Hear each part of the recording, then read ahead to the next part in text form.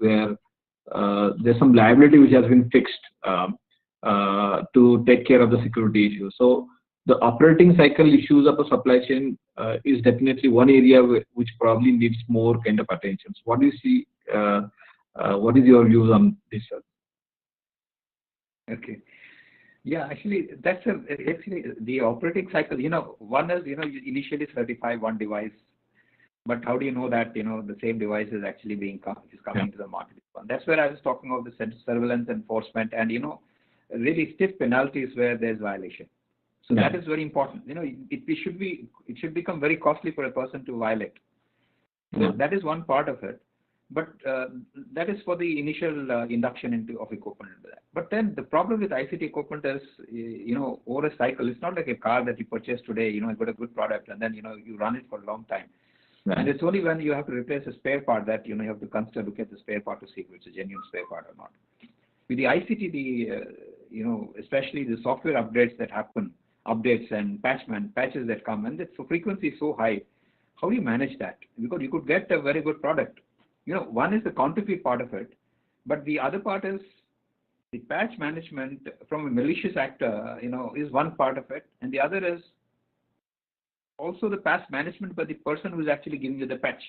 We have had instances where, because of supply chain issues, people have got patches thinking that they are from genuine sources, and the systems have been compromised.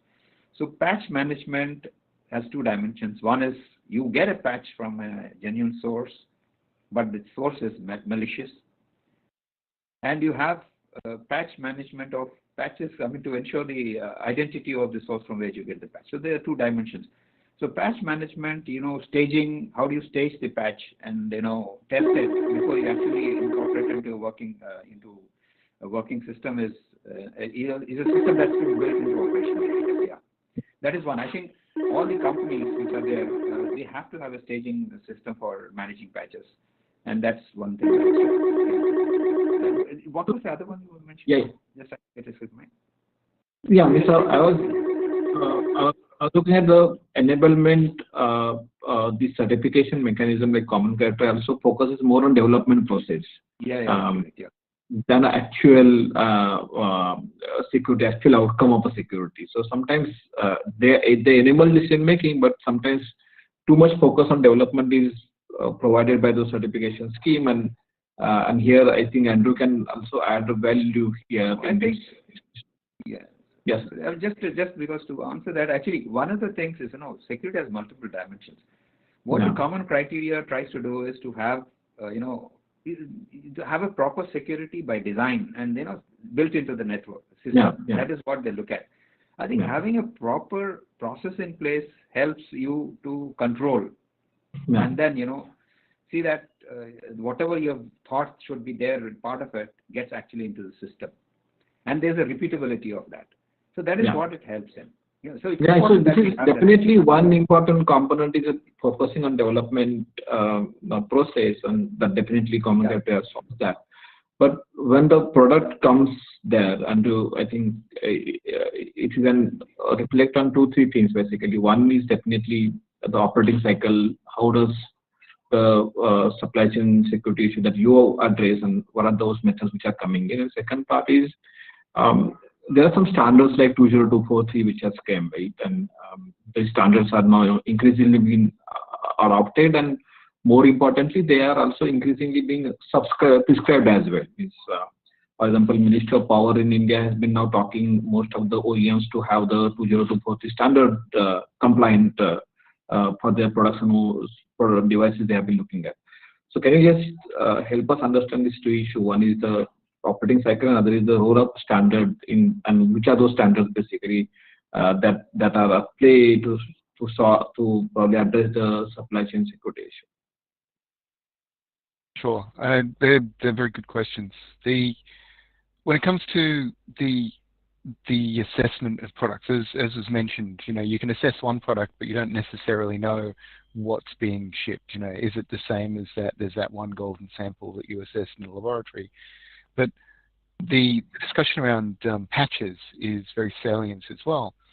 And I think it goes beyond the 2 points that were raised, in that it's not just, where's the patch coming from, and is it correct? We require these days in our products to receive patches. It's often built into the standards that there must be a vulnerability management program.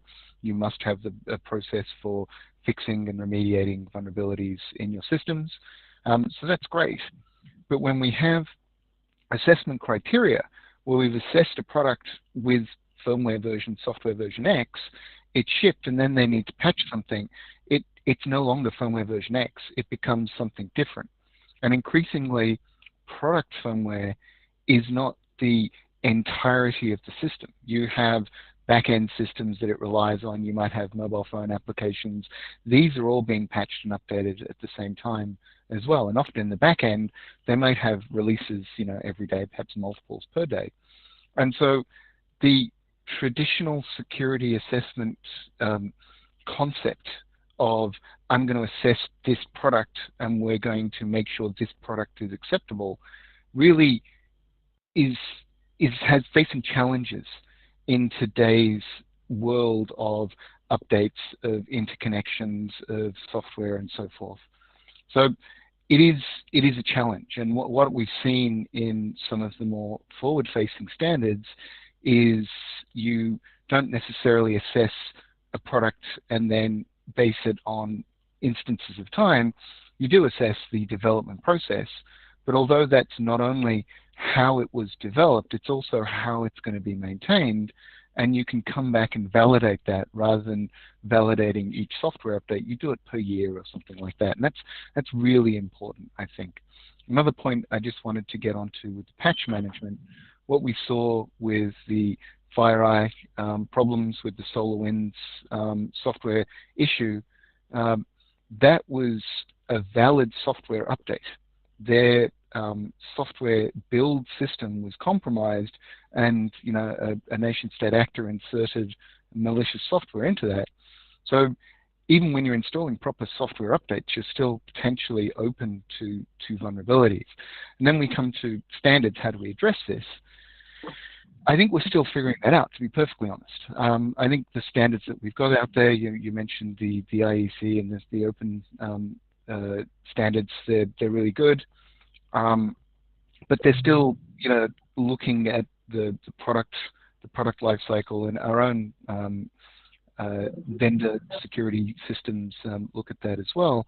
But I think we need to also mature to how do you start to build and develop secure software components and make sure those each individual secure software components, whether they're libraries or open source modules, whatever they are, they can be distributed with a known security software chain, with a chain of trust, if you like, that you might see in food production. We need to build that into software systems, and we're right at the start of that. There's a long way to go, is what I'm saying. So we had been talking in terms of software, but now let me bring the discussion to hardware and chip and the design manufacturing, because that supply chain we've been mapping. So the designing is most of India is the design capital of the world in terms of the semiconductor design, and there are so many companies and so many resources which are working the design of the chip in the country. But manufacturing happens all across. The packaging happen in different country, and there is a supply chain of a larger product ecosystem. Supply chain of individual one chip is also very different, and that leads to a lot of those counterfeit ICs coming in, lot of ICs which are over manufactured and probably used for many other reasons. So how do you see to solve the problem associated with the hardware and chip basically? Are there some methods which can be suggested? We've seen with some of the security chip vendors that we work with, tried to address some of these issues and build in things like PUFs, physically unclonable functions, into the silicon, so you can essentially have a challenge response at the hardware level in the product to validate it. Also things like secure cryptographic keys and so forth, which are baked in at the factory to allow you to validate. And I think that sort of attestation, whether it occurs at the actual silicon level or a level higher, is probably something that we're going to see more of, because people tend to think each chip is, if you make it in a factory, it's identical to another chip that's made at the same factory. Every piece of hardware is unique because it has different manufacturing days, different silicon, slightly different doping that goes into it, these sorts of things, which is why you have yields and so forth in chips. So you can, to some extent, still qualify, still uniquely identify chips, and building functions in to make sure that that becomes part of the identification of the fingerprint of that component at a, when you're talking about high-end ICs, high-end microcontrollers, microprocessors, that's probably where we're going to go.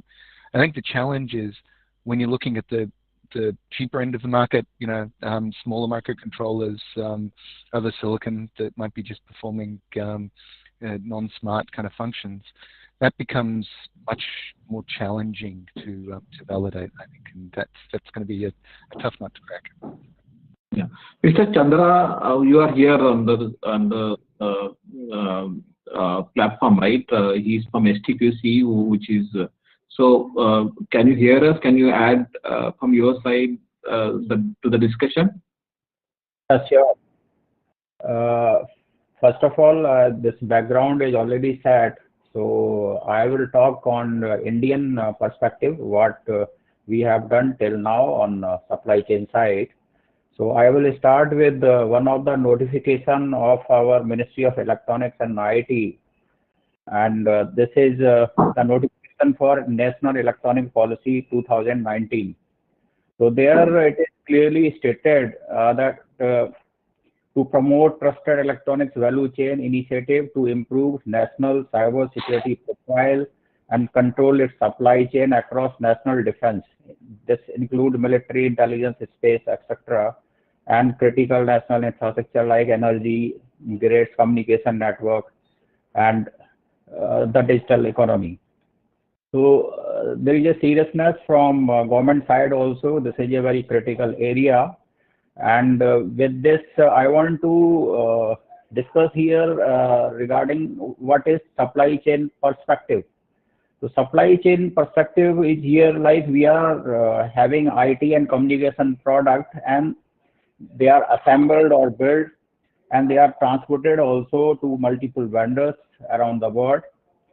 And when we are talking about the software, and in software, this include libraries, custom codes, commercial products, open source, like that.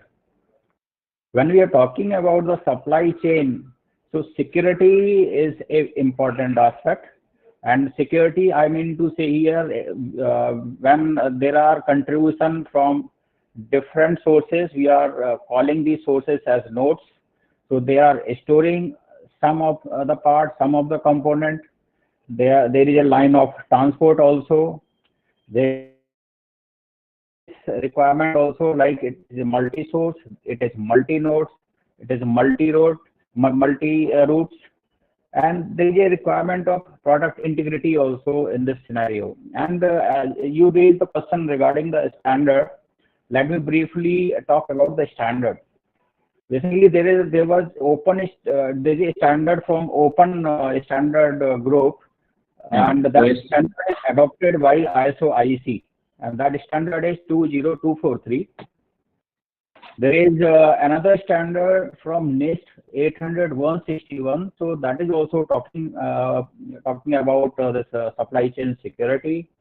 There is a MITRE technical report 140021, so that is also talk about supply chain security. There is another document from NISTIR 8183. They are basically focusing on manufacturing side, like chip manufacturing. In Indian perspective, let me tell you in detail. STQC has launched the scheme for supply chain certification, and we have already started this pilot certification for one of the vendor in Noida for SIM. And briefly, let me tell you what is the scope of this 20243, because this scheme is based upon ISO IEC 20243. So this is divided in two parts. First part is technology development. Another part is supply chain security. And this technology development, basically, it is covering the life cycle of product development. So where it cover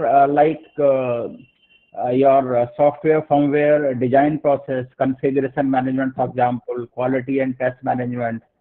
And in security side, the threat analysis, runtime protection, vulnerability assessment, product patching. And when we are talking about this supply chain security, so it covers risk management, physical security, access control, business partner security, counterfeit mitigation, like that. So briefly, let me tell you what is the process here. It is not the testing at product level. Basically, there is a requirement as per this standard. We are doing the audit of the process which is making the product. And the focus is on product. Like, for example, if I am auditing, let us say, completeness. Completeness here means all the requirement transformed to the design. So I will take one product from the manufacturing cycle, and I will verify, okay, these were the requirement, and all these requirements are transformed to the design or not transferred to the design. So design review, code review, all these things, they are there and they are covered as per the process requirement. So there is no specific focus on any product. So this is a brief from my side. Yeah, and one of the thing which is an important perspective to this discussion is to do this kind of analysis and do this kind of a verification and do this kind of assessment. You probably need a very different skill, right? And that skill probably needs to understand the design process, understand how the firmware has been configured or designed and deployed, basically. So you need a lot of hardware system level skills to really do this kind of assessment and this kind of work, right? Agree with you. And in STQC, as we are already doing common criteria certification also, so we are having the experience of common criteria, and we are applying that experience in this supply chain also. So we are having experienced technical person in that area. So yes, you are right, it is required. Yeah. So Narendra sir, one of the things which I want to also discuss is there are two ways to look at supply chain. One is definitely we are getting these products and we are deploying those products, procuring and deploying those products. Those products are manufactured all across the globe and that are coming to us. But there's another interesting thing which I am seeing is we also have now a lot of semiconductor players. We also have now a lot of IoT players. We also have now a lot of players in a deep technology world, right? And then until now, in the context supply chain, only telecom or now critical sector has been discussed, right? But now, because of this, now every business manufacturing is now going to deploy so many of the products, basically.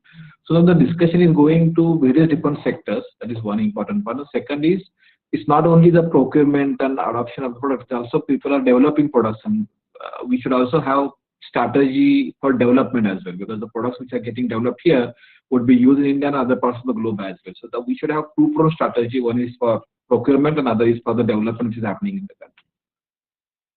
Yeah. So I think basically what you're hinting at is there an initiative to see that we have development of indigenous products? Is that what you're hinting? So that is happening, but we need to bring the supply chain security specific agenda in that development process, basically. Yeah. Okay. So, if you look at it,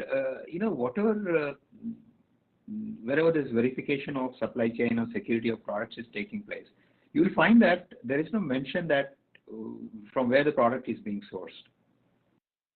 The security conditions, the testing requirements, the specifications, all of that are, agnostic to the source of the product. Currently, if you see, it's not mentioned. It's not. The same things are applicable to indigenous products as they're applicable to products that are being brought into the country.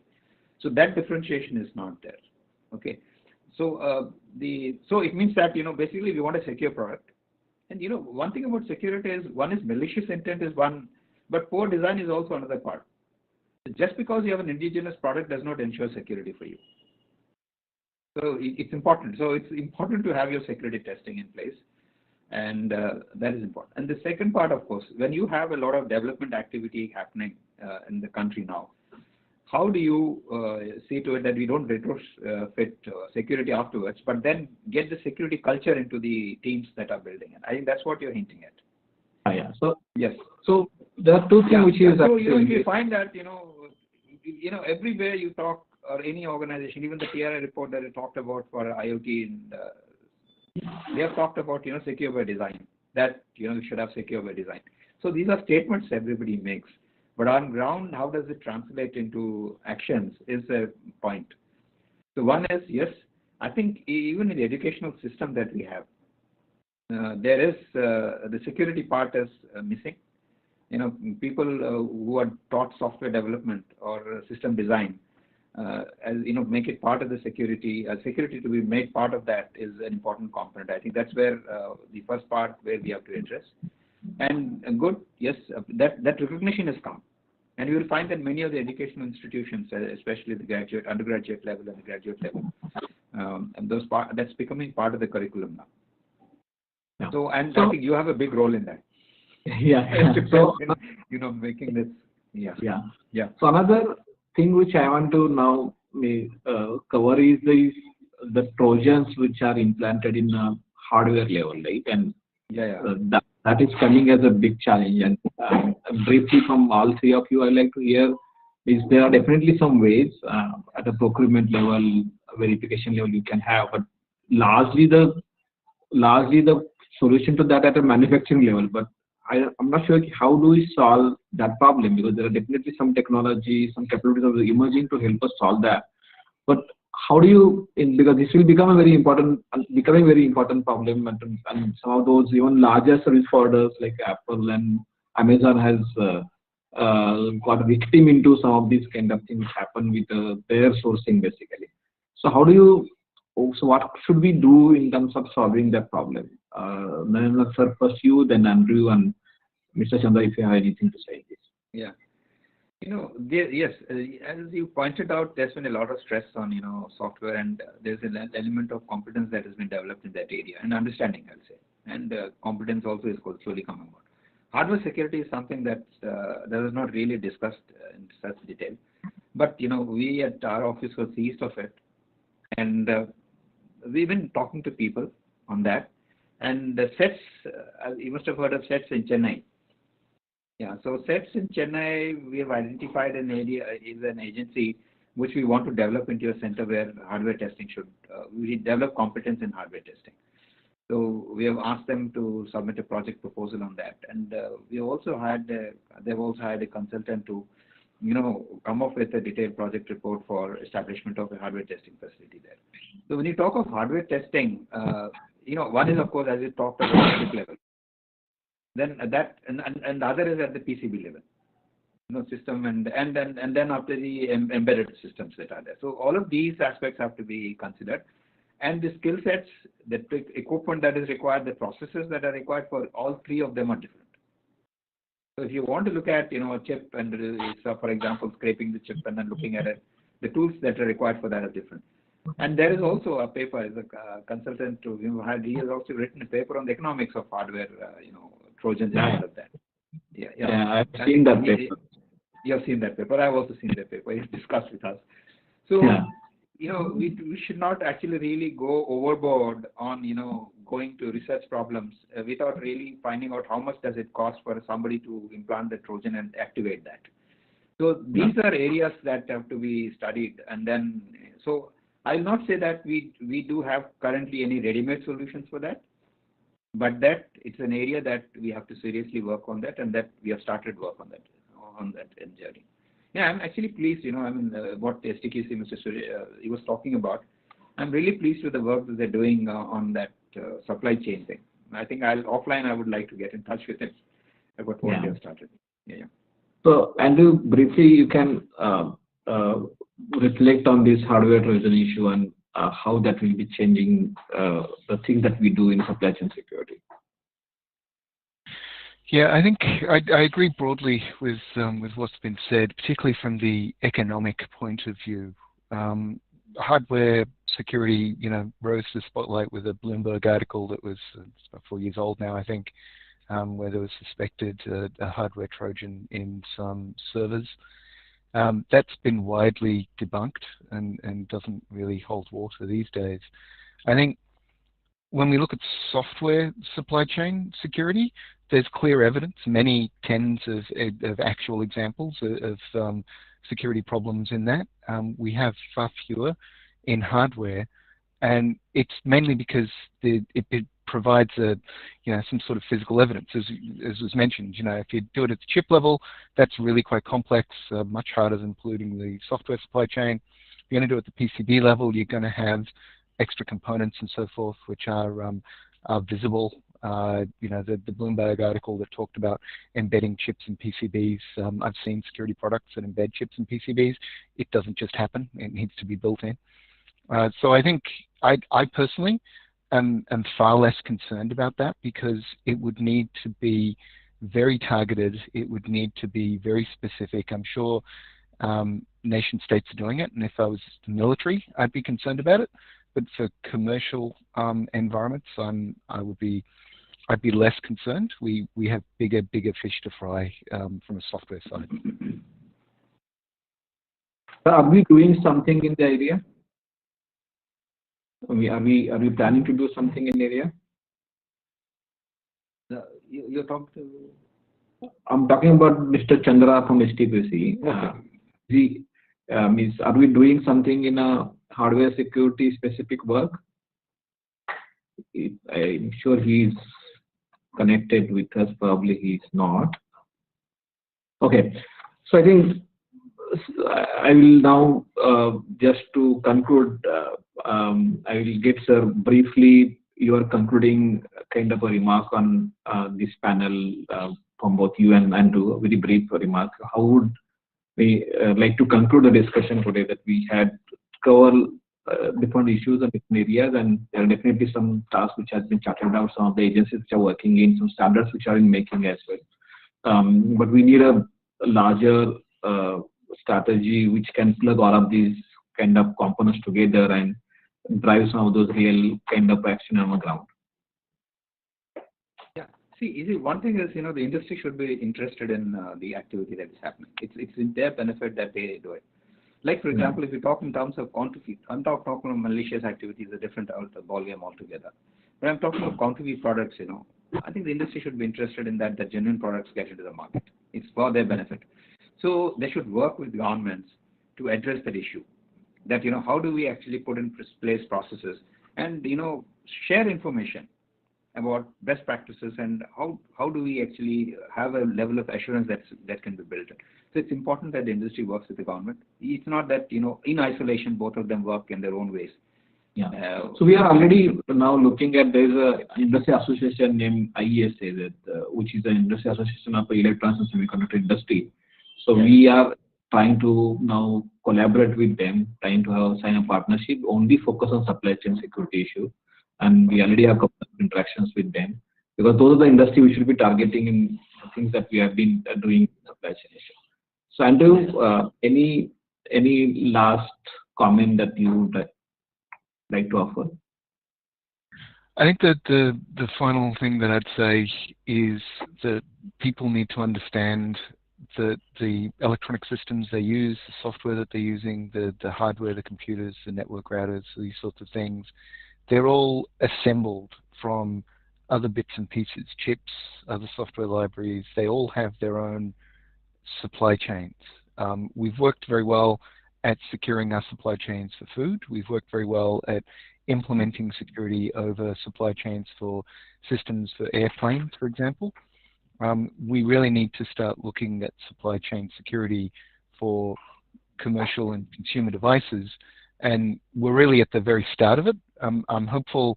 I don't think it's an insurmountable problem, but it's not going to be something we solve overnight. It is going to be a decade or more long process of continually getting better at it. But it's exciting to be at the start, and there's a lot to do. Yeah. Thank you, sir. Thank you, Andrew, for joining us today to Thanks. discuss the very important subject of the one which will be occupying a lot of our time in the coming years actually together. Thank you, sir. Yeah. You hit the nail on the head. It's going to occupy a considerable amount of our time. Thank you. Thank you. Mr. Andrew. Good to see you. Bye. Thank you.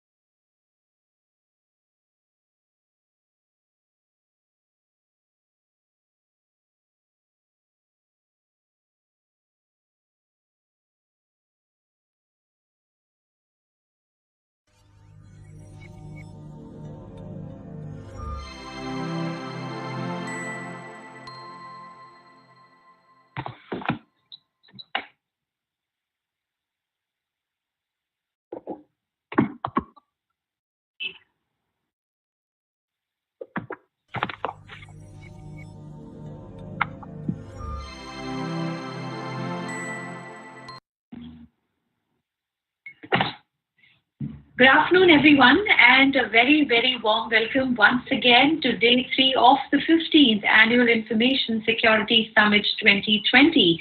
And the 3-day virtual event is brought to you by NASSCOM-DSCI, and our event technology partner is Infosys Meridian. Well, we hope that everyone is healthy and keeping safe during these tough times of COVID. And as 2020 showed us a lot of new things, this is also the first ever virtual edition of AISS. This is day 3. You may refer to the event schedule for detailed information on all sessions, parallel track sessions, and much more. But I'd definitely like to let you know that we have the DSCI Excellence Award starting at 6:30 p.m. So do not miss out on those. DSCI Excellence Awards 2020, we go live at 6:30 p.m. And before we start with the first session, the first afternoon session, I must say, I'd also like to remind all of our viewers, our audiences, the delegates who've joined us on this virtual event, to engage with us on social media using the hashtag AISS2020. You can also follow us on Twitter. Our Twitter handle is @DSCI_Connect. So please do tweet about the event, your feedback, any questions, comments that you feel like sharing on social media. You can post your comments on Twitter. So now, without any further ado, let me begin with our first afternoon session. This is a plenary session on cybersecurity engine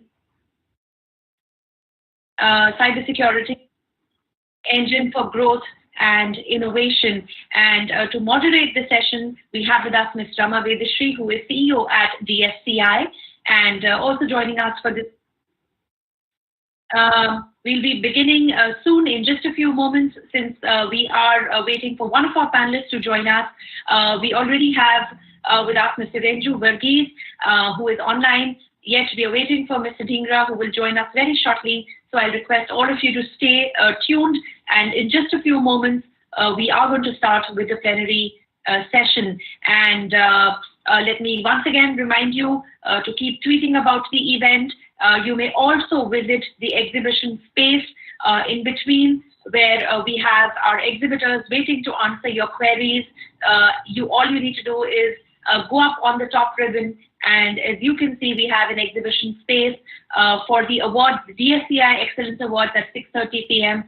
You can maneuver, and by clicking on the award section on the top, you can join us for the DSCI Excellence Awards. Thank you.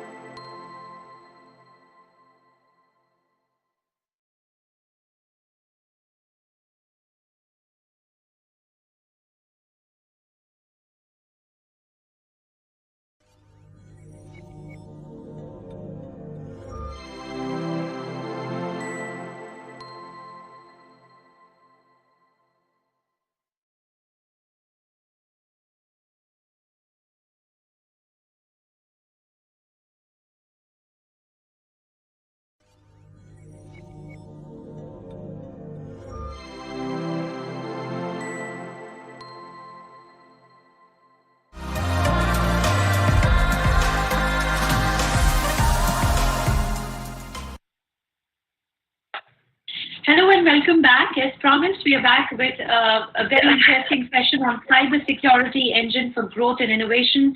Our first plenary session of the day, the afternoon session. We welcome all of you. For all of our delegates who are joining us in now, let me tell you that our panelists are here with us already, and we are now going to begin with the plenary session on cybersecurity engine for growth and innovation. Well, to moderate the session, we have with us this afternoon Ms. Rama Vedashree, CEO at DSCI, and joining us as our panelists for this afternoon session is, first of all, Mr. Aman Dhingra, cybersecurity leader APAC at McKinsey & Company, and Mr. Dhingra is the leader for McKinsey Digital in Southeast Asia and leads McKinsey's cybersecurity practice in the APAC region. He has deep expertise in digital advanced analytics, strategy, and operations across sectors. Also joining us this afternoon, Mr. Renju Varghese, who is fellow and chief architect at the Global Practice Head, Cybersecurity and GRC Services. He is passionate about emerging cybersecurity areas and is responsible for driving the overall vision and strategy along with service maturity for the cybersecurity and identity services. So welcoming both of the gentlemen and Ms. Rama Vedashree to moderate the session for us. Over to you, Ms. Vedashree. Thank you. Thank you, Samriddhi. Good afternoon to all of you who have joined us for this plenary. Welcome, Aman, and welcome, Renju. Always a pleasure to have a colleague from the Indian industry. Happy to have Renju here. And of course, it's our pleasure to have a senior associate partner from the cyber practice who has a Asia-wide experience. Aman, welcome and joining us in this plenary. Particularly, we have seen McKinsey publish a lot over the last 6 or 7, 8 months since the COVID and pandemic breakout, right? And we in NASSCOM and DSCI have been actively tracking how actually COVID and the pandemic accelerated the digital adoption in several verticals, including in governments. We have seen a massive work from home at scale and business continuity and resilience demonstrated not only by the IT industry from India, which serves global customers across 90+ countries, but also a lot of Indian enterprises, including public sector organizations, oil and gas, state governments, central governments, the scale at which we moved work from home. We are seeing adoption of virtual in typically laggard sectors of digital adoption compared to a BFSI or digital payments, IT, ITS, telecom, high-tech industry. We've seen virtual technologies adoption in healthcare in India. We have seen quite a bit of that in the education space, both in the K-12 and in the higher education, right? And we are seeing worldwide the large technology players have, almost announced incredible results of their cloud platforms adoption and the kind of revenue growth at a time when pretty much the whole world was dealing with the pandemic. I don't have to share this with the audience of this AISS. All of them are leaders in the cybersecurity industry, and particularly with Aman and Renju. Our assessment of all the global analysts is the overall global cybersecurity industry is close to $120 billion, right? And we in India, based on all our research, in the month of August, we had published the Indian Cybersecurity Services Landscape Report. We have just worked on a product landscape report, which we'll be launching later in the evening. We have reason to believe that the Indian cybersecurity services industry is going to grow at about 20-22% over the next 2-3 years. This was a pre-pandemic estimate. Maybe we will revise it as we track that growth charter, growth trajectory. And the Indian security product industry, which consists of a lot of early stage and maybe 4 to 5 year old startups, have started demonstrating a growth rate of about 40%, which is what our research report has revealed to us. Now, with this kind of growth rate, we have seen recently, just a week or two back, McKinsey India team and the NASSCOM research team published a report on future of technology services. Very interestingly, they're calling it cybersecurity as a COVID resilient horizontal offering. And they have labeled that along with 2 offerings. One is cloud transformation and the third was workplace modernization. So with the way digital is getting adopted across sectors, whether it is retail, small and medium businesses, healthcare, education, worldwide, while sure, there are some sectors, whether it is travel and tourism, maybe manufacturing, some of them have taken a big beating, and sure, they will take some time to recover. But we are seeing whether technology investments, digital adoption, in whether in the banking sector, in the overall payments industry, retail is, I think, continuing as business as usual, or probably even more than business as usual. Cyber risk continues to be the biggest risk. Sometimes we worry whether cyber will ride on top of the digital growth, or cyber will be a showstopper for digital acceleration. We worry about that too. And one thing that we have seen in post-pandemic is, even in India, we have seen this, and I'm sure Aman and Renju, who work with customers worldwide and in Asia, they'll be able to, reiterate this when they start talking, is the maturity of the CISOs, the role and empowerment of the CISOs, and reimagining business continuity and business resilience in making sure essential services, their business services to their consumers or citizens continue. We've witnessed that. And we have reason to believe, by talking to all the CISOs, at least in India, which is what I would like you to reiterate what you understand when you talk to CISOs and CIOs globally. The board engaging with the CISOs a lot more. And given the way that the service is running using technology, they're saying now it is not a technology-enabled business. Business is the technology, whatever the vertical. Whether it is even a small OPD clinic doing, OPD consultations to their patients in India, or it is a large tertiary hospital taking care of COVID patients. I think they're not just technology enabled, they're just delivering their core healthcare services using technology. Same thing we are seeing in the K-12 space, the way everything has moved virtual, classrooms, students, right? So we are seeing all of this. And we believe that the CISO will be more empowered, and hopefully as digital becomes core to the board and the business of that organization, investment in cybersecurity, protecting themselves from the increasing threat landscape, I think the empowerment, the budgets will grow. What do you see, Aman, when you work, your colleagues work worldwide with the CXO community? Recently, you all did a big CEO survey. What is it that you're hearing from your customers and your colleagues across other practices in McKinsey on the digital momentum, and what is the opportunity for the cybersecurity services and product industry? Yeah. No, thank you, Rama. And I think I must start by saying your reflection on cybersecurity being a COVID beacon is coming also. If you look at the provider side, first of all, you will see the stocks, the valuations of startups skyrocketing this year when it comes to cybersecurity provision. So I'm sure you'll hear the provider side view from Renju soon. What we are focused on very often is securing companies, securing organizations, and there are a few fundamental shifts, right? One, I would say cybersecurity is one of the few places where not just the CIOs, but talking to CFOs, they are saying this is one place they do not want to compromise on budgets or cuts when it comes to spending on cybersecurity, because we've learned the hard way. And when COVID started and when we saw the spike in, I would say, old ways sometimes of hacking, but just the sheer volume was enormous. And many companies actually learned the hard way that this is something that they need to pay more attention, not less attention to. And so you're seeing a heightened spend this year by organizations, right? Number two, I would say it was already an evolving business topic, but cybersecurity has ceased to be a IT-only risk. And the sheer volume of conversations I've had only in India, but also the rest of Asia, where the CEO, the CFOs, the CXOs, outside of the CISO and the CIO only listening to or wanting to ramp up their own ability and knowledge on cybersecurity, has been, I would say there is almost a 5 to 6x increase in terms of the volume of conversations even we have had as a practice, as a company as well.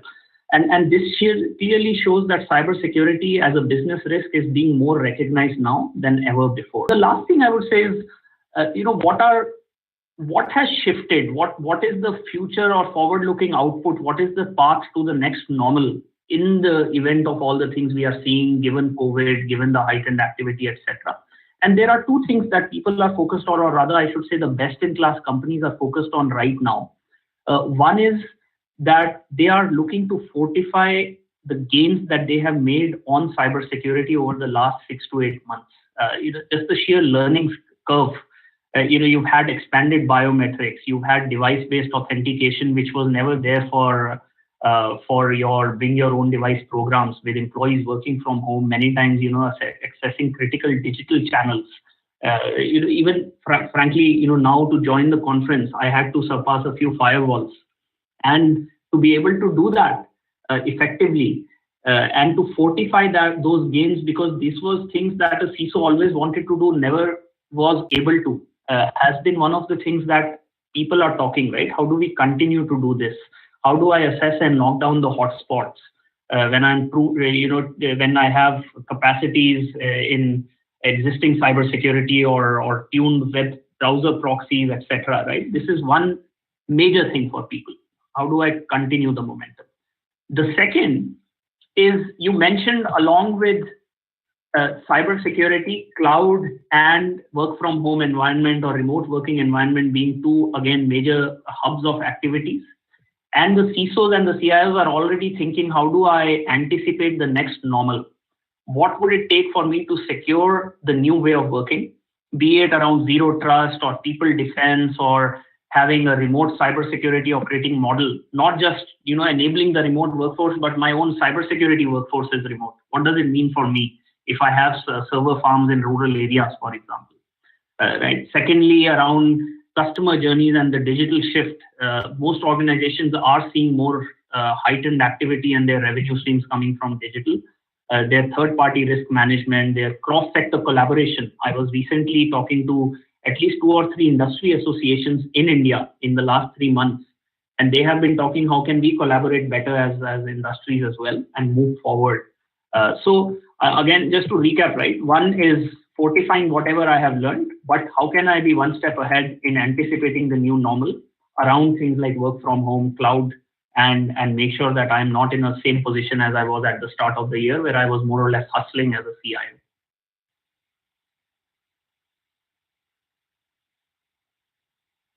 Thanks, Aman. I think the perspective that you brought, and particularly the way CFOs are reassuring that cyber is one thing that they will not underinvest in, and the overall CXO attention is to cybersecurity is something that's clearly coming out from your point. Renju, as you and your colleagues, whoever are based in the various geographies, whether it's in the Americas or EU or in Asia Pacific, what are you seeing as changing priorities of the CIO or CXOs of the large enterprises? And are you seeing appetite or traction for innovative delivery models for cybersecurity services? Yeah. So I think I'll just try to step back and kind of delve into what took place during the COVID era, or when the COVID actually hit most of the organizations. First and foremost was about the organizations trying to join together and find out how can we allow and provide capabilities for the different teams who are supporting the critical business functions to work from home and work from any place outside the office. Now that probably was forced, and what also took place is about how the threat landscape increased.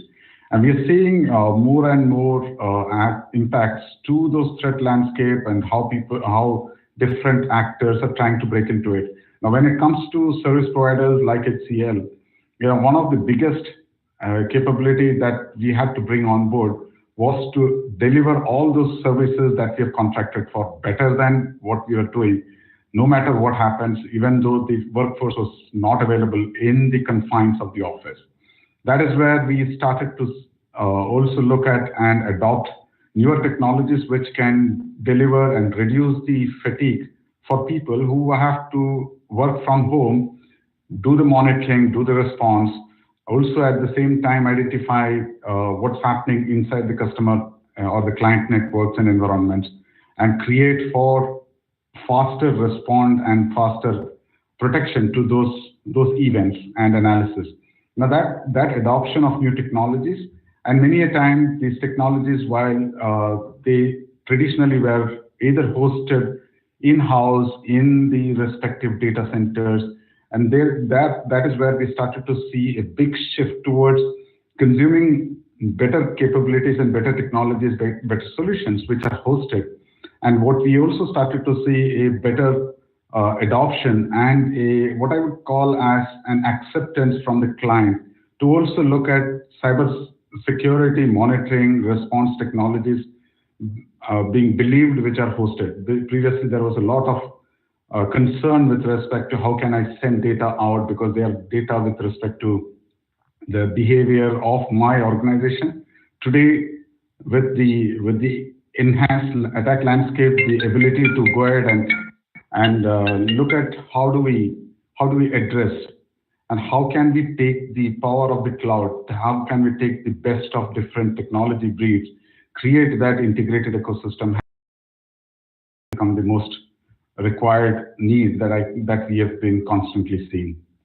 And exactly like how Aman had mentioned about this digital expanse that's taking place, this has become more and more critical, and that's exactly where the service providers are being innovative, coming down to better ways, identifying how this complete expanded landscape can be monitored, identify events, whether they are trending towards or tending towards a breach or an attempt to breach, or how can we go about protecting it. And that is where a lot of the newer technologies like AI and machine learning and predictive analysis are all being brought into that game.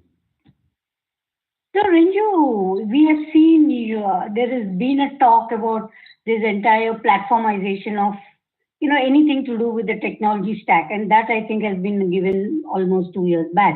And the cloud adoption and moving mission critical workloads to the cloud, I think there is less resistance in most geographies that we know of. Maybe there's still a few sectors and few geographies where moving critical workloads to the cloud, maybe there is little skepticism, but across the world there is an adoption. Are you seeing, from what I'm hearing from you, that large enterprises are willing to consume security services delivery or product delivery on the cloud? Are you seeing that positive step where cloud enabled, because a lot of security products and stacks are also moving to the cloud, right? So are you seeing that willingness to consume security services plus products of the cloud? Yes. Yes, we are seeing that on a much faster scale in the last few months. The first and foremost has been monitoring, and we've seen how monitoring on the cloud is becoming more.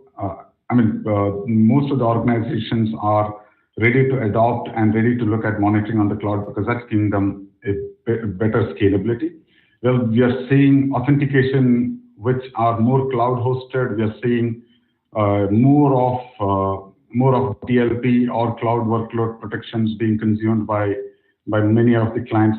So that's a very big impetus towards organizations moving away from their controlled environments to consuming more and more services from the cloud. And that is absolutely true from the aspect of security technologies and security capabilities, which are giving them a very different edge compared to what they are experiencing right now. Aman, as you talk to enterprise boards or enterprise CXOs, are you seeing an evolving paradigm of the role of CISO and the charter of the CISO and their CISO's accountability to the board? Are you seeing that? Yeah, no, absolutely, Rama. And the reason for that is cyber as a risk topic is becoming, it was always an IT risk. Now it has become a business risk. And the companies are realizing that as it becomes a business risk, their operating model cannot be that I have certain risk register and I think of my operations risk and my customers in one way, and I see cyber security in a completely different light, and I let the CISO run it the way IT needs to run in a number of settings. And so that marriage between cybersecurity being a primarily technical topic, but being a operational risk to the company, is leading to a lot of people thinking about their operating model fundamentally differently as well, Raman. And what that means is your data protection, your data security, your network security, your device security is fundamentally the way they measure even the risk has to be much more in sync with how a corporate has always traditionally thought any other business risk. And that is leading to the CISO working much more closely with not just the heads of risk and COOs, but also fundamentally with the heads of marketing when it comes to the customer side. We many times have the chief data officer as a profile, and the CISO working very closely with them is becoming more and more the norm. So the operating model itself is changing. So Renju, when your technical teams or business teams meet with large enterprise CISOs, particularly critical infrastructure organizations, whether it's in aviation, banking, oil and gas, what are the priorities you are seeing which our industry should be geared up for the next 2 years? What are the new priorities of a CISO that you're witnessing? What are they asking of HCL, which even the rest of your industry peers can get some insights? I think, few points which are being driven by the business or the business of the respective organization. So one is more better adoption of digital technologies. Second is where they are adopting newer or they're modernizing their existing technology spaces so that these technologies can provide for capabilities which are more remote manageable. Third aspect is what we are also seeing, one of the biggest explosion of this new world normal is the demand on collaboration and demand on interactions, which is remote. And that is also demanding for a lot of interchange of data. And how do you go about protecting those data sets has been the third aspects. The fourth one is about how can we go about protecting all the equipments, all the infrastructure, all those different devices which are not anymore connected physically to the corporate networks. How can we keep them safe? How can we protect and keep them up to date so that they do not become the primary source of a breach because of a vulnerability or vulnerable software or vulnerable client which was on that system. The fifth aspect that we are starting to see is about how can we build a very secure interconnectable environment which is also keeping up speed with respect to this digital transformation journeys that they're taking and the modernization efforts that they're doing. Modernization, say for example, how many of the organizations today are adopting, say, factory modernizations at a much faster scale. Looking at seriously with respect to how IT and OT convergence is not creating a barrier for the business growth. How different devices which predominantly was critical for running the factories can be modernized in adoption of new technologies like smart robots. We are seeing a lot of need for having better employee awareness or customer awareness with respect to what is the implications of each action they're doing from a security posture of the organization, and how can each action can potentially turn up to be a vulnerability. Yeah, just like a lot of phishing attacks that's going on right now, more enticing emails being sent out to the employee base, and how it can cause them to click any one of them to click a link and thus download a CNC software into the system. How can we protect the data and the other aspect which I believe is also going to evolve, and Aman would also provide a better insight to it. What I believe is the regulatory framework which is managing most of these aspects with respect to data protection, with respect to client protection and consumer protection will also be evolving, because that is now going to very clearly provide for that picture of how can we protect data when people are working from anywhere.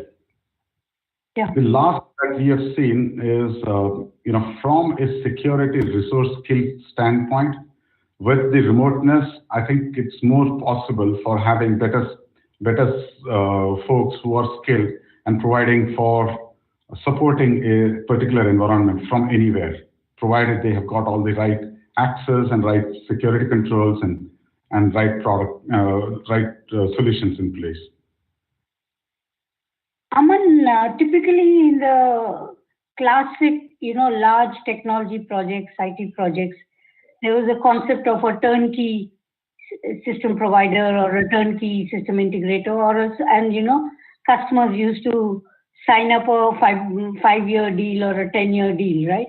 And typically it was that. Whereas in cyber, we have reason to believe that customers are going to look at hyper specialization, right? They might be an array of vendors with different portfolios. Similarly, you see, when we talk about innovation, we always talk about, maybe innovation is always related with product development. But we always underestimate the innovation the Indian IT services industry has done for the last so many years. This innovation at scale that they do in the delivery models, whether it is, the initial nearshoring, offshoring, whatever, all those models, there was so much innovation that has happened. So do you see in the classic cybersecurity services space and the MSSP space, the technology services innovation models now getting applied in a completely innovative way in cybersecurity? And do you also see that particularly in this domain, it is probably going to be an ecosystem partnership play and not I can do it all for my customer kind of a scenario?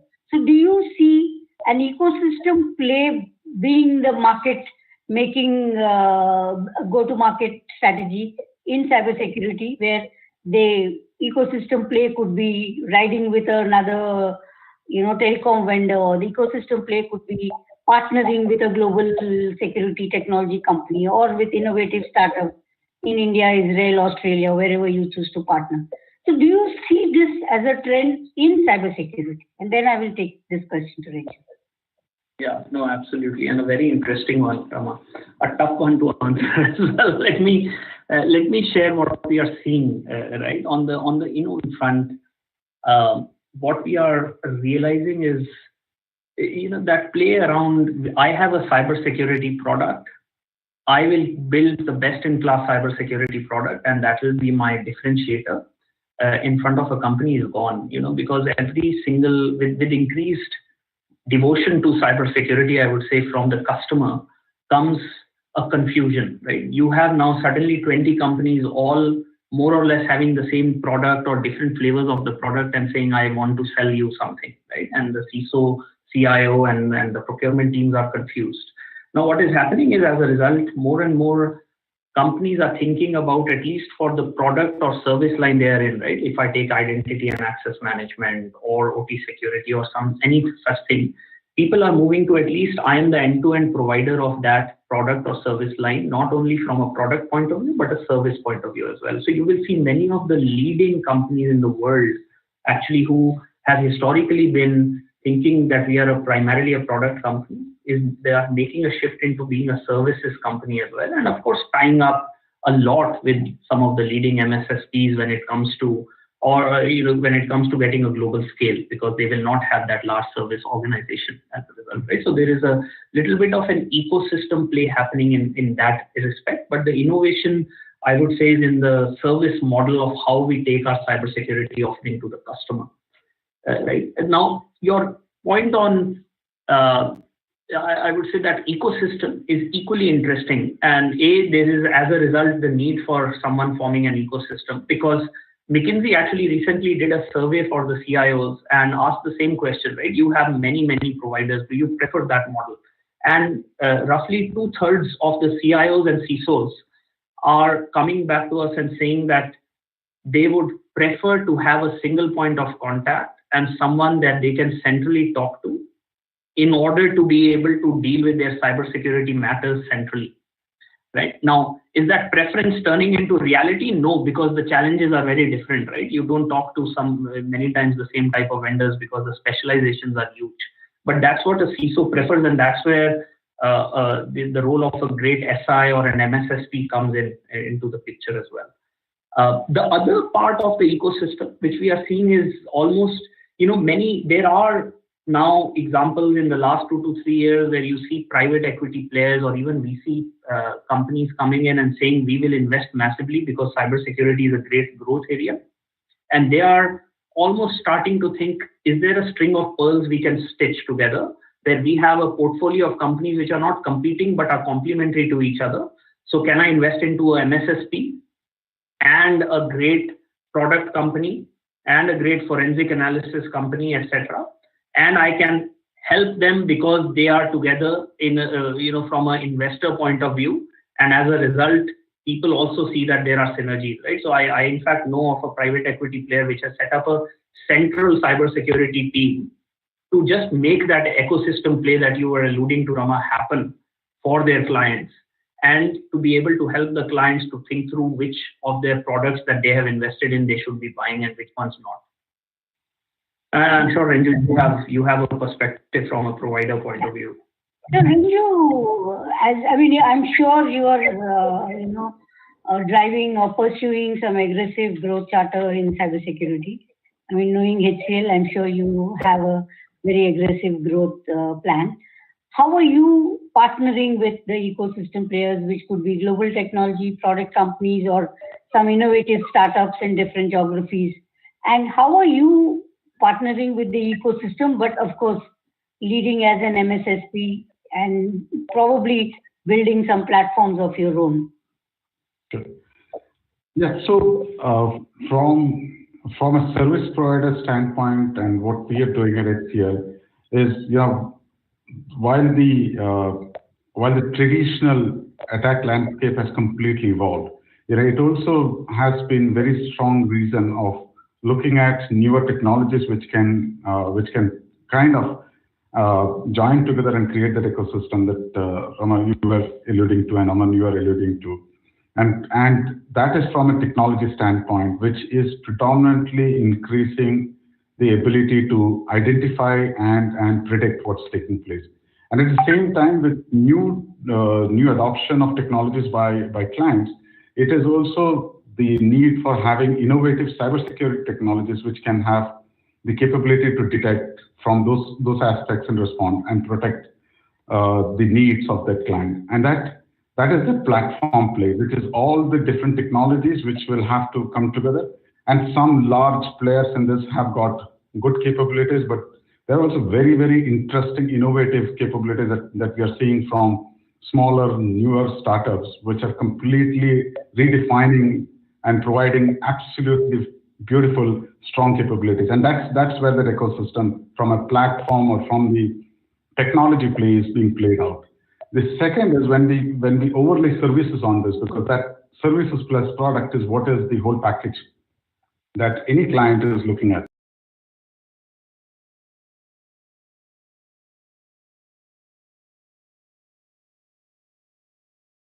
Because a lot can be done through technology, but at the same time, it also demands for a constant redefinition of those capabilities and creating that ecosystem from the product standpoint. And that evolution and that need for having a very strong services overlay is where the second part of evolution or second part of innovation is taking place. Now, both of this joined together is exactly what we are taking to our clients. And like what you rightly started, some of the new services innovating companies have got great capabilities, and that has to be incorporated by large companies, because that is the only way that we can always have that one up against the folks who are trying to break in and create more disruptions into the game. Yeah, I think you have a very valid point, because as we scan the landscape in India, we see some, hyper specialized services companies who are just into, let's say, open source threat intelligence, which, is a big success with maybe law enforcement, national security organizations. There should be an opportunity for a large MSSP like a HCL and their peer organizations to partner not only with product companies, but also with a hyper specialized services company in security space. I think that's where we can see quicker go-to-market and entry new verticals. Aman, we have a very large audience at AISS as always, from not only the user industry but services and a lot of startups and product companies also, young product companies.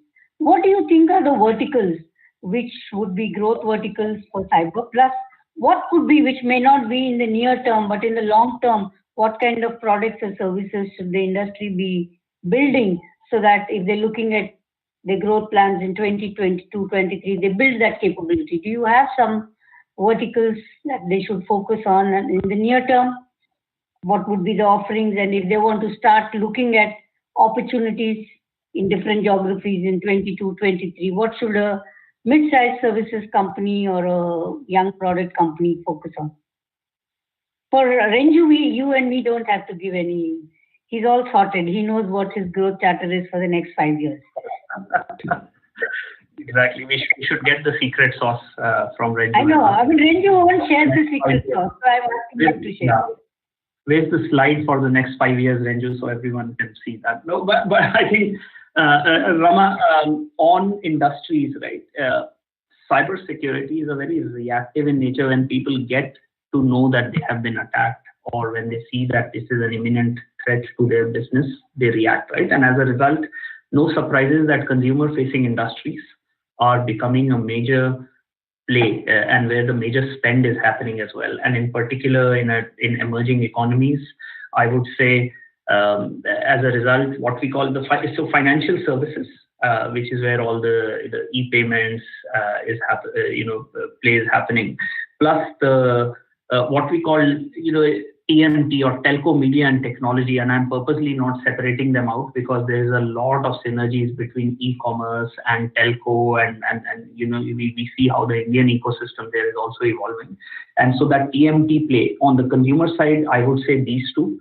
And then the interesting bit that we are seeing is on the operations heavy industries, manufacturing related. Now this could be process manufacturing or traditional oil and gas, energy, etc., or it could be discrete manufacturing, auto manufacturing, or large manufacturing facilities where we are manufacturing things.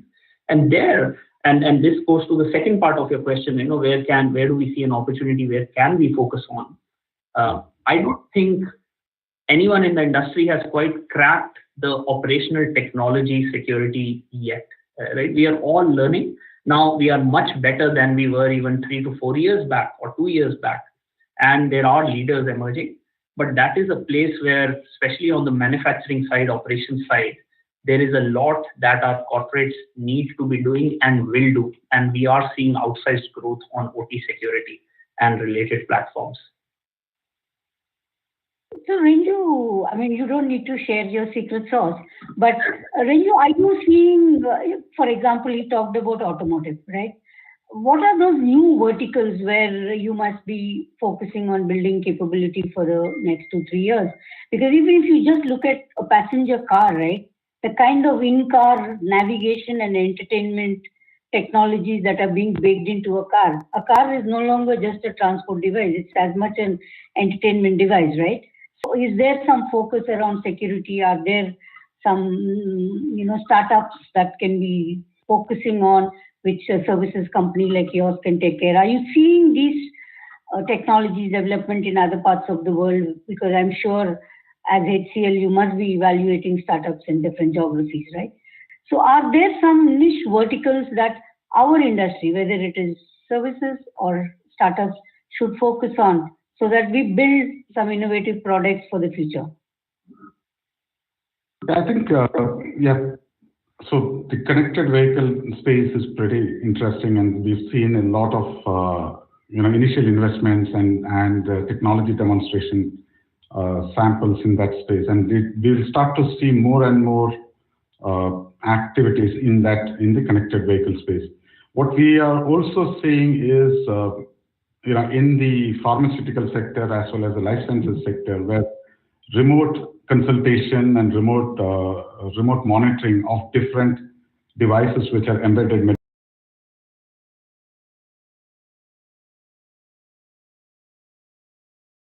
protect, because now that's the question about lives. It's about people losing lives if something goes wrong or something is being introduced.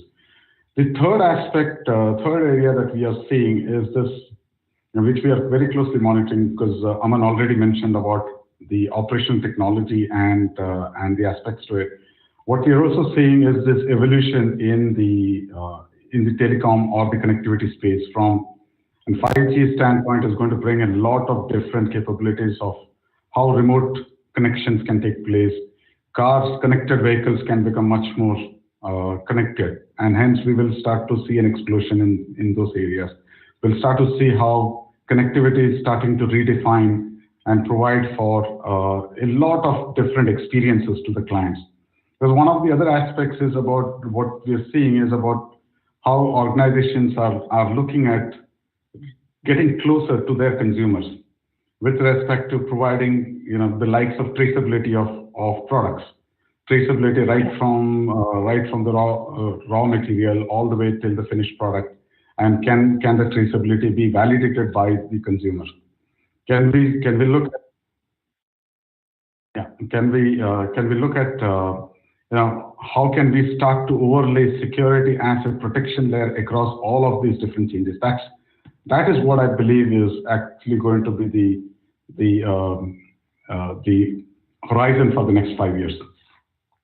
Excellent, Renju. I think that's a good insight even for some of our young startups and product companies. He's talking about connected cars. He's talking about the overall OT. And I think this traceability thing you talked about, typically we have seen this in large consumer goods or maybe life sciences and pharma. The worldwide traceability of the supply chain is important. But you'll be surprised that there's so much experimentation happening in India, even in traceability of, whether adulteration of milk products, from the cow to the farm to the consumer. I don't know if there's a lot happening in terms of technology development in some of the e-governance projects that can you trace even, products like a milk sachet on whether there has been adulteration somewhere in the middle. It's happening there in India. I'm sure worldwide there's a big opportunity. And the services play and, of course, the innovation play would be very big in that space. Any questions? Let me just check this before we wrap up. So I think there are no questions. So I think to wrap up, any comments from you, Aman, on how the digital wave will grow and how the cybersecurity services and products industry would have an opportunity to support their customers and mitigate the risks? Yeah, sure. Rama, I think I will take the little bit of a lens of a consumer of cybersecurity, and I would say companies are realizing that there are only two types of companies. There are companies who have been attacked, and there are companies who don't know they have been attacked. And so if that is the case, the responsibility of the CEO and the business is all the more. And there is only one way when it comes to cybersecurity, right? We have to ramp up, we have to pull up our socks, and we need to march forward. And the more we embed cybersecurity by design, the more as providers we push towards embedding cybersecurity by design, the better value we are adding to our consumer, right? So when I talk to the CISO or the CIO, I always tell them, have you considered cybersecurity? And more the answer is yes, but we want to make it better. And if as providers, we are helping them towards that journey and not coming as cybersecurity as an afterthought, you've developed this great digital platform or an e-commerce website as a traditional business, and now let me tell you what you need to do in order to secure it, the better chances we have to be the trusted advisors and thought partners on cybersecurity to our customers. And that's where we should all push for, is where we are seeing the swing. Renju, any closing comments on what to expect from HCL? I think it's going to be very, very interesting, trying times, and what I believe is that we will start to see very innovative models, both from technology space as well as service delivery models, which is going to evolve. And it has to evolve because of the business needs that the clients are actually driving, and they have to evolve, and hence cybersecurity has evolved. And that's going to be a very interesting journey that we will we will see. And when we join back next year, we might have to face with a completely different innovative world. Yeah. So thank you, Renju, and thank you, Aman. I enjoyed the conversation. I'm sure there were a lot of takeaways for the participants of AISS. And Renju, keep your customers safe and keep your consumers safe. Thank you. Thank you. Thank you, Over to you, everyone. sir. Well, thank you very much. It was a very insightful discussion. Thank you very much, Ms. Vedashree, for having so flawlessly moderated the session for all of us here. And thank you once again, Mr. Dhingra and Mr. Varghese, for sharing with us your expertise on the subject. Thank you. And we request you to stay back with us. Stay tuned, because we have more coming up for our participants. Some more very interesting keynote sessions lined up for you. And without wasting any time, I am going to now introduce our participants to our next speaker. We have a keynote address now by Cyware Labs, and Mr. Akshat Jain, who is co-founder and CTO at Cyware Labs, is already here with us, and he will be elaborating on enabling threat intelligence automation for everyone. So over to you, Mr. Jain, and the stage is all yours.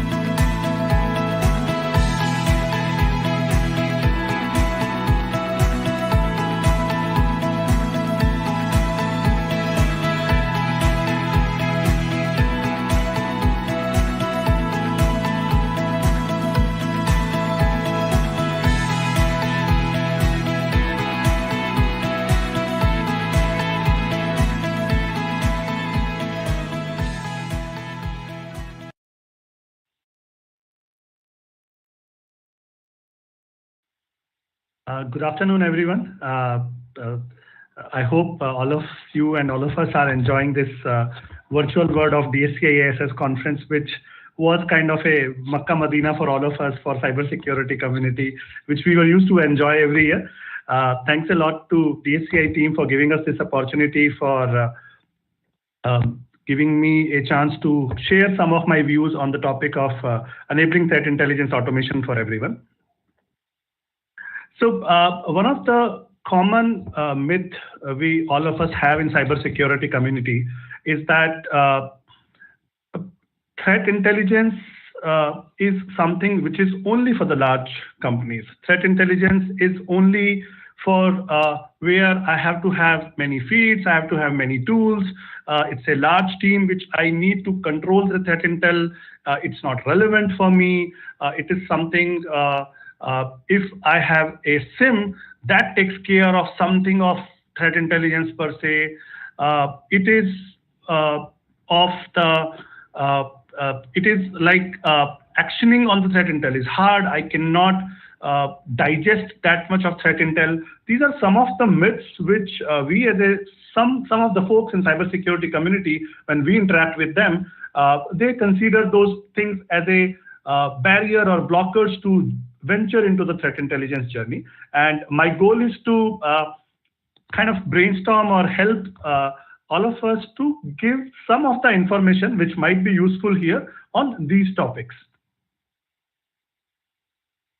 Why do small teams need actionable threat intelligence? So another problem which we feel is that many mid-size, small-size companies or banks or companies which are having SOC as MSS, companies which do not have a large team, they feel that threat intelligence or the threat intelligence ecosystem is meant only for the larger banks, larger companies. We cannot be attacked, we cannot be breached.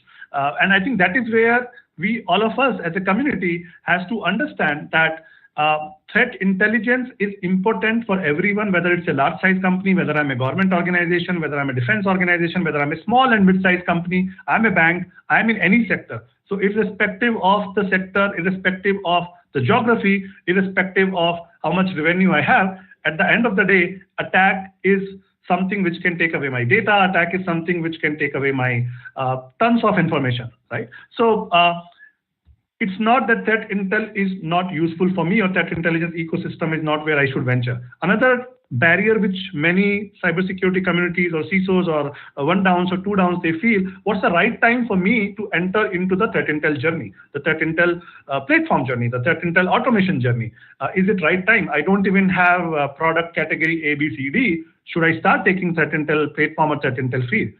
I think threat intel overall is a proactive approach. We have all seen what has happened in last few days to the community, whether it's a SolarWinds attack or many other things which are happening.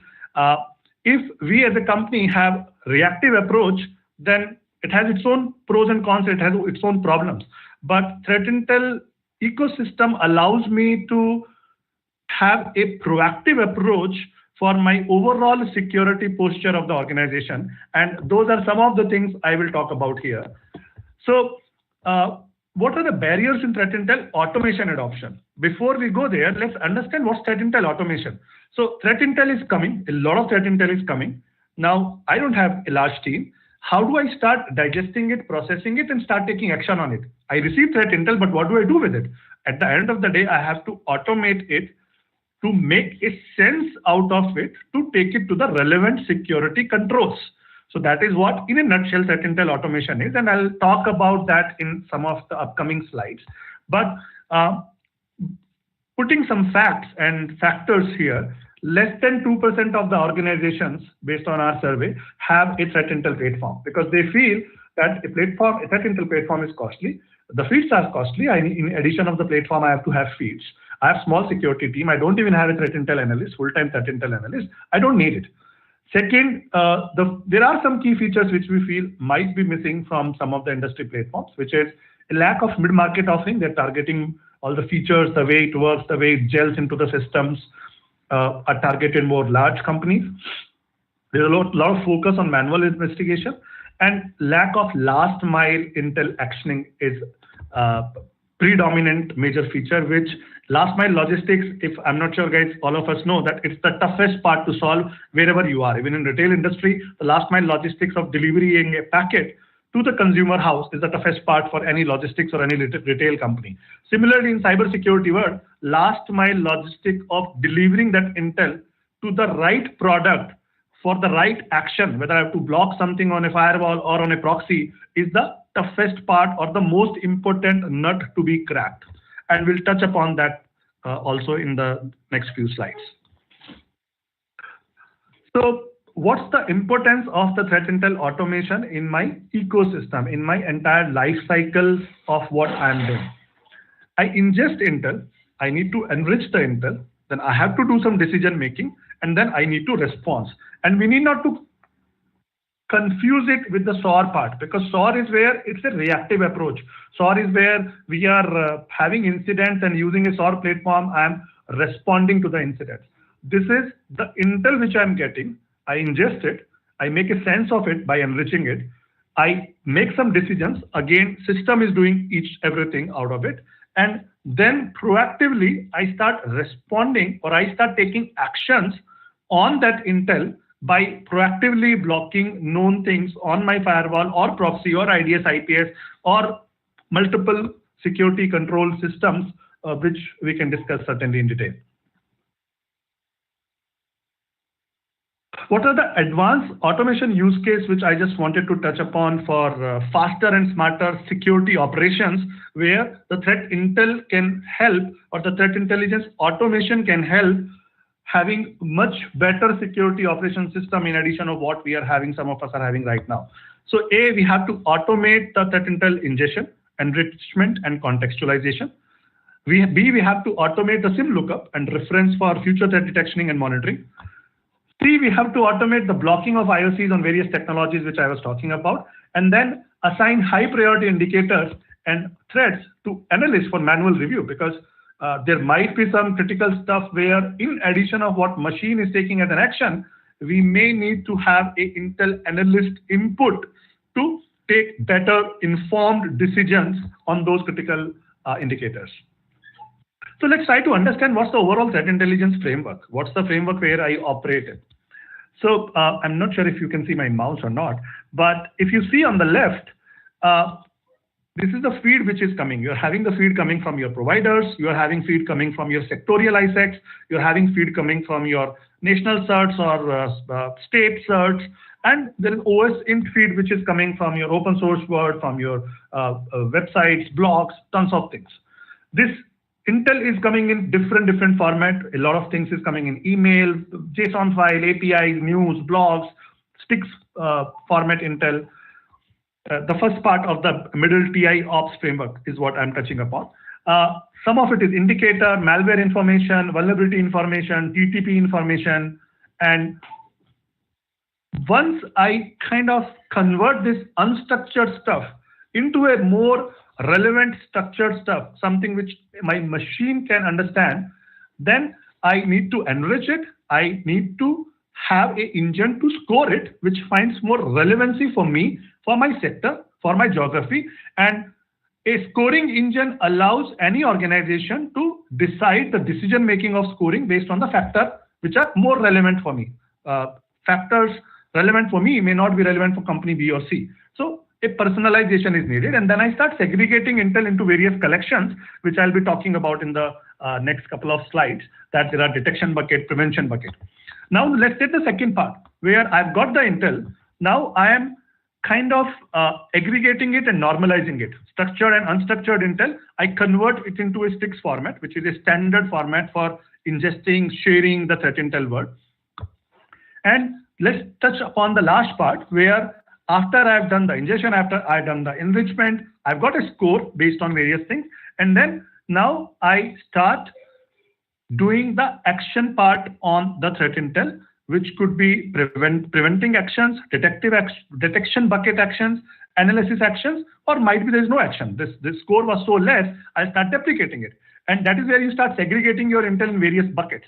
The intel which is having a lot of critical score, I start preventing it. I start taking automated action on preventing it on various security controls. There are, which is little less score, I have detection-based actions. So I put it in a detection bucket where all my detection security controls or detection security product starts consuming it. I start taking it to my SIM. It starts correlating it with various logs. And that's where the myth is. Remember the myth we were talking about that, oh, if I have SIM, I don't even need a threat intel platform because threat intel is going into SIM. That's only detection or detection kind of flavor where it is more reactive approach where you are putting your intel into SIM, then it is correlating with the logs when something has happened. It does not give you a proactive approach. So that's a major difference all of us have to understand and start giving importance to the threat intel and threat intel ecosystem as a threat intel platform. Let me quickly cover a few more things. We have 2-3 minutes left. So let's start understanding the entire use case of automated threat intel actioning. I receive an intel over email. A intel analyst does a manual analysis of it. It initiates an action. Action initiated may not be performed, may not be open a ticket. It might take X hours. If it is a complete automated word, intel received over email, intel is automatically auto-scored. Action is initiated based on the various rules I've defined for myself, and then action is completed, and it's done end-to-end in seconds. So my proactive approach, using this approach, in few seconds, I have put a prevention bucket on some of the critical indicator on my firewall, my proxy, and other prevention system. So I think that is where I'll take a pause. I'd like to cover some questions in case there are any questions from audience. Anything which you want to discuss, brainstorm on various things I covered on ingestion part, the various myths around threat intel ecosystem, and importance and relevance of automating the threat intel to my security controls to have a preventive posture for overall my security operations. Any questions we have on the public chat or anywhere? Perfect. All good, then I'm done. Well, thank you very much, Mr. Jain. There have been no questions. You've given your presentation so perfectly that no one has any doubts. So thank you once again for joining us this afternoon and talking to all of us, to all of our audiences through this virtual event. We thank you once again. And for our participants, you can put in your questions in the chat box. On your screen, right-hand side corner, you can see a chat box. That's where you can put your questions, comments, and we will ensure that we get the answers to all your questions back to you. So now we are going to now move on to our next speaker. Our next speaker is Mr. Kanwar M. Singh, who is the Managing Director in Lead Technology India at Accenture. And he will be talking to us about cloud security innovation. So without any further ado, handing it over to Mr. Kanwar Singh. With a bang, energy and change came to every part of our universe. Seismic or small, it continues. Change is all around us, shaped by technology and human ingenuity. We can make it work for you and your business.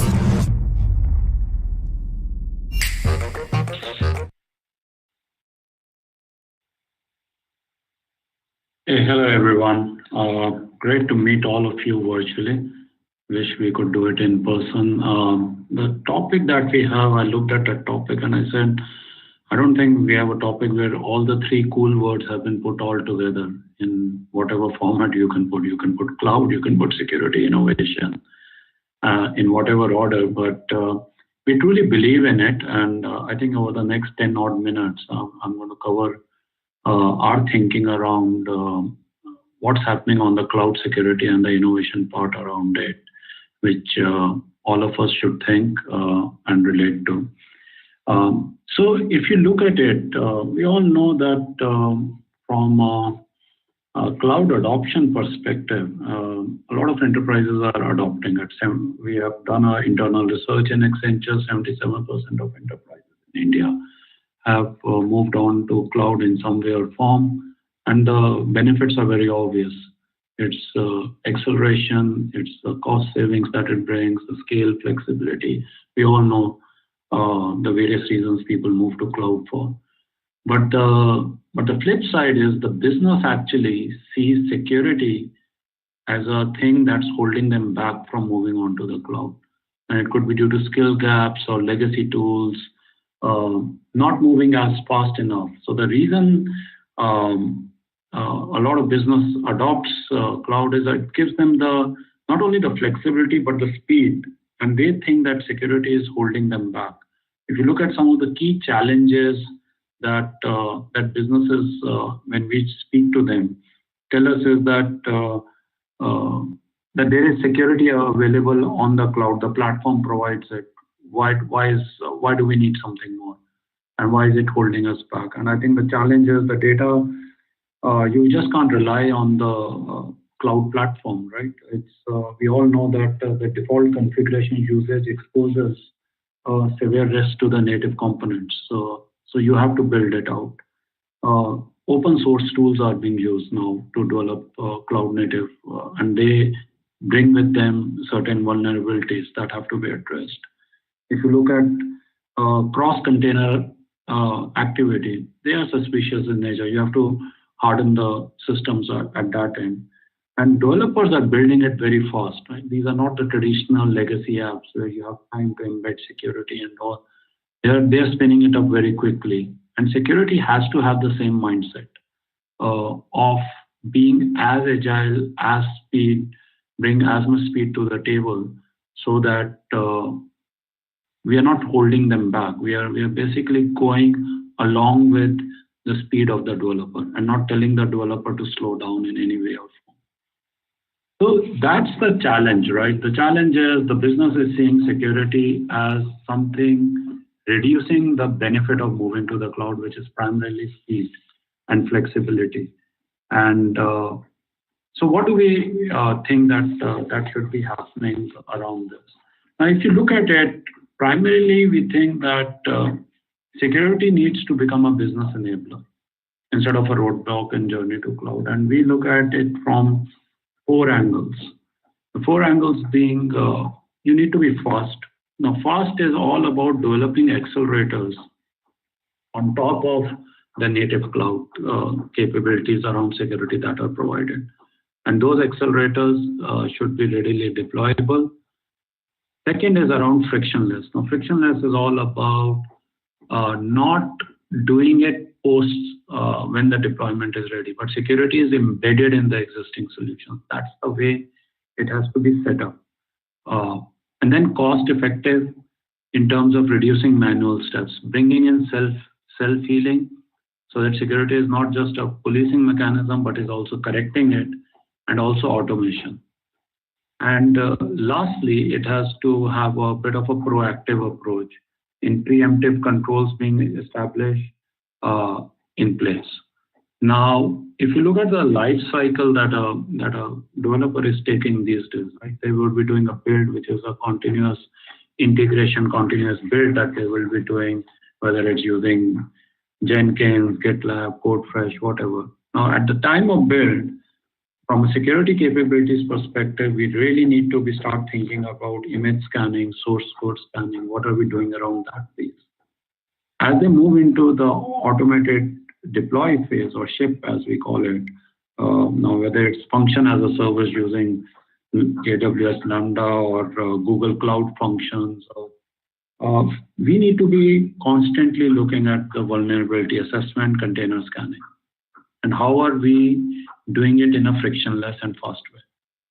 And as you go into the run, what are we doing around security management, application security, what we call almost rehydration of the environment on an ongoing basis. Now, one of the things that we saw and we experienced was we worked with a global financial services company. Now, they had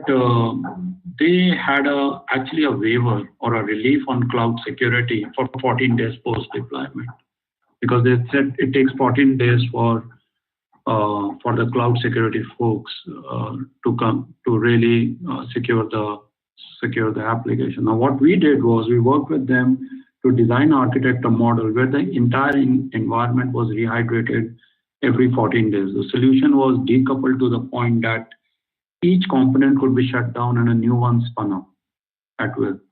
And what that meant for them is that investigations are quick. You are secure on day one. You're not giving a 14-day window because, believe me, no one is going to wait for 14 days. The hackers, if they're sitting out there, are going to be equally nimble, equally agile when you're putting your application onto the cloud. And we have brought down that 14-day relief window down to 2 days with that client. And now the business is much more assured because there was always this question mark on the first 14 days of what we are doing and how we are doing it. So that's primarily, I think, what I wanted to tell you about the challenge that the business has and how do we address it. Now, so where do we bring in the innovation piece of it, right, on the cloud security piece of it? And this is where, I think this is where Accenture has been working extensively as to what do we do. And we looked at 4 areas that we are really focused around the innovation piece of it. The first and foremost is what we call the quick start cloud security. Now, these are system architecture assets that sit on top of the native capabilities that the cloud providers provide in this space. And what it allows you is to build diagnostics and ready-made design patterns to build an architecture and technical blueprint aligned to your risk tolerance. The second thing that we are investing in is native security automation. Now, we have created a system of guardrails across the 3 big platforms, AWS, Google, Azure. And these guardrails automatically enforce policy-driven rules. So security controls are properly deployed every time the business stands up a new cloud environment. The third piece is proactive compliance. Now, this is all about self-healing, right? And continuously enforce policies in alignment with regulatory requirements. And while we do that, if we find something that is non-compliant, the self-healing kicks in and automatically makes changes so that we are conforming to standards.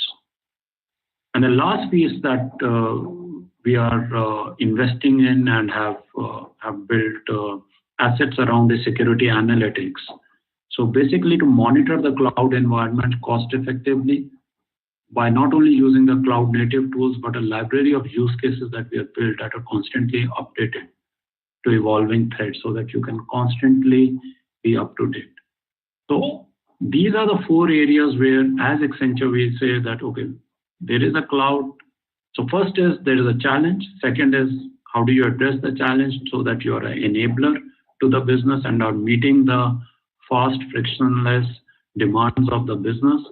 And third is while you enable that, how are you innovating around the quick starts? Every time you have to do it, how are you doing automation with setting up security guardrails? How are you doing self-healing? And how are you running the analytics to do that? So so this is why we say it's a cloud security innovation, because yes, you have to go to the cloud. Yes, you have to be secure at a fast pace, at the pace where applications are being built. And at the same time, yes, you absolutely need to innovate constantly around the tools, accelerators, and automation and self-healing that needs to be done. And the last slide I had, I mean, I'm not going to belabor it, but this is something that we have done for a few of our clients and seen these results in 70% cost in building the SOCs as opposed to legacy. That's what we have achieved. Running all that pieces that I spoke about, and then average time to reduction during go live operations is 50% reduced. A single day is being taken to onboard the client, right? And at the same time, what you don't want is that you are adding more resources every time cloud environments are sprung up. By doing all these innovations, you are basically keeping your costs and resources constant while taking in more and more cloud environments. So that's what I wanted to share with you. If there are any questions, I know I'm just about on time. Happy to take it Otherwise, great meeting you all, and hopefully next time we can meet in person.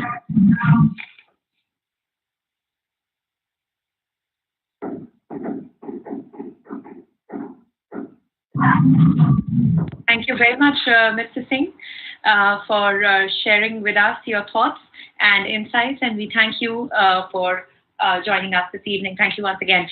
Moving on, for all of our audiences who have just now joined us, we have a few more very interesting sessions lined up for you before we have the DSCI Excellence Awards live at 6:30 p.m. And I'd also like to remind you to engage with us on social media, to tweet about the event using the hashtag AISS2020. And you can follow us on Twitter. Our handle is DSCI_Connect. And do not forget to join us for the DSCI Excellence Awards at 6:30 p.m. sharp. For now, let me move on to our next segment. And let me introduce you to our next speaker, who is Mr. Visagan Subburayalu, who is the Director of Technology at Target, and will be talking to us about the future-ready cybersecurity, managing and preparing for cybersecurity during the unprecedented times. Over to you, Mr. Subburayalu.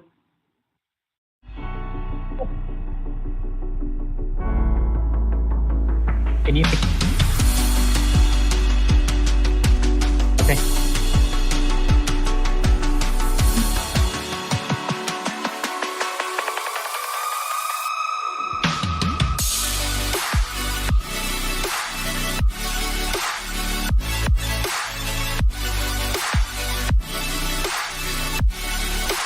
Yep, I can.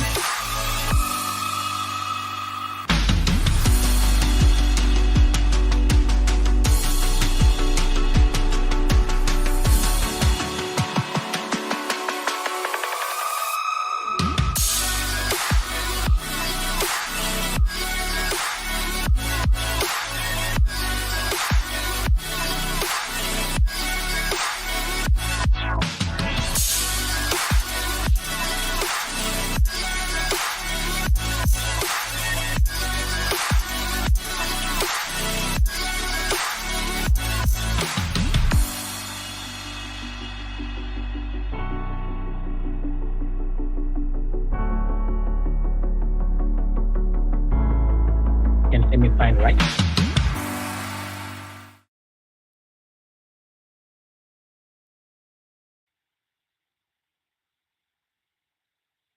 Good afternoon, everyone. Thanks for joining this keynote session with me.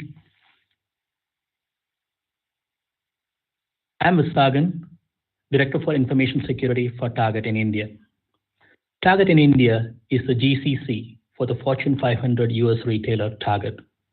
Target has more than 1,800 stores across the US, serving our guests in areas like fashion, apparel, groceries, kids, home, and much more, and a huge presence in our digital platform that we call as Target.com. Looking back at 2020, it's been a year like never before. By March, all of us started working from home and no more in our office workspaces. None of us could have imagined, prepared, or planned for this. As we moved home, as the entire world moved home, so did our guests, and by the way, we call our customers at Target lovingly as guests. Our guests went online, which means like you and me, they were doing their shopping online, learning and working online, paying their bills online, and literally doing everything online. Now you can imagine this surge in traffic, online traffic for all purposes, what it could do to cybersecurity. Obviously, cybersecurity threats started moving on, and there was more in the cybersecurity landscape when it comes to threats and vulnerabilities. As a retailer, our organization was not an exception. By March, when the lockdowns came in, we did start seeing a change in our guest behavior. Our guests went online and to more digital platforms to reach out to us. What you see on this slide is Target's digital comparable sales. And as you can see, our Q2 comparable sales went up to 200%.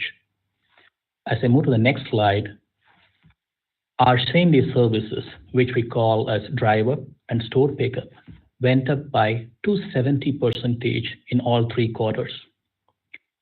Just to put things in perspective, this is the kind of traffic that we normally see during our peak season or holiday season, which is kind of time between Thanksgiving, Black Friday to Christmas, New Year. This now has become the new normal for us.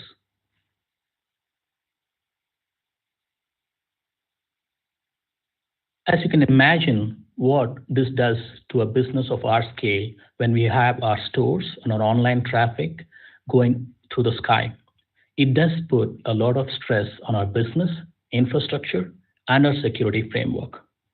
Luckily, our investments in our technology, in our other aspects, has helped us weather the storm and take this pandemic head on.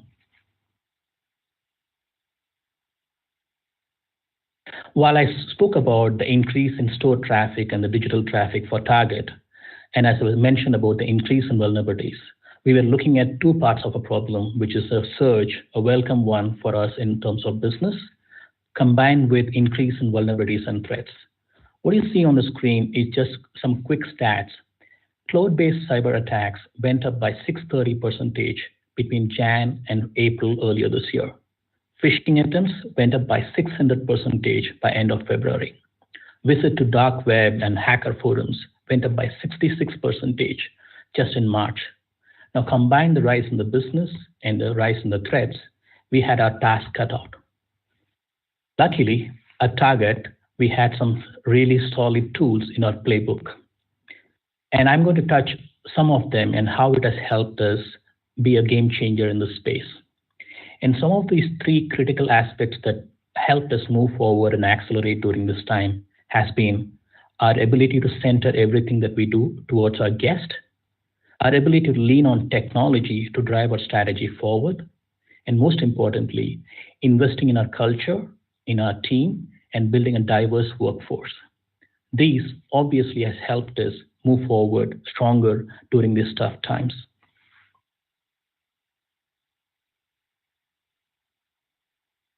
Guest centricity.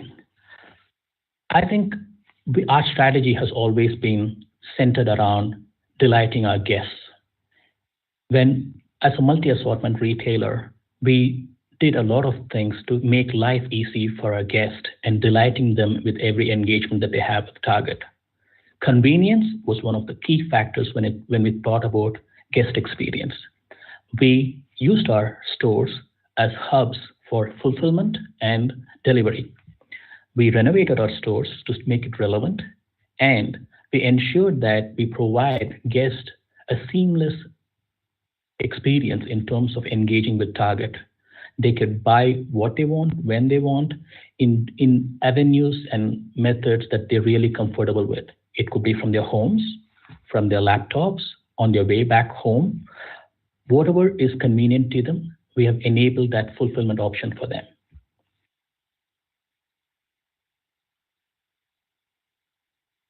Now I want to talk about our teams. Our ability to move forward and accelerate during these times wouldn't have been possible without having a diverse and competent team.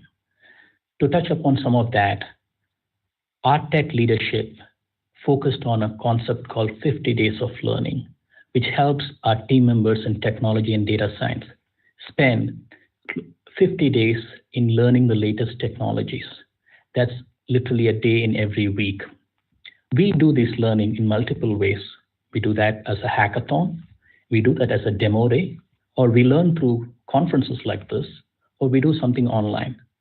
We understand the importance of investing in our team members, and to stay relevant and tech savvy, it's important that we continue to invest in our team members. While investing in team members has helped us move forward, our focus on diverse has also helped us change gears and accelerate.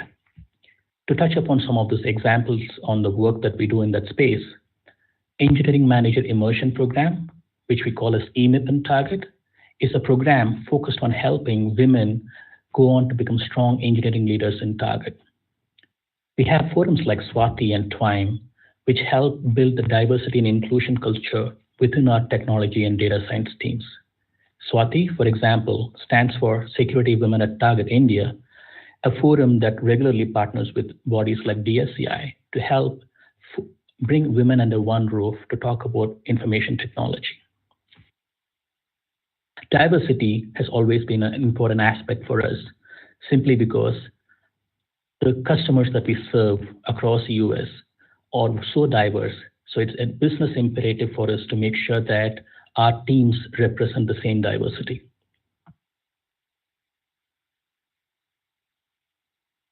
On the topic of diverse and competent team, I wanted to spend a little bit of time on talking about how we have made security an enterprise priority and not just a job for the security team in Target. We understand our team members are the first line of defense when it comes to security. So educating them in a way that they're comfortable with, keeping it light, fun, relatable, and passing on the key messages accurately have been very important in our journey for security awareness.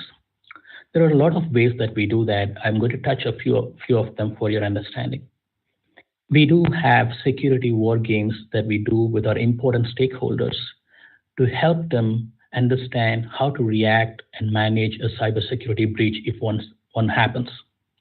We use concepts like virtual escape room to put our team members into a process of understanding how to develop the cybersecurity acumen by putting them into different tough situations. We, in fact, run a month-long program that we call as OCFAM, which is our October Cybersecurity Awareness Month, focusing on helping team members learn security in a fun and engaging fashion. One other key aspect that we do uniquely from a security standpoint is the idea of security ninjas. Think of ninjas as people who champion security. The difference is they're not really a security team member, but an extension of our security family. These are developers, infrastructure DevOps engineers sitting across product teams who extend the importance of security into the product teams. They help the product developers and the programmers when they write the code, they make sure that their design is secure by default. And these ninjas act as an advocate for security. They have deep technical expertise to help the business teams develop the product in a secured fashion.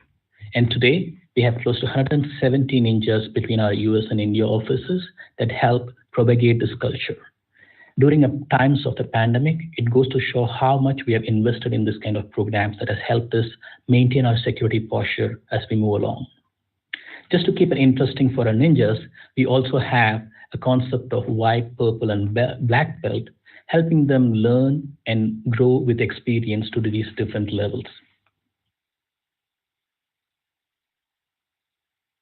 Last on my list is technology-driven strategy. Technology has been at the forefront in moving our strategy forward as an organization, and that reflects within our security organization as well.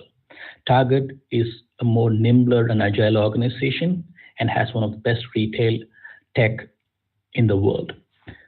So when we think about technology advancing our business, there are three core principles that we lean on, which is to make it simple for our guests and our team members to engage, making it seamless so that we can reduce the friction at every touch point, and of paramount importance, of course, would be security. So we tie these things together to ensure that we are able to help our organization move swiftly with different business priorities. I want to touch a few examples on how we go about leveraging technology within the security world to help keep our guests secure. Of course, every transaction our guests have with the Target.com or in our store needs to be a safe and a frictionless experience. And some of the ways that we do that is some homegrown innovation. Again, just to help you remember, I spoke about how there is a thriving culture of innovation and in-house engineering in Target. Most of what you see on this slide are homegrown capabilities with our engineers within InfoSec. Risk Engine, for example, helps us use data points like device and user profiling so that we can confidently authenticate a guest when they claim to be one.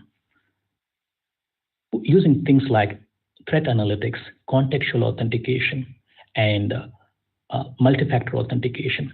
These are solutions that we have integrated so that we could confidently help our guests have a seamless and a secure transaction with Target. On the enterprise side, we do things like passwordless enterprise authentication. FIDO, as you see on the slide, stands for Fast Identity Online, a consortium that envisions a passwordless future. FIDO is just a brainchild of our hackathon effort in Target. Again, a testimony to the innovative culture that we promote within our organization. We built on it. Today it's industry certified, and today we use them for our primary and step-up authentication. Just yet another example of being able to solve our business problems very swiftly and building solutions that reduce the friction for our enterprise and our guest users. As I come closer to the end of my presentation, often my friends in the industry ask what this pandemic has taught me. It is this, putting our guests at the center of everything that we do, helping our team members stay competent and diverse, and keeping our industry knowledge moving forward. 2020 has been a very interesting year for us. Foresight has always been important for an organization's resiliency. Considering the pandemic, 2020 will be very important for us as we move along in the future. I thank for this opportunity to present in front of all of you. Thank you, DSCI. If I have any questions, if time permits, I probably want to take that on a chat.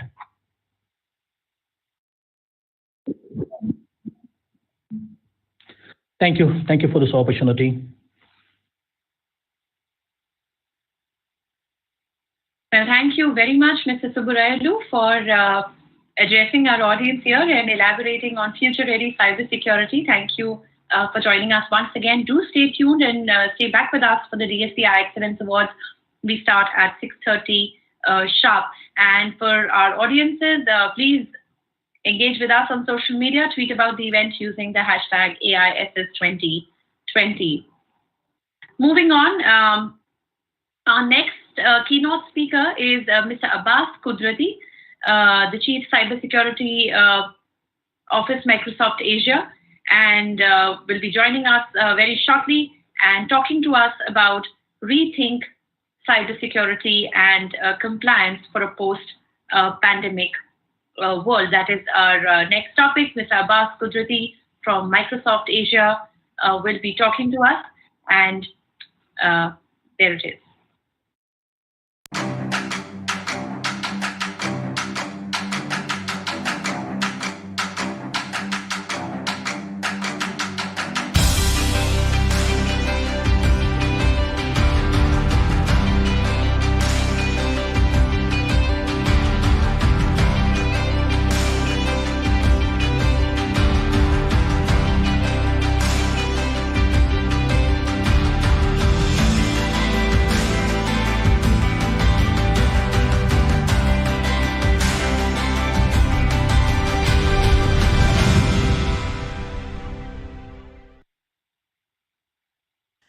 Hi, how are you all doing? Thank you for joining me today. And first of all, let me begin by saying that I hope you and your family members are safe and healthy. We got a robust agenda, so let's dive in right in the topic. Microsoft CEO Satya Nadella recently said, "We have seen 2 years worth of digital transformation in 2 months."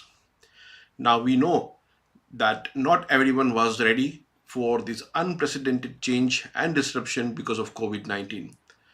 Not financially, nor everyone was ready organizationally. However, we know that organizations have adapted more quickly were those who adopted a zero trust philosophy. With this COVID-19 pandemic, we saw an acceleration of 2 major shifts that meant the difference between the success and struggle. We saw zero trust shift from business option to a business imperative in the first 10 days of pandemic. Companies who were relying on traditional security methods and control, things like firewall, were more susceptible to COVID-19 themed attack and threats, and less able to meet those demands of newly remote workplace. The second was focus on operational resilience. 54% of the CISOs said that their operational resilience plan prepared them adequately for pandemic. This means almost half weren't prepared for any type of disruption. When billions of people formed a largest remote workforce, pretty much overnight, we knew that security and compliance challenges would not going to be as small as we thought. If anything, this pandemic is helping push our technology industry to forge ahead as securing access to the data digitally, it becomes more and more crucial. Looking at these examples, it is easy to understand the increased role of artificial intelligence will play into our future. When you consider 175 zettabyte of data which will be created by 2025, data must remain an as an increase of asset, which means an increase in cyber risk as well. It is that simple and straightforward. The amount of data being created, shared, stored online will only continue to grow as we move ahead. From personal and financial information to corporate information to protection of data and cybersecurity, multinational organizations can be are or will be more accountable for meeting those dozens of regulations and compliant requirements across the world. Now, failure to do so, a single compliance failure can result into hefty fines and damages reputation. And we have seen those examples in case of GDPR and many other regulatory, especially focusing on privacy side of it. Remember what I said earlier, not everyone is ready financially or organizationally for this particular pandemic. That means many of our organizations are still trying to catch up the game, with 42% of organizations saying that workforce will continue to remote work even after the pandemic is over, which means that we have to future proof the data risk, which will remain the main key differentiator between the success and the struggle. Strengthening our security postures, beginning by adopting the zero trust philosophy, that's going to be one of the key imperatives. And zero trust security architecture is going to rapidly become more of an industry standard. We have seen the development with NIST framework talking about zero trust. We have seen the development with open group, and more vendors are talking about zero trust becoming more of a imperative of that. So if you talk about one step ahead, one step back in terms of what is zero trust about. So zero trust relies upon the three key principles. First one being explicitly verify, or we call it verify explicitly. Second one is using of least privilege by allowing a limited access to your app privilege users. And third, we can assume breach. Let's look at the first one. First, verify explicitly. So rather than trusting users or a device implicitly because they are on your corporate network and behind the firewall of your company or been VPN into, it is more critical to assume that zero trust and verify each transaction explicitly. This means enabling a strong authentication, authorization based on all the available data points what you have, which includes the various signal which you receive from identity and device, as well as locations, as well as device health, as well as the service and workload, data classification and anomalies.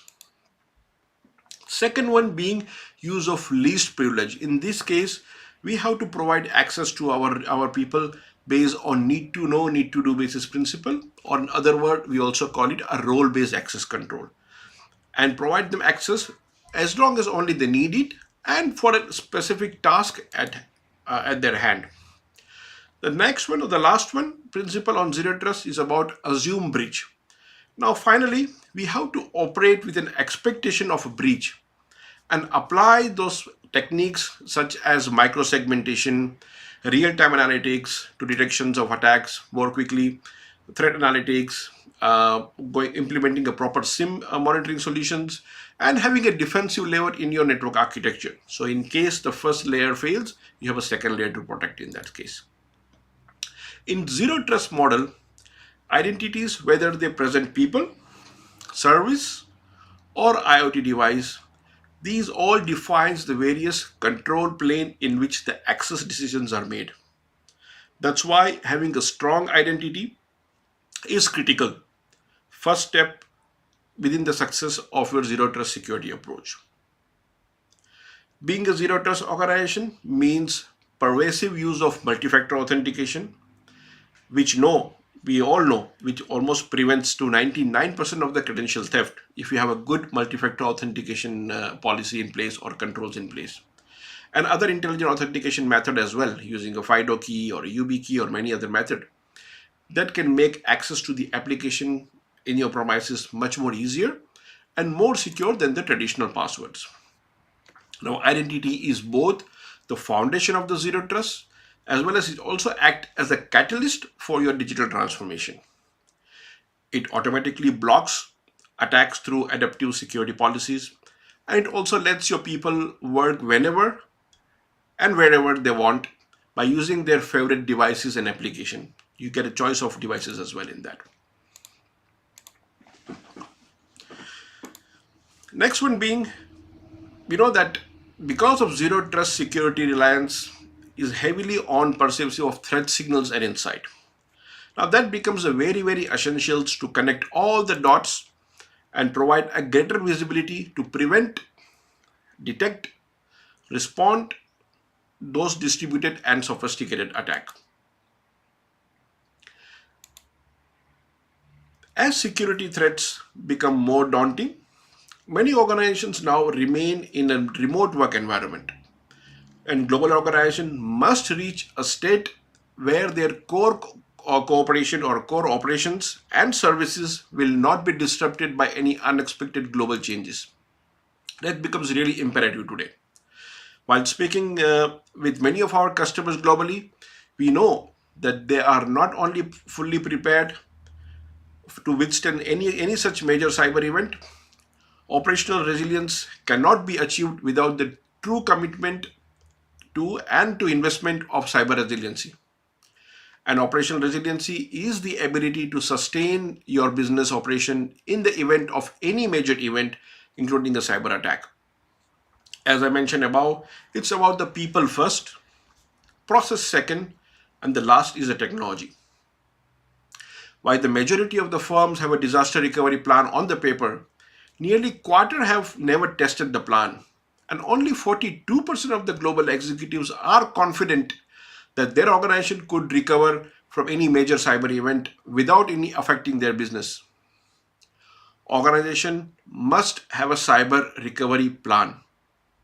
Imagine, if you will, the impact of your organization to never plan and prepare for a natural disaster. A cyber event is exactly the same. The same rule should apply here to prepare, respond, and to recover.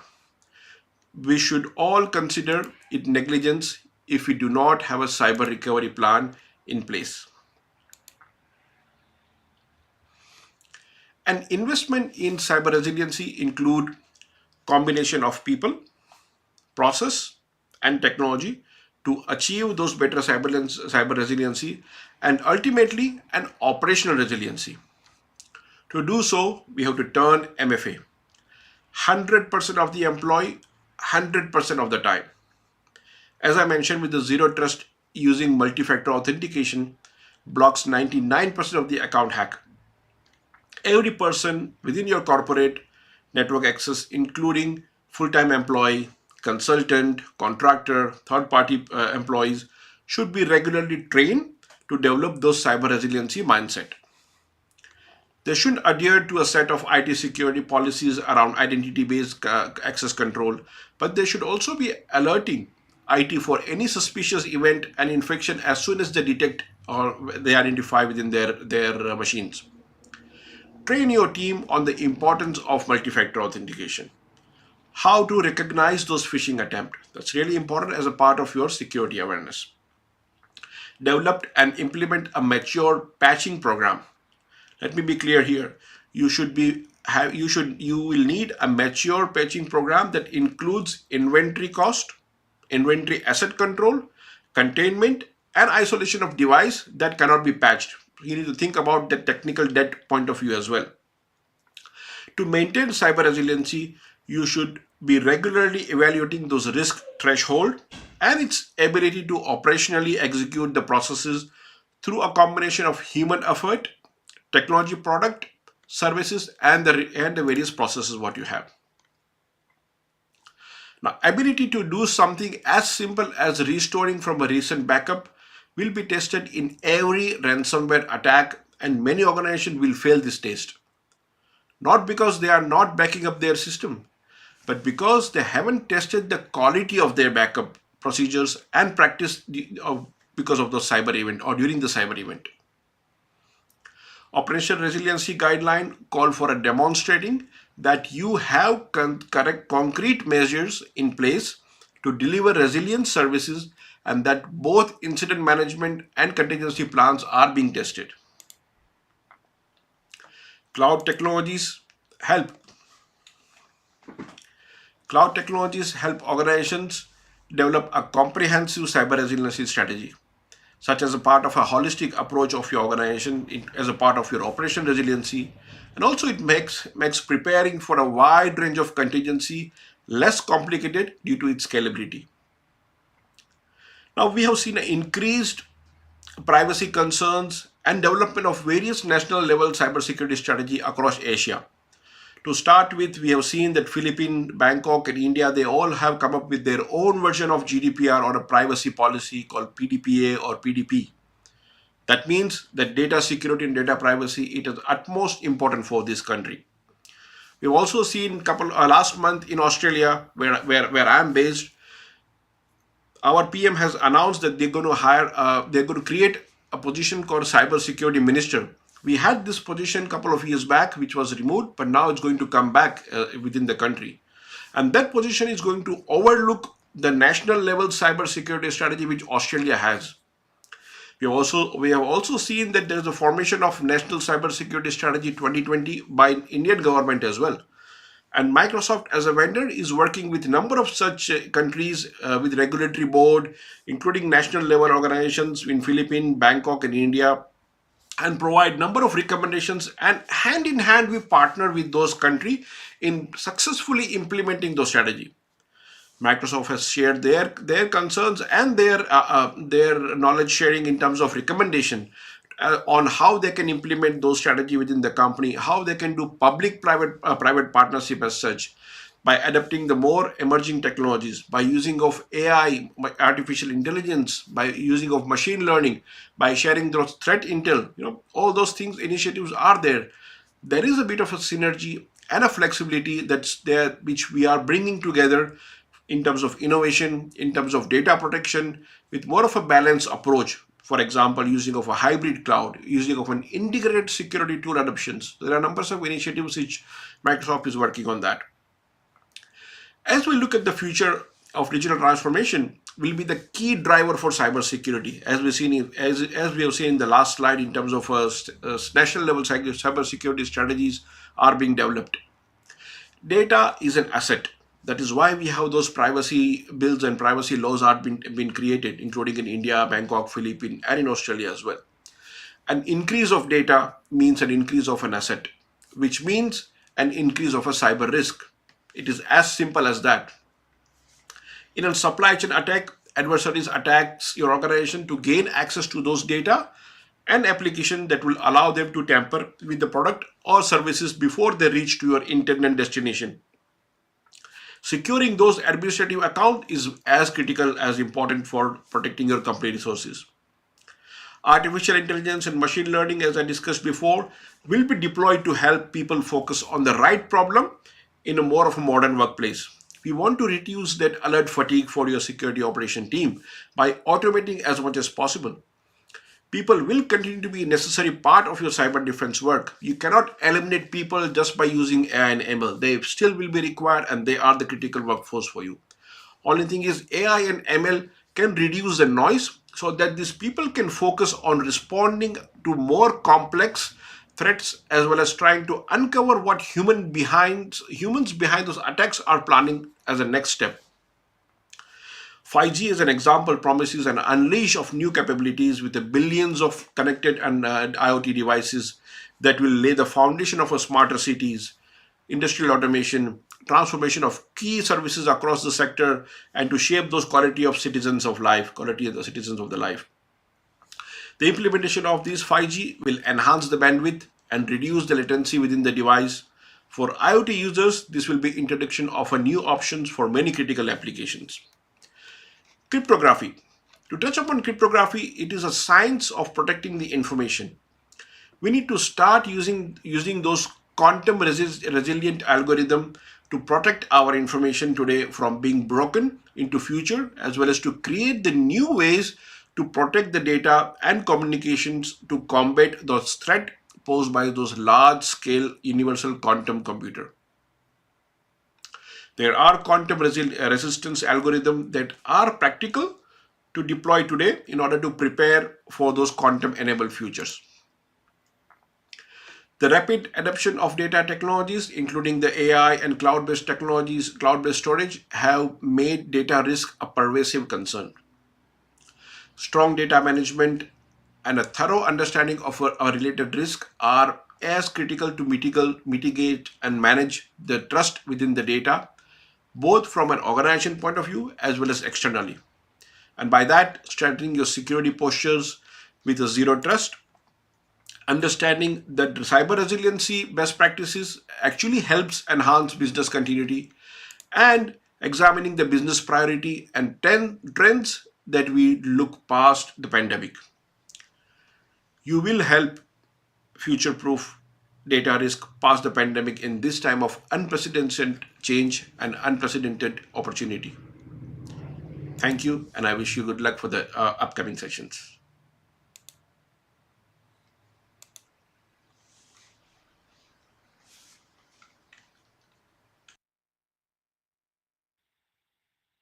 Well, thank you. That was Mr. Abbas Kudrati from Microsoft talking to us about rethink cybersecurity and compliance for a post-pandemic world. Well, thank you everyone for joining us this evening. That's all we had for you in the keynote sessions. But I'd like to remind you that we're starting with the DSCI Excellence Awards at 6:30 sharp live. So do join us for the award ceremony at 6:30. All you have to do is go to the top tab and click on awards, and that's where you can enter the room to attend the award ceremony, the DSCI Excellence Awards at sharp 6:30 p.m. Thank you once again for joining us through the day for the keynote sessions. Good evening.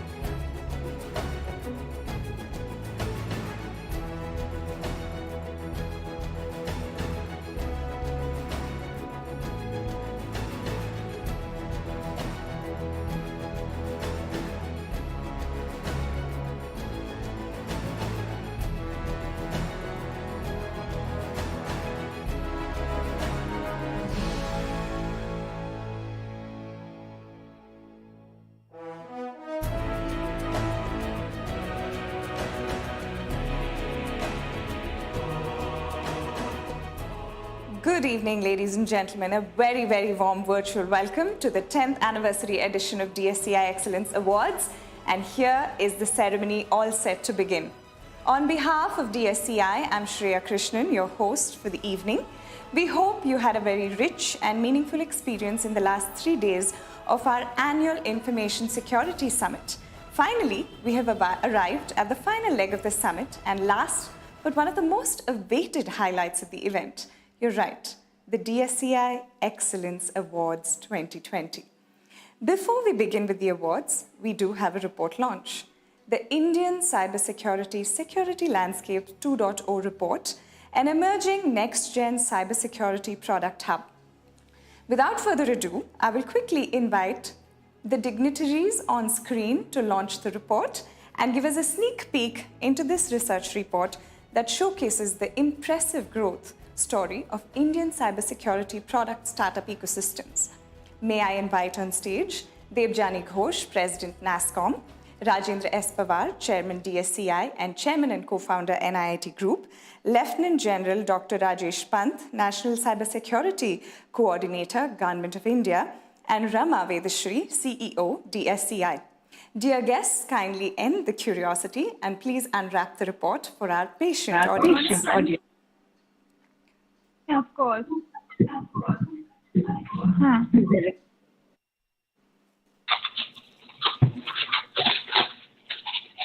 Can we have a huge round of applause, ladies and gentlemen?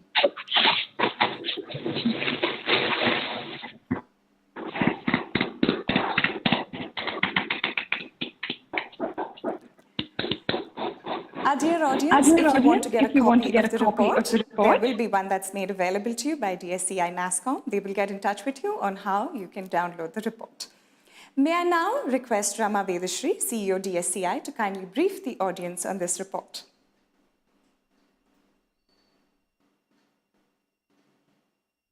Who have joined us for the report launch, plus also the 10th edition of the DSCI Excellence Awards. A special welcome to Dr. Rajesh Pant and Dr. Sanjay Bell, and our process partner Siddharth Vishnath from PwC team, and also my chairman, Mr. Rajendra Pawar, and NASSCOM President Debjani Ghosh. And a warm welcome to all the delegates and the award finalists and the winners. This particular report, the India Product Landscape 2.0, it's the second edition of the research report we have done to showcase the emerging cybersecurity product and startup landscape in India. We launched this first edition of this report in 2018 AISS in December, just exactly 2 years back. And over the 2 years, based on the research study that we've done and with extensive scanning of the landscape, we are very pleased to report that the product and startup ecosystem in India has grown from 175 plus companies to 225 plus companies. And what is most important is the robust business growth that has been demonstrated. It was estimated to be a $475 million industry in 2018, and now our estimate is that it is a $1 billion plus. To be precise, it is 1,016 million. And several of these companies, about more than 25% of these companies, have actually opened offices in global geographies in the US, Australia, Singapore, and also UK in the last 2 years, which means several of our startups are able to access global markets and make progress with global customers. As almost 76% of these companies are cloud enabled, so they're able to offer their products and their solutions on cloud platforms. And AI integration is something that we are seeing as a big growth area in most of their product stacks. And if you look at the talent pool that they hire, it's almost 18,000 people. What is more important is that 33% of the talent pool in our security product ecosystem is dedicated to core research and development. So we are beginning to see them hire more R&D and product development staff and very cutting for their cutting edge research. And some of the new product areas in which we have discovered startups in the last few months and quarters, particularly in the last 1 year, is there are emerging solutions in the area of cloud security, zero trust network architecture, a few startups in the area of quantum crypto, and several in the area of forensics. So we are seeing more cutting edge research work that is coming up from the startups. I think this entire ecosystem, which was very nascent 2 years back, less than $500 million, now crossing $1 billion in less than 24 months, is clearly demonstrating to us that they are charting out a very vibrant growth story. And it is very aligned to the strategic domain of cybersecurity, that we are building more cutting edge products and solutions. And they're not only serving customers in India, but global markets. As of now, almost 60+% is revenues from the domestic market, but close to 40% plus is the global market. So they're making foray in various global customers. BFSI and ITITS happens to be the biggest growth verticals as of now, but many of them are looking at others, including government in India. Over to you. So this is a brief report. You can download the report. It's available on the DSCI website.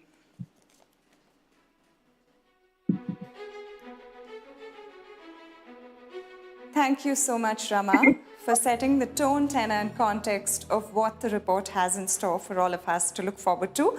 Those were surely some mind-boggling numbers, especially in a day and age, and especially the year that 2020 has been. I think this report brings to light a lot of those contexts that perhaps we really need to get the insights of. Thank you so much once again for that. Okay, now we get to the part that we've all been excitedly waiting for, the DSCI Excellence Awards. Started in 2011 with a mission to create trustworthiness of Indian companies as global sourcing service provider to assure its clients and stakeholders that India is a secure destination for global sourcing, DSCI Awards have come a long way in consistently spotting organizations who have best practices adopted by the industry and individuals of the country. Exemplary work that has been carried out in the field of security and privacy have been consistently awarded. And today, we are hosting the 10th anniversary edition.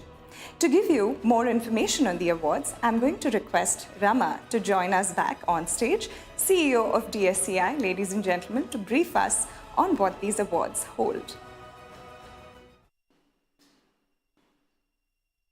The 10th edition of our DSCI Excellence Awards. And what is interesting is that PwC has been our partners right from the inception, and the award categories keep changing. This year particularly, we had the juries for the product category, and led by Dr. Gulshan Rai, he was chairing that jury. We had Mr. C.P. Gurnani, Managing Director of Tech Mahindra and former Chairman of NASSCOM, chairing the Corporate Excellence Award. And for law enforcement, we had the honor of having Mr. Loknath Behraji, DGP of Kerala, chairing that jury. So we've had 3 esteemed juries. This year, our nominations were the highest, both in corporate, particularly in the Security Leader of the Year. And we have seen CISOs demonstrate a lot of advancements from the last year to this year. The winners will be announced today. And particularly the Innovation Box and the product category also was very hotly contested. I congratulate all the finalists, and the winners will be announced now, and we can celebrate when the winners are announced. I would like to particularly thank Siddharth, Vishnath, Rahul Agarwal, and his entire team from PwC, who have been partnering with us for the last 10 years, driving the nominations and evaluating and shortlisting it and conducting the jury rounds for so many different categories is not a mean task. There's a lot of hard work that goes in. Thank you, Siddharth, and the PwC team for this.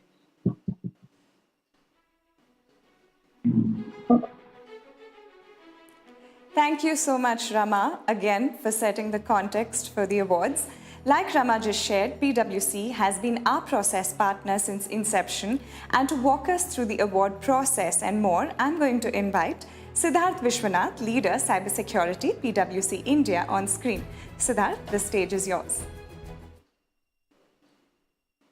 It's a pleasure to be here. I think, this is today, we've got an online format, so we've got a much larger audience. So there's some advantages of this format as well. So I think, in today's context, if we really look at it, we've actually run the entire process completely online, zero touch in many ways. So right from the starting point of getting nominations to get to running the jury meetings, everything was absolutely online. Like Rama mentioned, we've had the highest number of nominations by far over the last 10 years. So that's also been great. It's been a resounding number. We've run 19 categories this year across corporate, law enforcement, and product segments. And like Rama mentioned, we've had some eminent people in the jury representing both from private sector and as well as government agencies. So it's been a great experience this year. It's been hotly contested by the nominees, and it's been a tough process for the jury to make. I think the other sort of quick context that I'd like to mention is that this year has seen the number of attacks actually grow by 3x over the last 6 to 8. We've seen, I think, organizations front end information which requires cybersecurity professionals to be on their toes. You have back-end transformation with infrastructure resilience being built, adoption to cloud, so that again drives cybersecurity professionals to be on their toes, and the work from anywhere, anytime. Now, in this heightened environment, I think those of you who've been shortlisted and those of you who will win today, I think it's really kudos to all of you. So I think, I would congratulate all the ones who would sort of come through winners this year particularly. Thank you.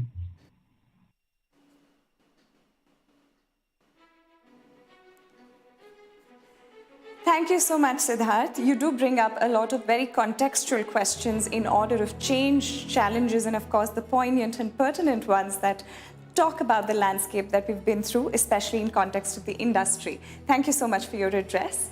Sophos has partnered with us as the DSCI Excellence Awards for 2020. We have a quick address by Sunil Sharma, Managing Director, Sales, Sophos India and SAARC. Thank you for watching this video. Thanks a lot. I would like to say that this is 10th edition of DSCI, and DSCI has been conducting these awards earlier physically. I've been part of those awards. It has been wonderful watching people who have been doing innovation in technology and taking away those awards from DSCI. DSCI as a platform, I am so excited to be partnering with them as a sponsor to give away awards to people who have been doing a phenomenal job in innovating, and technology innovation is something which is very, very important for us as a society too. At the same time, I know cybersecurity is one of the area where Sophos believes in constant innovation in technology. And that's what our theme is, cybersecurity evolved. I also want to tell you that as threat landscape is growing, so the security challenges and concerns are. But you as Corona warriors have shown in the past 9 months that how you can make this world more safe and secure and can provide a business continuity to the entire, your users who have been part of your organization. So thank you very much, really appreciate. Thank you and congratulations to DSCI and all the finalists and all the winners who have been part of this program. Really appreciate. Thank you very much from Sophos. Really appreciate. Thank you.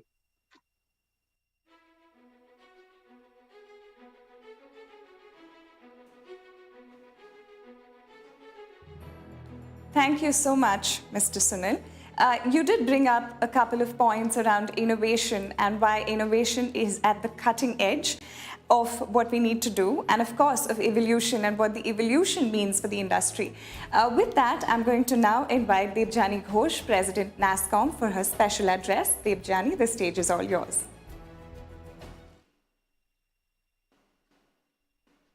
Thank you, Shreya, and great to see you. And congratulations, Rama. Congratulations to the entire DSCI team for another absolutely fabulous event and bringing this entire ecosystem together. When the pandemic started and we all started moving to remote work, the importance of cybersecurity was really enhanced like never before. It became tremendously important for companies to continue to win and continue to honor the trust of their customers. And I think we've seen a lot of good examples of how this has played out, and we've seen a few bad examples too. And I think it is the right time, but the system in a slightly different way. I mean, first of all, the report that DSCI just launched, the numbers are fascinating. I mean, to see something like 39% CAGR in an ecosystem in these times, it's just a dream come true. It's fabulous. And if you just look at 2018 to 2020, this ecosystem has grown over 2x. I mean, we all expected the cybersecurity ecosystem to do well, and I think it has delivered full marks to it. What I was especially very pleasantly surprised about was that 63% of the product revenue came from India. And that's something we usually do not see. For any kind of a product ecosystem, we usually see majority of the revenue coming from outside India. But the fact that over 60% of the revenue actually came from India, and sectors like BFSI, which is so important and where cybersecurity is so critical, and IT contributing to that growth is tremendously encouraging. It shows that not only is the ecosystem maturing, but it also shows that Indian Inc. is taking cybersecurity seriously. And to me, I think that's the biggest takeaway from the report, and that honestly is very encouraging. I just want to leave you all with one thing. As we talk about the next normal, I'm a firm believer that the next normal will get created by the actions you and I take today. It is not going to get created by any magical source out there. And I think given what we are seeing today, the next normal is going to be, to a very large extent, hyper-digital, is going to still be, at least for maybe the next 12 to 18 months, largely contactless. And I think in this kind of an environment, trust is going to become the currency of this next normal. To me, that's going to be the most important factor for business success. Your customers will decide if they want to work with you or not, based on how much they trust you to keep their business safe. And the role of cybersecurity has to get reinvented. I won't even say that it has to get enhanced. I think it has to get reinvented because the cybersecurity ecosystem has to stop thinking of themselves as developing products or developing solutions that are important for other verticals, but they have to start thinking of themselves as the transformation partners for these verticals, just like IT services has done. And I think that's the same thing that the cybersecurity ecosystem has to do, where you have to start partnering your customers from start to finish to ensure that every aspect of their business is safe.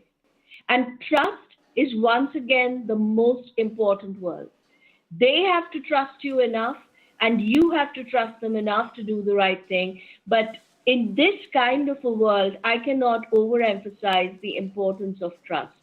So once again, it's fabulous to see how far and how quickly the ecosystem is going, how far it has come, and fabulous to see the kind of work DSCI is continuing to do to nurture this ecosystem and accelerate its growth. My congratulations to Rama and the entire team and to the ecosystem, and looking forward to the winners, Rama. And congratulations to everyone who participated. I know there are some pretty exciting companies out there, so really looking forward to the winners and the solutions that you have created. Thank you very much. Ladies and gentlemen, there you go. Debjani Ghosh, president of NASSCOM. She never ceases to delight. She spoke about so many things, the heightened struggle of the times that we live in, and the quote that came to my mind was, when there are tough times, the tough really get going.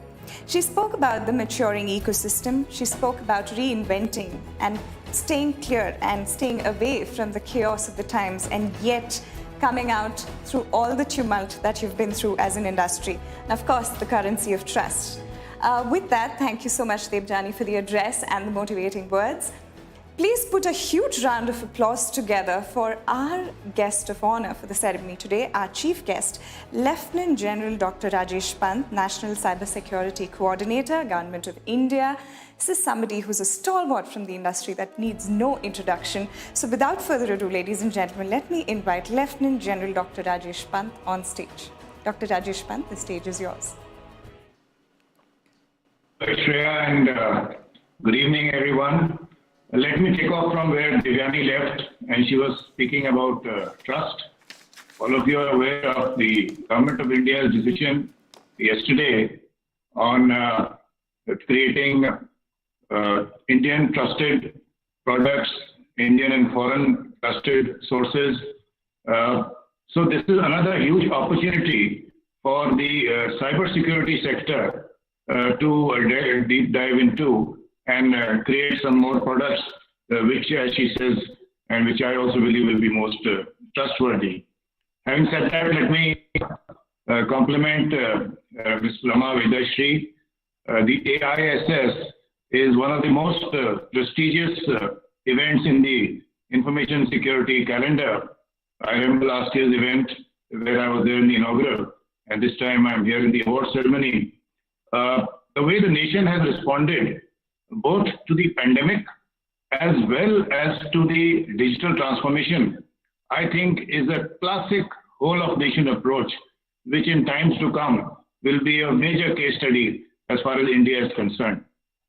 Having said that, it is unfair actually to keep the awardees waiting. Right from school days, I remember the excitement that used to be there on who's getting an award.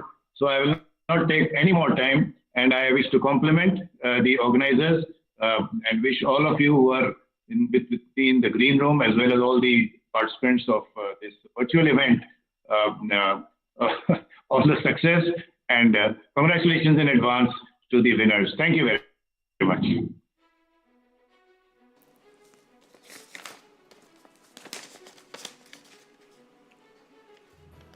There you go, ladies and gentlemen. Please put your hands together for that address by Lieutenant General Dr. Rajesh Pant.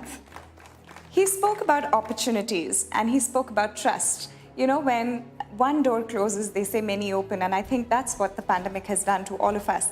Thank you so much once again, sir, for that energetic and encouraging address. Without further ado, let's now come to the award segment of the ceremony. The first award for the evening, the DSCI EY Hackathon. Data Security Council of India and Ernst & Young jointly hosted the Cybersecurity Virtual Hackathon on the sidelines of AISS 2020 yesterday.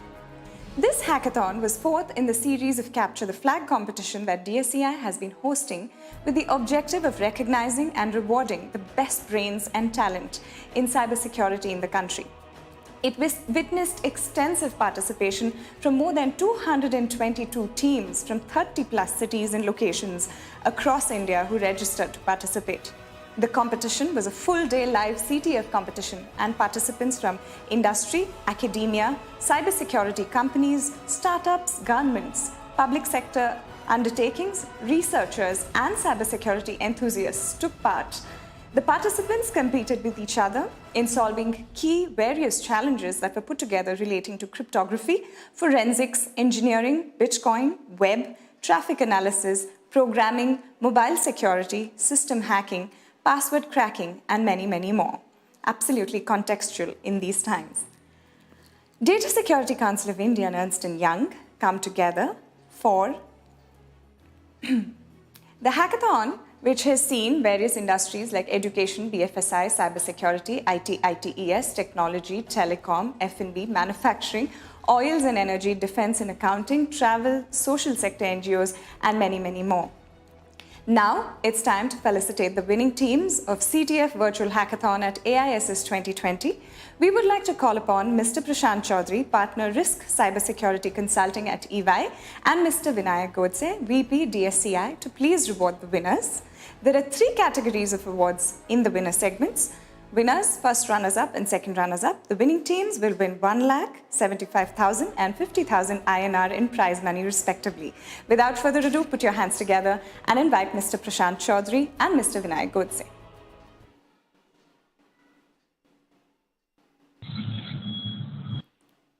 Mr. Vinayak Godse, we would like to hear a few words from you, sir. And yeah, the second runner-up award for AISS Hackathon 2020 goes to the team Flux Ninja, come up with Shubham Singh and Saurabh Best. Can we have the winners for the second runners-up up on screen, please? Thank you so much, Mr. Vinayak Godse.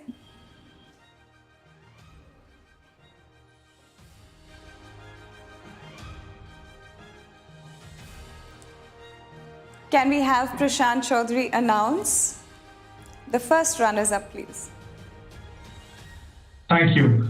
So, absolute pleasure to announce that the first runners-up of this DSCI EY Hackathon are Team Invasion-3, and the name of the winners are Rishi Ranjan and Shubham Tripathi. Big congratulations to you, Rishi and Shubham. Very well done. Thank you so much, gentlemen. Now, together, if you could announce the winner for this segment.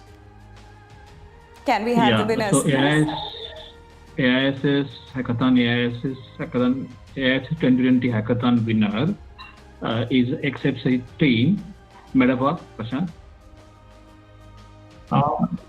The team members are Rohan Sharma and Arun Chaudhary. And a big congratulations to both Rohan and Arun. Very well done. This was probably one of the stiffest competition which we have seen around up to 400 ethical hackers across the country, and you guys cracked it all. Very well deserved. And very good approach, very good challenges which we solved. Congratulations. Congratulations, Rohan and Arun. Thank you so much to both of you. Thank you for announcing the winners for that segment. Now we come to the Excellence Award segments. Can we have the video, please?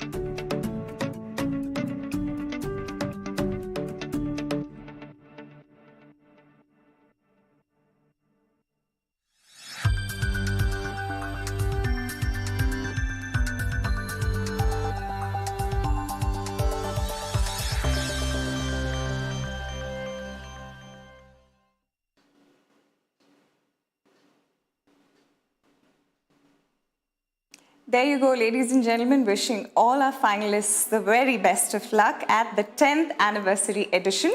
You saw a little snapshot of what the last 10 years looked like. And here we are today. So without further ado, let me announce the first category, the law enforcement segment. Can we have the jury for this segment, please?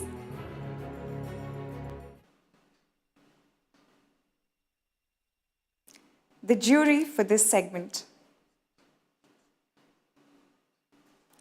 We had Loknath Behera, IPS, Pratap Reddy, IPS, Vakul Sharma, Advocate Supreme Court. Ladies and gentlemen, the esteemed jury for the law enforcement segment.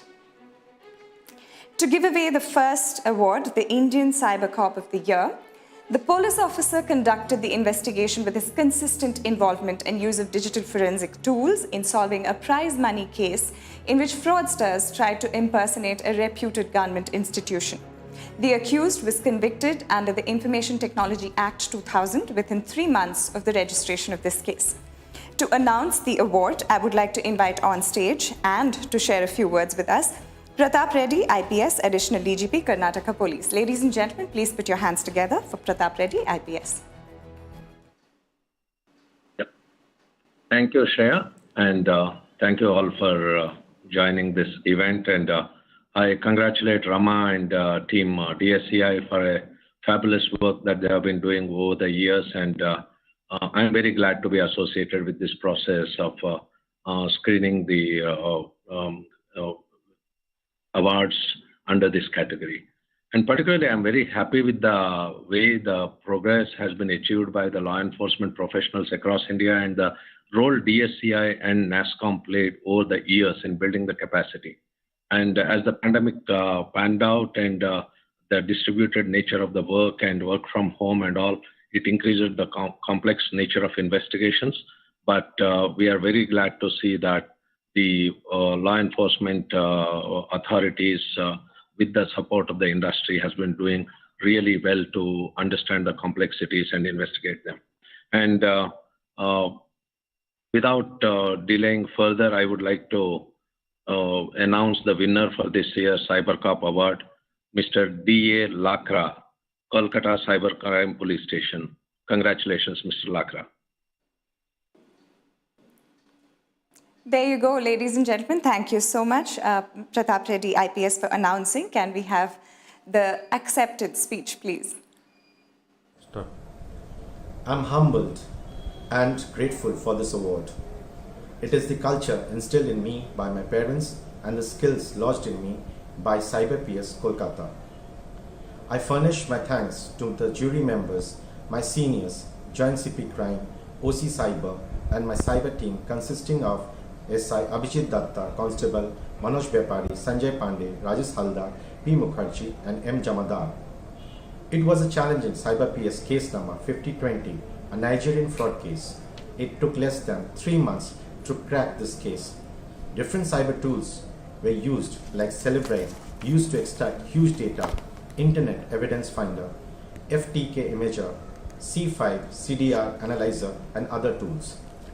DSCI and NASSCOM has helped me in developing my skills and use forensic tools in cyber investigation.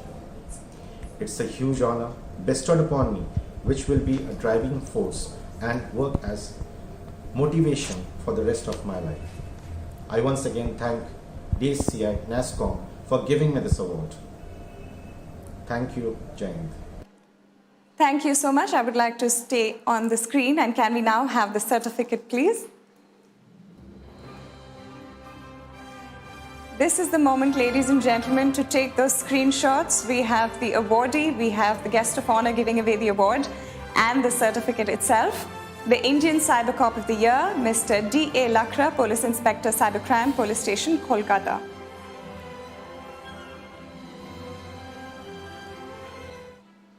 Thank you so much, Mr. Pratap Reddy, for handing over that award. The next award is Excellence in Capacity Building of Law Enforcement Agencies. Can we have the finalists, please?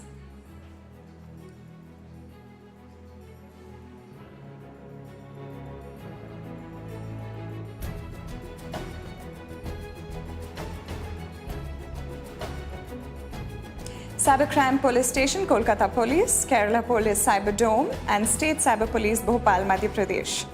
To give away the award and to speak a few words, I would like to invite Mr. Vakul Sharma, Advocate Supreme Court, and as we invite him, The winner has been recognized for excellent public-private partnership by establishing a collaborative platform for cybersecurity to prevent, combat, investigate and mitigate cybercrimes in a proactive manner, which in turn will provide a secure cyberspace to society. So, Mr. Vakul Sharma, the stage is all yours. Thank you very much. It is a pleasure to be here, and it is a pleasure to be a part of an esteemed jury to select not only a cyber cop but also a capacity building in terms of what kind of a institutional framework we should have. And over the years, what I have seen is that capacity building from the point of view of police enforcement and law enforcement has simply increased. It has been an exponential increase from the point of view of capacity building. When we are talking about a capacity building, we are looking from the point of view of what kind of a forensic or art of electronic evidence appreciation that law enforcement agencies are currently having. And I must say, it is not an easy task because you have to pump up the entire institutional mechanism from budget allocation to the participation of private individuals. But yes, most of the time, certain very good names have been selected by DSCI, and in fact, it is a kind of a showcase to us all that what DSCI, Rama and her team has been doing for last 10 years. Now it is a great moment of joy to me to announce that Excellence in Capacity Building, the award goes to Cyberdome Kerala Police. It is a great honor.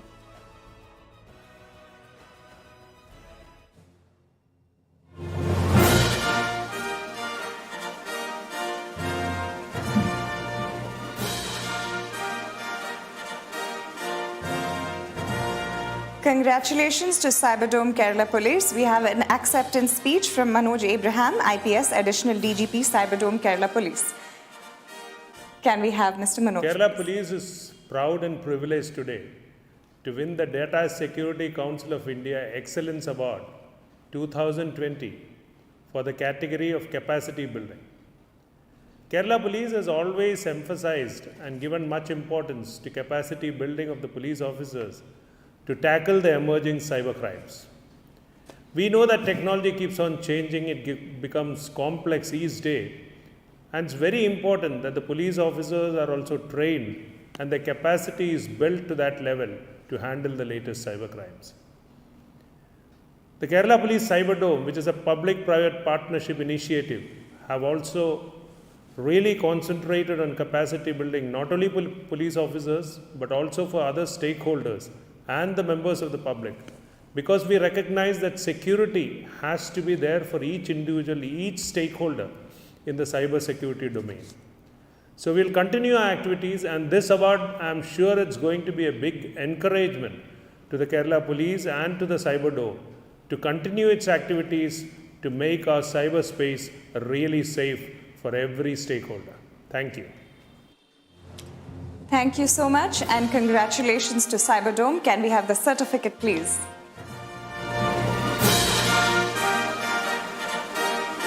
Excellence in Capacity Building of Law Enforcement Agencies, presented to Cyberdome Kerala Police. Please put your hands together, and congratulations. Like I said, this is the moment, ladies and gentlemen, to take those screenshots. Thank you so much. Thank you so much, Mr. Vakul Sharma, for having presented the award, and thank you, Mr. Manoj, for the acceptance speech. Thank you very much. The next category of awards is a special award, Cyber Frontliners of the Country. On the 10th anniversary of DSCI Excellence Awards, we wish to recognize and honor the Cyber Frontliners of the country. This nodal institution of the Government of India has been at the forefront of leading cyber crisis management programs for all critical information infrastructure sectors and collaborating with their peer institutions across the world to actively track cyber threats. Their cyber threat intel advisories and regular information dissemination to 700+ CISOs is enabling proactive threat prevention. We specifically applaud their efforts post-COVID-19 pandemic, issuing dozens of advisories in secure use of web conferencing software, securing mobile devices and applications, secure use of VPN, secure best practices for working from home, measures for the healthcare sector, online safety of children, to only name a few. They were a key contributor to business continuity of the government and all essential services. Their Black Swan series of drills and exercises to counter COVID-19 pandemic induced disruptions, and TransX 2020 sectoral cybersecurity drill for 50 power sector utilities were very, very noteworthy. In the recent past, they have been driving cybersecurity capacity building of CISOs from the government and PSUs and collaborating with industry partners in both Cyber Swachhta Kendra and capacity building training programs. We also commend the leadership for supporting and mentoring several startups for growth and serve the government and the CII sector. The Cyber Frontliner Special Award to be presented by Rajendra S. Pawar, Chairman DSCI and Chairman and Co-founder NIIT Group. I'm going to invite him on stage for his address and to also announce the winner for this special category.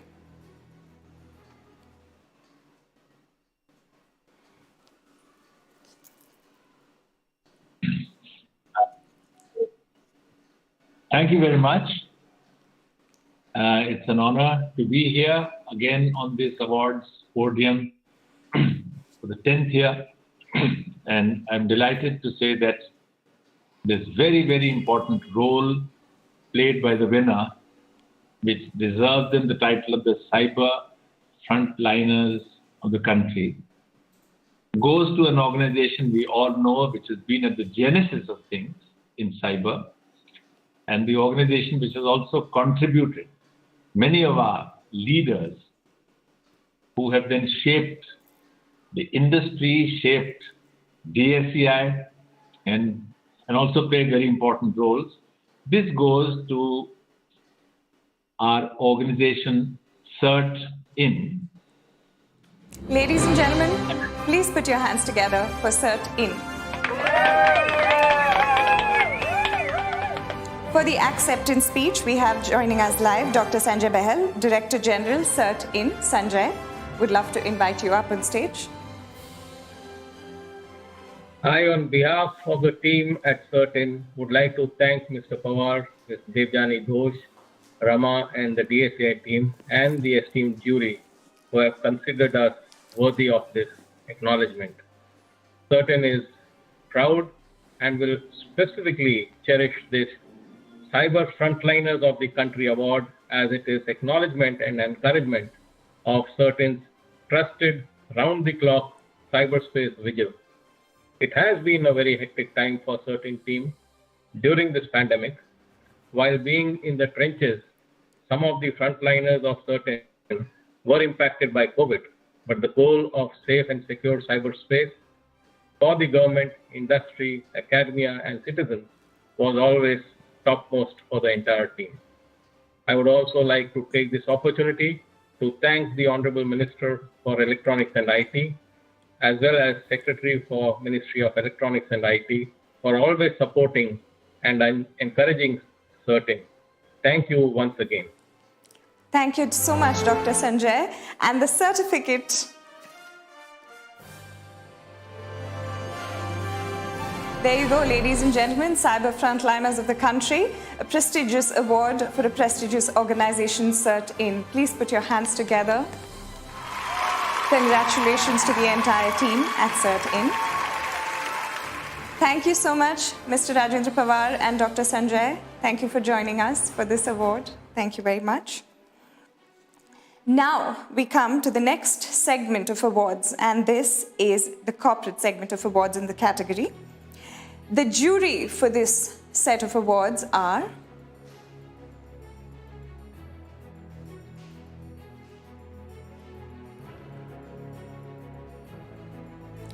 as you can see, the partners for our categories are being beamed up on the screen. Thank you so much to all of our partners, without whose support this event would not have been possible.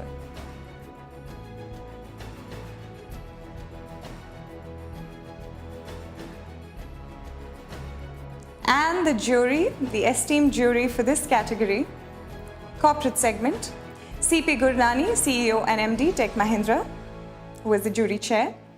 Dr. G. Rajendranath, Joint Secretary, National Security Council Secretariat. Praveena Rai, Chief Operating Officer, NPCI. Rishi Mehta, Senior Director, Technology, Target. Sanjay Kota, Joint President and Group CIO, Adani Enterprises Limited. Ladies and gentlemen, our esteemed jury for this segment. The first in the category of these awards are the Best Cyber Security Services. Can we have the finalists for this award?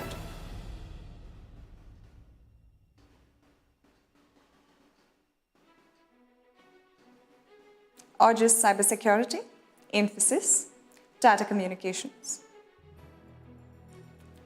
The winner, Cybersecurity Organization, is one of the leading managed security services providers in India, managing 250 plus MSS staff, and has already won many awards in this space. They are a consistent performer year on year, boasting of a significant domestic client portfolio, and are also investing in research and development activities in the space of AI with universities like Harvard. It is my pleasure to invite on stage, you just saw him just now, Dr. Sanjay Bahal, to give away this award.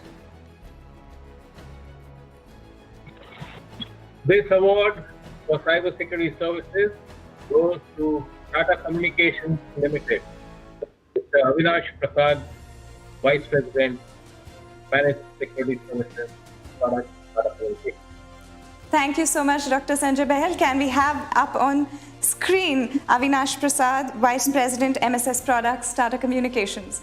Avinash, your accepted speech, please. Indeed, I feel excited back to school and grace, but I definitely like to thank Dr. Bahal, the advisors, the jury, and according to us. And it would be remiss of me not to firstly congratulate Madam Rama Vedashree and the DA team for the first virtual summit at AISS that we had gone so smoothly. And, such an award, is obviously the outcome of the work we would have done, and that comes on the back of the entire team that comes together. In our case, the 6 specialists that we have on the field engaging with customers, the product teams and the technical and the services teams. Truly, along with trust, as mentioned earlier also by our esteemed speakers, it's about building relationships with customers, the history that we have, and how do we provide managed services to them. And so finally, it's all about our customers. So we are happy to receive this. And we basically promise ourselves and our customers that we'll continue on enabling all the enterprises for secure business with a services-based approach so that cybersecurity is always there to protect their businesses. Thank you. Thank you so much. Can we have the award certificate, please? And of course, the huge round of applause to Tata Communications. Cybersecurity Services presented to Tata Communications Limited.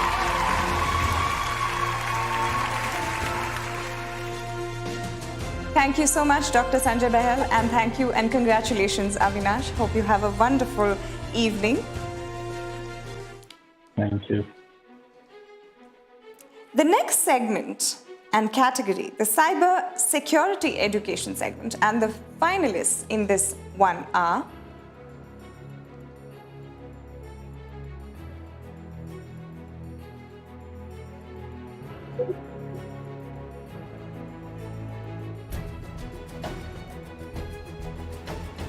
Hindustan Institute of Technology and Science, Symbiosis, and VIT Bhopal. Symbiosis Institute of Information Technology. The winner institute offers BTech and MTech programs with specialization in cybersecurity and digital forensics. Some 350 plus students are pursuing these courses and gain practical knowledge through the institute's in-house cybersecurity and digital forensics labs. They have established multiple industry associations for exposure to real-world issues. Multiple projects are also running in collaboration with the state police. We now invite on stage Rajendra S. Pawar, Chairman DSCI and Chairman and Co-founder NIIT Group. Can you announce the winner, sir? The winner for cybersecurity education is VIT Bhopal University. Congratulations to VIT Bhopal University. We have Dr. Shishir Kumar Shandilya, Division Head, Cybersecurity and Digital Forensics, VIT Bhopal University, joining us. Can we have him up on screen for the acceptance speech? Dr. Shishir? Good evening. Honor to be here. Thank you, Data Security Council of India, for this wonderful recognition. And this would not be possible without the support of our students and faculty. In next few years, India will require millions of cybersecurity professionals to keep the people, organization, and even the economy of India safe and protected against these high-tech crimes coming in. Looking at the severity and the need, these specialized courses are greatly in demand on cybersecurity as well as in digital forensics. VIT Bhopal is one of the pioneer university which has started the specialized BTech and MTech courses to create expert scholars in this arena. I am thankful to VIT management, Honorable Chancellor Dr. G. Vishwanathan sir, Vice President Shankar sir, Assistant Vice President Kadambari Vishwanathan ma'am, for providing the opportunity to educate the future generation in this exciting field of cybersecurity. I would also like to thank respected Vice Chancellor sir, Dr. P. Gunashekharan, and our Dean, Dr. Manas Kumar Mishra, for never-ending support. A special thanks to my dear students for their sincere efforts behind every single event and activity of Cybersecurity Division. Once again, on behalf of VIT family, I would like to thank DSCI and all the personnel for recognizing us for this prestigious award. Thank you very much. Thank you so much, Dr. Shishir Kumar Shandilya. Congratulations, and the certificate for the award, please. Can we have a huge round of applause? Cybersecurity education presented to VIT Bhopal University. The moment is now, ladies and gentlemen, the presenter and the awardee and the certificate on screen. Thank you so much, gentlemen. Thank you.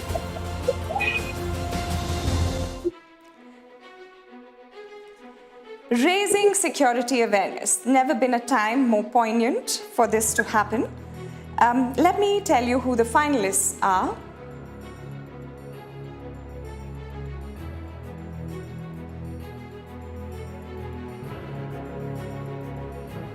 CDAC,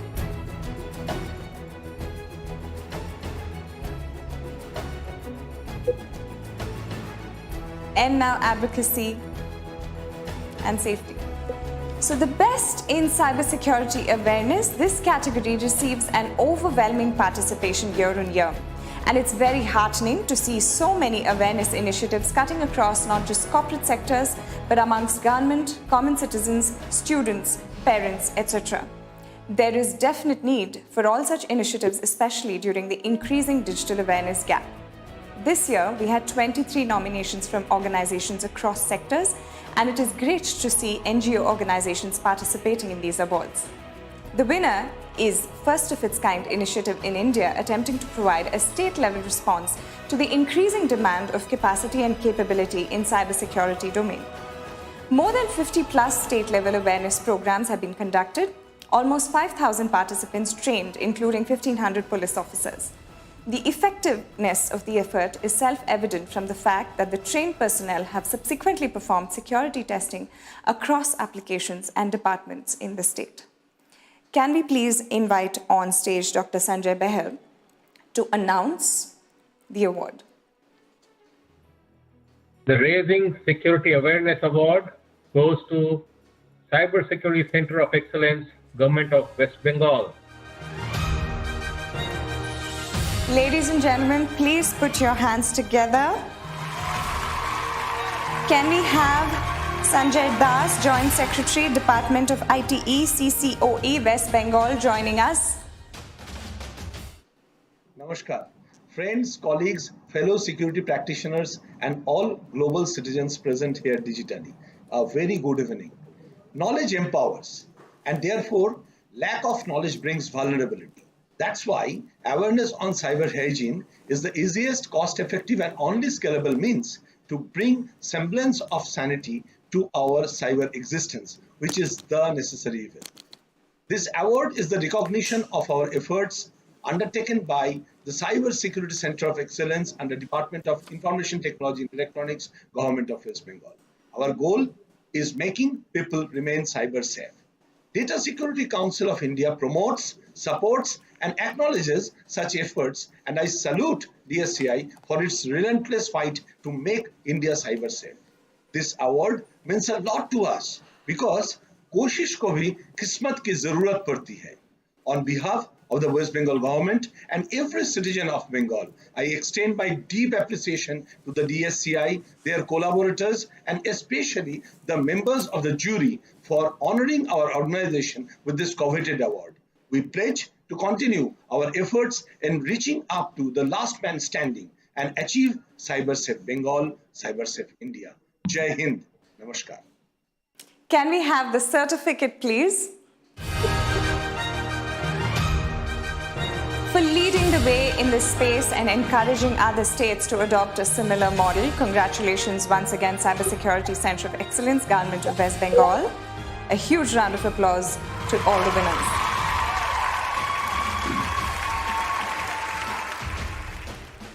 We have Dr. Sanjay and Mr. Sanjay on screen. Thank you so much to both of you. The next award is a special recognition award, and this is for raising security awareness. After an overwhelming response from diverse institutions in this category, the jury decided to give a special jury recognition award to an NGO shortlist.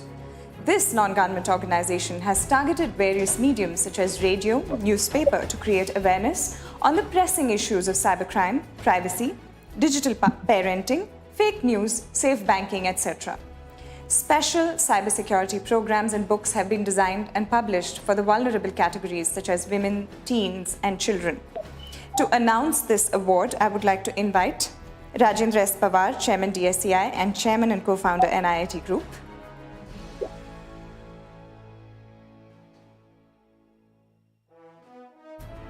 And the award goes to Sir. Well, this is a very special award. First of all, I think an NGO doing very important work. And this goes to End Now Foundation. A huge round of applause to End Now Foundation. We have Anil Rachamala, founder End Now Foundation, joining us on stage for the acceptance speech. Namaste, this is Anil Rachamala, founder of Asia's first non-profit and non-funded organizations exclusively promoting internet ethics and digital awareness. So since our inception from 2017, we have run various initiatives, Cyber Rakshak, Cyber Suraksha, Cyber Guard, Cyber Guru, Cyber Talk, many of these things. Namely a few that we talk about is Cyber Guru, which is a radio show in Radio City 91.1, which we run every Sunday. We would have done 100 plus shows. Cyber Talk and Valan are the pen names which we write articles every Tuesday and Sunday in local newspapers in Hyderabad. Whatever initiatives that I spoke about right now is we follow a holistic pedagogical methodologies, creative learning environment that encourage creative thinking, shared knowledge exchanges and collaborative opportunities.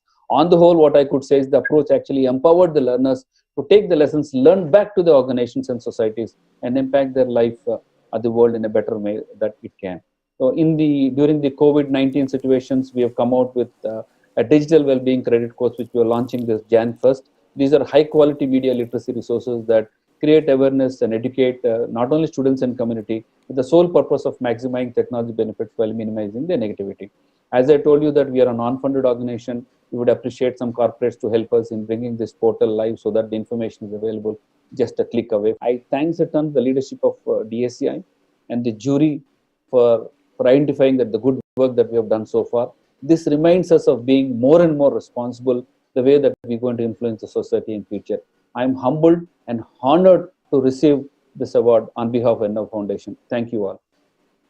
There you go, ladies and gentlemen, some phenomenal work in the not-for-profit space. Please put your hands together and congratulate the entire team of End Now. Can we have the award certificate, please? Jury's special recognition for raising security awareness to End Now Foundation. This is the time where we have the presenter, the awardee and the certificate all in one frame. The time to not take photographs perhaps, but to actually screenshot the screen, because those are the terms that we use today. Thank you so much to both Mr. Rajendra S. Pawar, and congratulations and thank you to Mr. Anil. Thank you for joining us. Thank you. There you go, ladies and gentlemen. One small segment done, and you're seeing the kind of cutting-edge work that's actually happening in this space. Everything that was said in the opening addresses is actually coming to fore and coming to reality as we go through these list of awards. Coming to the next in this category, the best privacy practices in the B2C sector. Can we have the finalists, please?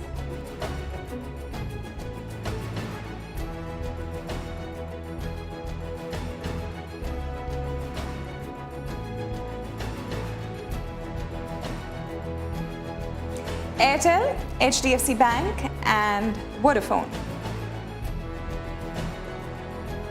The winner organization has shown a mature understanding and readiness for the upcoming data protection law in India. They have identified all channels where personal information is captured for initiating compliance.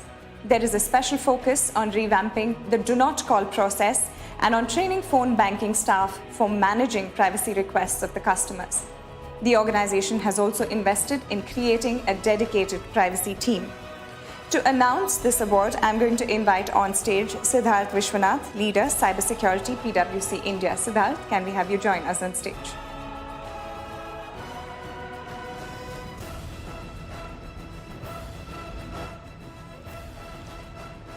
Hi. The award for the best privacy practices in the B2C industry goes to Vodafone Idea Limited. So many congratulations to Major Manoj Gautamori. Congratulations, Manoj.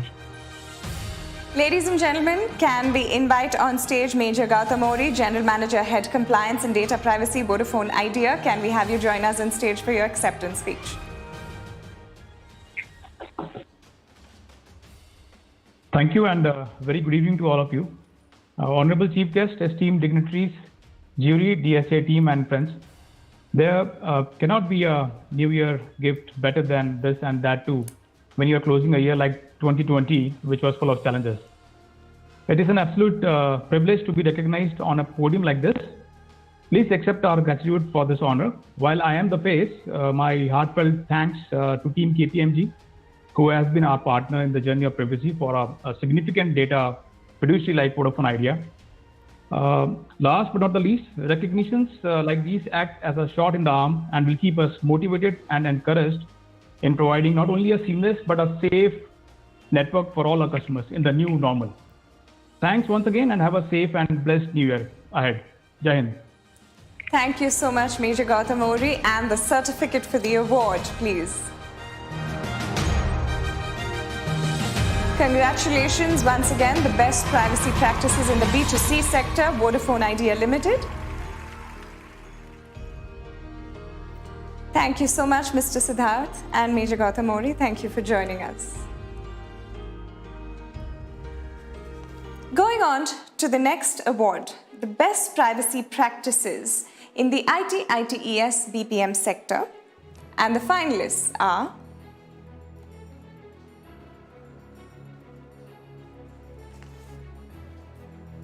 Blue Conch Technologies, UST Global, EXL, NIIT. The winner organization has not just focused on privacy compliance for international laws of their clients, but also for the employees in India, especially for the COVID-19 related data. They demonstrate an in-depth understanding of privacy and are leveraging technology for data visibility, inventory, consent management, privacy notices, etc. The organization has set up a cross-functional global privacy office to provide oversight and leadership. To announce this award, I would like to invite once again Dr. Sanjay Behel on stage.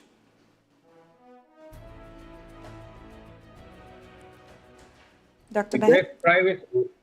The best privacy practices in IT/ITES BPM sector goes to EXL Service, Mr. Rajesh Kumar, Head of Information Security and Data Privacy. Thank you so much, Dr. Sanjay. Can we invite on stage Rajesh Kumar, Head of Information Security and Data Privacy, EXL, to join us for the acceptance speech? Hi, everyone, and thank you, DSCI. On behalf of EXL Service, its information security group and data privacy team, I'm humbled and honored to take this award for the Data Privacy Organization of the Year in IT enabled services. This has been a challenging year for all of us, and building a new capability around privacy when you are exposed on multiple global laws across the world is something that is a moment of pride for me. I hope and I know with this recognition, I will get a better support from all across to continue to build this practice and make privacy a core business subject across our organization. Thank you again and wish you all a healthy and safe 2021 going forward. Thank you and congratulations. Thank you, Dr. Sanjay, and thank you, Rajesh. Can we have the award certificate, please? There you go, ladies and gentlemen, as you put your hands together for the best privacy practices in IT, ITES, BPM sector presented to EXL Service. Congratulations.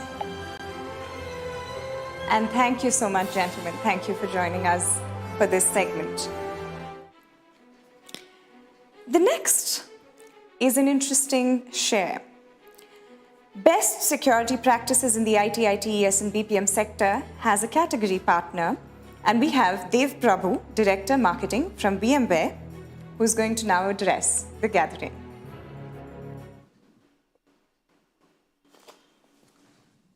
Hello, everybody. What a year it's been. A year of challenges, yet opportunities. For technology and for business to innovate and to transform itself in many ways to enable businesses to be successful. Let's talk a little about business resilience. Business resilience is paramount for all modern organizations, especially in this digital era, where IT transformation is important to keep the lights on and where companies are leveraging technology to accelerate business growth. The ability to respond quickly to a crisis or to a challenging situation, the ability to adapt to a new reality and accelerate using innovation is what VMware calls being future ready. Here at VMware, we believe you can own your path to the future. You can run any app on any cloud and on any device. This is a foundation for a strong digital environment, like the one that VMware recommends.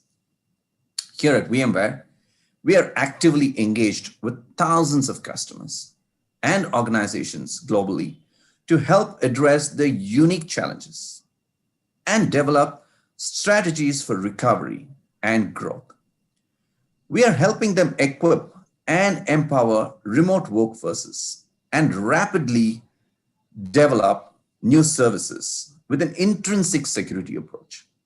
At the same time, we are also helping them develop long-term strategies for increasing resilience, agility, and innovation. Our future-ready solutions offer a clear and pragmatic model for addressing immediate challenges and advancing your digital future.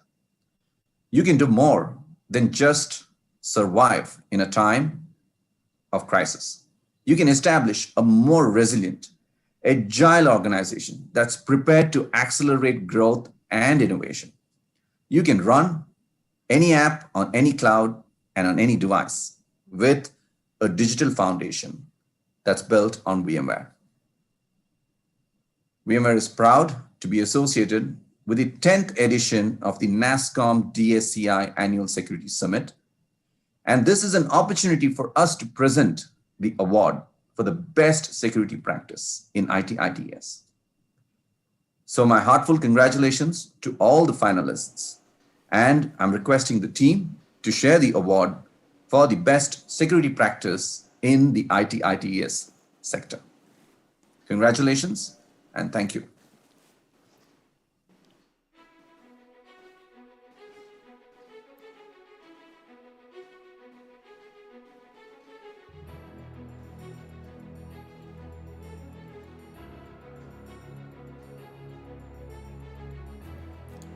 Thank you so much, ladies and gentlemen. You heard from Dev Prabhu, Director Marketing VMware, on the various interesting possibilities of collaborations that could actually lead to the next world of innovation and technology. Best security practices in IT/ITES BPM sector large, and the finalists are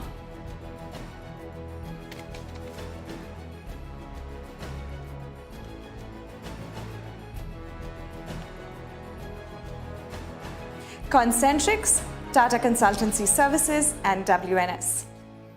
The winners are the largest in their sector with a significant domestic and international clientele.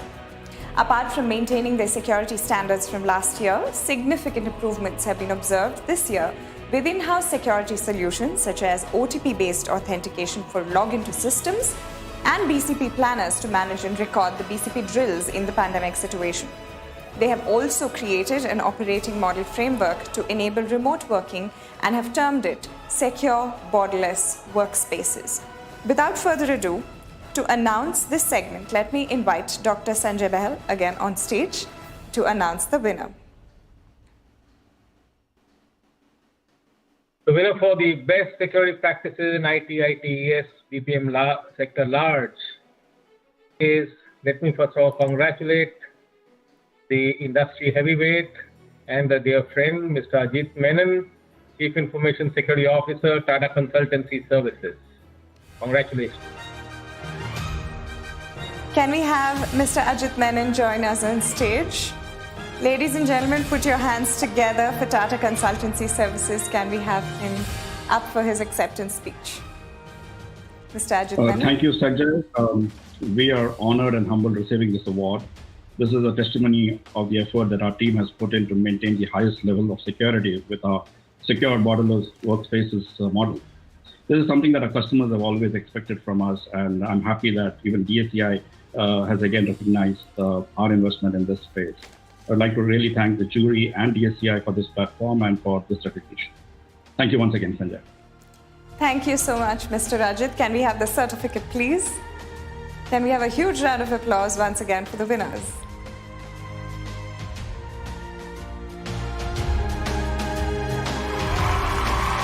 The best security practices in IT/ITES BPM large presented to Tata Consultancy Services. Thank you so much, and congratulations once again to the entire team. Keep the applause going, ladies and gentlemen. Keep the applause going.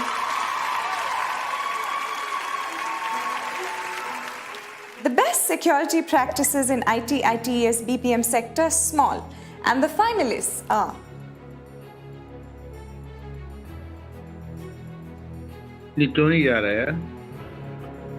AGS Health, eClerks, and Hughes Systemics. Can we have up on stage Siddharth Vishwanath, leader Cybersecurity PwC India, to give away this award? Let me just quickly tell you what the winner has won this award for. This year, we had consolidated large and small categories into one. However, after observing significant participation from both small and large players, the jury decided to award the organization falling into a smaller category, the sector. The winner focuses on the healthcare sector and is obligated for compliance to sensitive healthcare sector laws in the US. A significant investment is made into maintaining a good-sized security team and technologies for the organizations of their size. Automation initiatives have been taken, such as AI chatbot assistance on information security and in-house developments for automation of risk and vulnerability management activities. Thank you so much, Siddharth, for your patience. Would like you to announce the winner for this category. Thank you. So the winner for the best security practice in IT/ITES BPM sector small goes to AGS Health. So many congratulations to the entire team, and over to you, Patrice. Congratulations to you. Can we get Patrice Wolfe, CEO AGS Health, to share the acceptance speech, please? Honorable members and jury of DSCI, industry leaders, esteemed panelists and speakers, and friends in the industry. I'm Patrice Wolf, the CEO of AGS Health. It is an incredible honor for AGS Health to accept the Excellence Award for Best Security Practices in BPM Small Sector for the year 2020. And all the credit for this honor really goes to our information security and compliance team for their dedication and excellence and a commitment to practice what they preach every single day. We work exclusively in the U.S. healthcare industry, and data security and privacy is a critical piece of our business because our clients trust us with their sensitive data, including PHI and PII. So finally, let me congratulate all the finalists, nominees, and winners of DSCI Excellence Awards 2020 and reiterate our true appreciation to DSCI for its various initiatives to improve data security across all domains. Thank you very much. Thank you so much. And can we have the award certificate, please? There you go, ladies and gentlemen, the best security practices in IT, ITES, BPM Small presented to AGS Health. Congratulations once again to the whole team at AGS. Thank you so much, Siddharth, for presenting the award, and thank you so much, Patrice, for joining us here today. Thank you. Without further ado, let's go into the next in these set of awards. The best security practices in the banking sector. Can we have the finalists, please?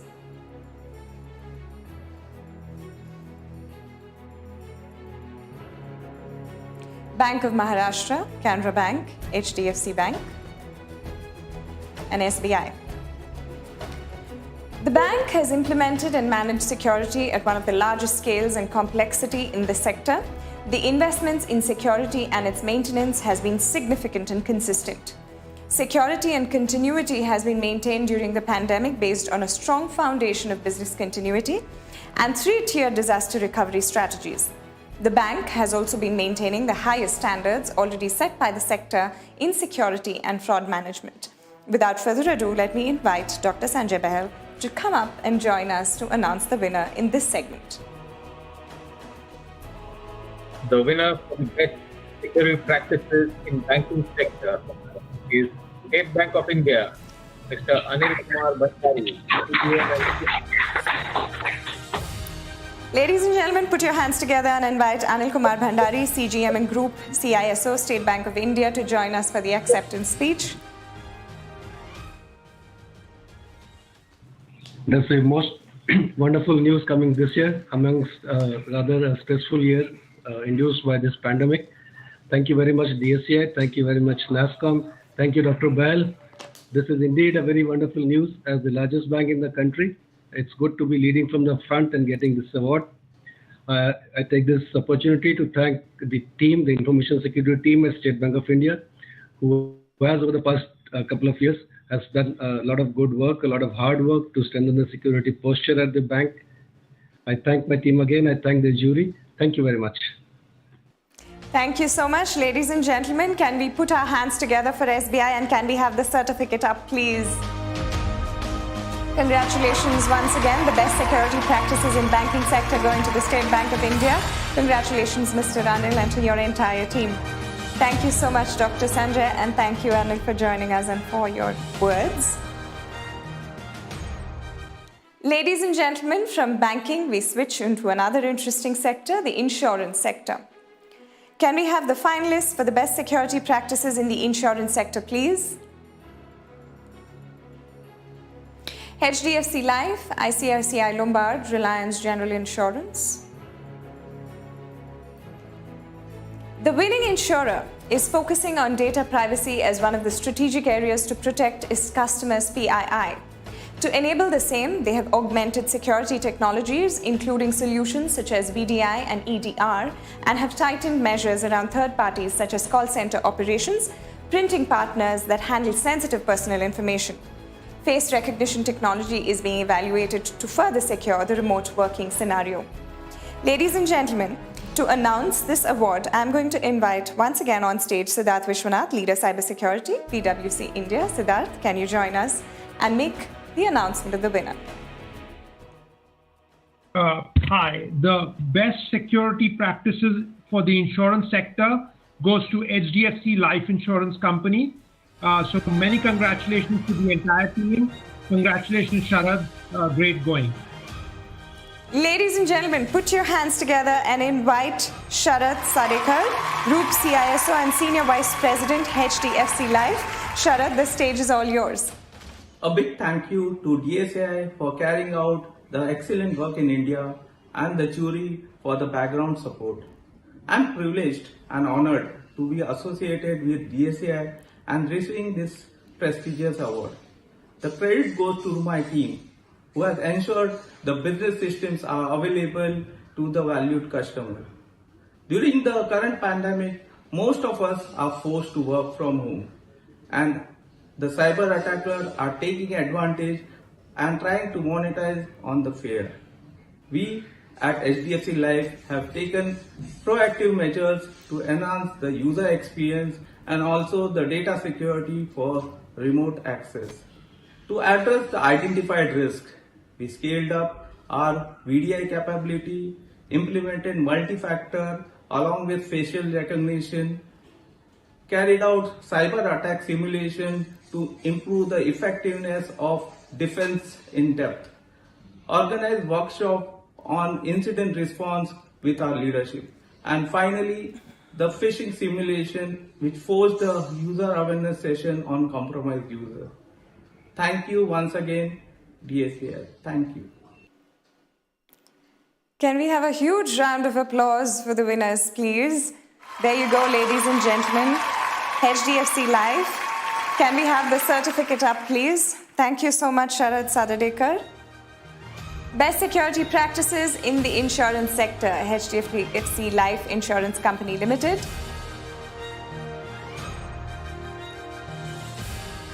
Thank you so much, Siddharth, for presenting the award, and thank you so much, Sharad, for joining us here with the acceptance speech. Thank you. Okay, so the best security practices in NBFCs and small finance banks. Can we have the finalists, please? Equitas, Small Finance Bank, SBI Card, and Ujjivan. This was a new category introduced from this year to distinguish and recognize the good security initiatives being taken by the participants in this category. The winner has invested in building up a large and competent security team to manage its scale. On the differentiating initiatives, they have implemented an awareness tool to educate customers in their vernacular languages and have undertaken a large project of IDAM and PIM implementation across the organization. There has also been a swift movement to work from home during the pandemic. To announce this award, I'm going to bring up on stage Debjani Ghosh, President NASSCOM. Can we have you join us on stage, Debjani?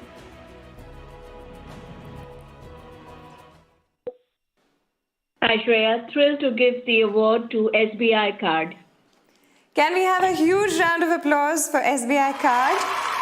We have Dhananjay Khanna, Senior Vice President and CISO SBI Card. Ladies and gentlemen, can we have Dhananjay Khanna up, please? Dhananjay, stage is all yours. Thank you, Debjani. I think it's a pleasure receiving this award. I'm so honored and to join this online version, and I would like to congratulate DSCI for organizing this online version very, very successfully. Grateful to receive this award on behalf of the entire team at SBI Card. It's a great honor to receive recognition from a body like DSCI, which is a neutral body in the country. One always feels that the hard work, what is being put in by the team, is getting recognized. In the end, certainly would like to thank DSCI and the jury for choosing us. Also would like to thank the leadership at SBI Card for their uninterrupted support and encouragement. Thank you very much. Thank you so much and congratulations. Can we have the certificate, please?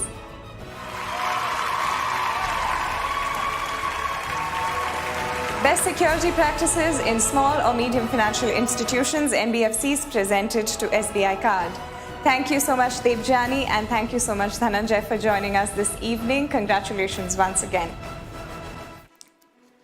This category is not over yet. Every year, the jury recognizes special efforts from organizations across sectors. The jury has decided to reward one of the small finance banks in this category. While the scale of this bank may have been small than the other banks in comparison participating in the DSCI awards, but their spirit towards security is evident from the consistent performance over the years and the differentiating initiatives of AL/ML-based technologies in security and maturity in measurement of security parameters.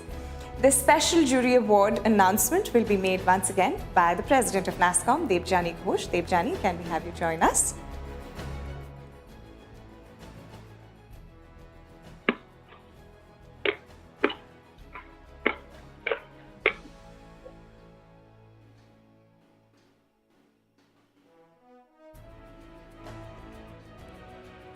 The jury special recognition for best security practices in small or medium financial institutions goes to Ujjivan Small Finance Bank. Really happy to give this award. Congratulations to Ujjivan. And we have Arvinda NN, Cyber Governance Manager, Ujjivan Small Finance Bank, coming up on stage for the acceptance speech. Namaste everyone. I am Arvinda and I am part of Information Security Risk Department in Ujjivan Small Finance Bank. We are extremely honored to have been recognized by DSCI for our efforts. We thank the entire team at Ujjivan and juries for the recognition and opportunity provided to us. We extend our sincere thanks to the whole Ujjivan family for providing us the encouraging and collaborative work environment, which helps us in striving towards excellence at every step. We wish to put forth our best efforts in strengthening the cybersecurity space. Also, I take this opportunity to congratulate other participants today. We look forward for many more opportunities in the future. Thank you. Thank you so much. Can we have the award certificate, please? And ladies and gentlemen, continue to applaud the efforts of these organizations. The jury's special recognition, Best Security Practices in Small or Medium Financial Institutions, NBFCs, presented to Ujjivan Small Finance Bank. Thank you so much, Debjani, and of course, thank you and congratulations, Arvinda NN, for this prestigious award. As we come to the best security practices in critical information infrastructure services, we have Karthik Sahani, Managing Director, Tenable India, sharing his thoughts. We at Tenable are proud to partner with DSCI to announce the winner for the award of Best Security Practices in Critical Information and Infrastructure. How many of us here truly understand what critical infrastructure really means? Let's demystify this term for you. Critical infrastructure means the assets, systems, networks, whether physical or virtual, so vital to our country that if incapacitated or destroyed, would have a debilitating effect on our national and economic security. Public health, safety, or any combination thereof forms part of it. When we say critical infrastructure, think of the basic utilities: electricity, water, highways, dams, manufacturing, and the list goes on and on. Anything necessary to maintain normalcy in daily life. When the global pandemic hit us, it became more complex to manage remote workforces, and the attack surface has become much larger. Operational technology, which is OT systems, many of which predate the internet, have historically been standalone. They've been air-gapped systems, which minimize the vulnerability to cyber threats. In today's connected world, all of these are vulnerable to cyber threats. Now, OT systems are vulnerable to attacks, and we're seeing more and more of these happen on a daily basis. That's the one reason why we are actively working with leading Indian and global manufacturing players, be it in the oil and gas, space, pharmaceuticals, power grids, automobiles, partnering with them in their OT cybersecurity and vulnerability management programs. Considering all these new developments in the dynamic world of operating in a new normal, the convergence of OT and IT, the rapid adoption of IoT technologies can definitely have a lot of benefits. We can optimize production, drive innovation, increase efficiency. But on the flip side, it also increases the attack surface. It introduces more attack vectors, thereby becoming more vulnerable. The award category is truly close to my heart and of deep interest to Tenable as an organization. Stopping an attack requires visibility. In the past, siloed IT and OT security practices resulted in significant blind spots, thus limiting the ability to detect vulnerabilities and prevent attacks. But not any longer. In this award category, we're talking of organizations who were able to address the OT vulnerabilities and effectively defend their entire attack surface. A big salute and congratulations to all the nominees who made it up to the final nomination list for this prestigious Best Security Practices in Critical Information Infrastructure category. So let me not hold you guys any longer and announce the winner. The winner is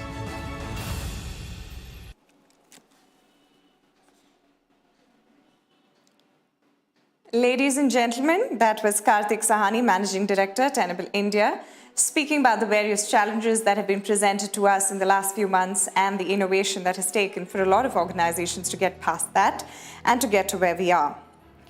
Best security practices in critical information infrastructure. Can we have the finalists for this category, please?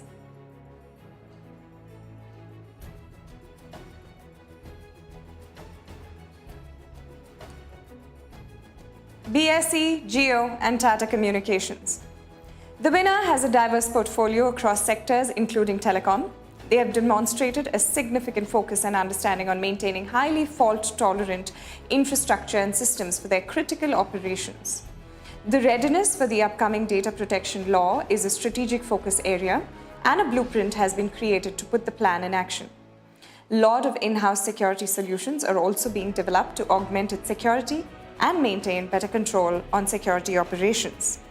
To present this award, I'm going to invite up on stage Dr. Sanjay Bahal. Dr. Sanjay Bahal, the stage is yours, and can you tell us who the winner in this category is? Is Reliance Jio Infocom Limited, Mr. Sam Varghese, Head Data Privacy for Reliance Jio Infocom. Congratulations. Congratulations, and can we have Sam Varghese, Head Data Privacy Reliance Jio Infocom, up on stage for the acceptance speech, please? Good evening, honored guests, ladies and gentlemen. We at Jio are extremely happy to receive this prestigious DSA Excellence Award for the best security practices in the critical information infrastructure sector. 2020 has no doubt thrown challenging situations for everyone, and we at Jio are proud to maintain the high level of focus on information security even during this phase of lockdown. Over the last 3 years, we have focused on consolidating the security processes and used every opportunity to innovate and automate. We have a great team of InfoSec professionals, and I am personally honored to receive this award on behalf of the whole InfoSec team. I would like to thank the Jio management for their continuous guidance and support. I would also like to thank all those who have directly or indirectly contributed to our various initiatives. Especially thanking DSCI for this token of appreciation, and we greatly value achieving this award. We hope to continue on this journey of keeping Jio and its customers secure from various cyber threats. Thank you. Can we put our hands together for Reliance Jio Infocom, please? And can we have the certificate, please? The best security practices in critical information infrastructure sector, Reliance Jio Infocom.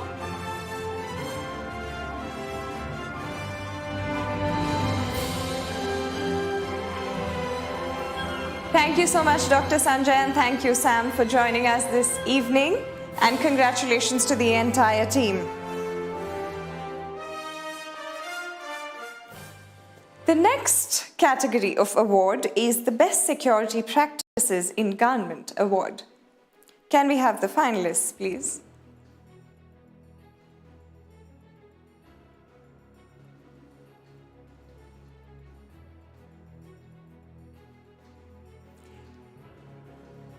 Government of West Bengal, Central Board of Indirect Taxes and Customs, and CIM.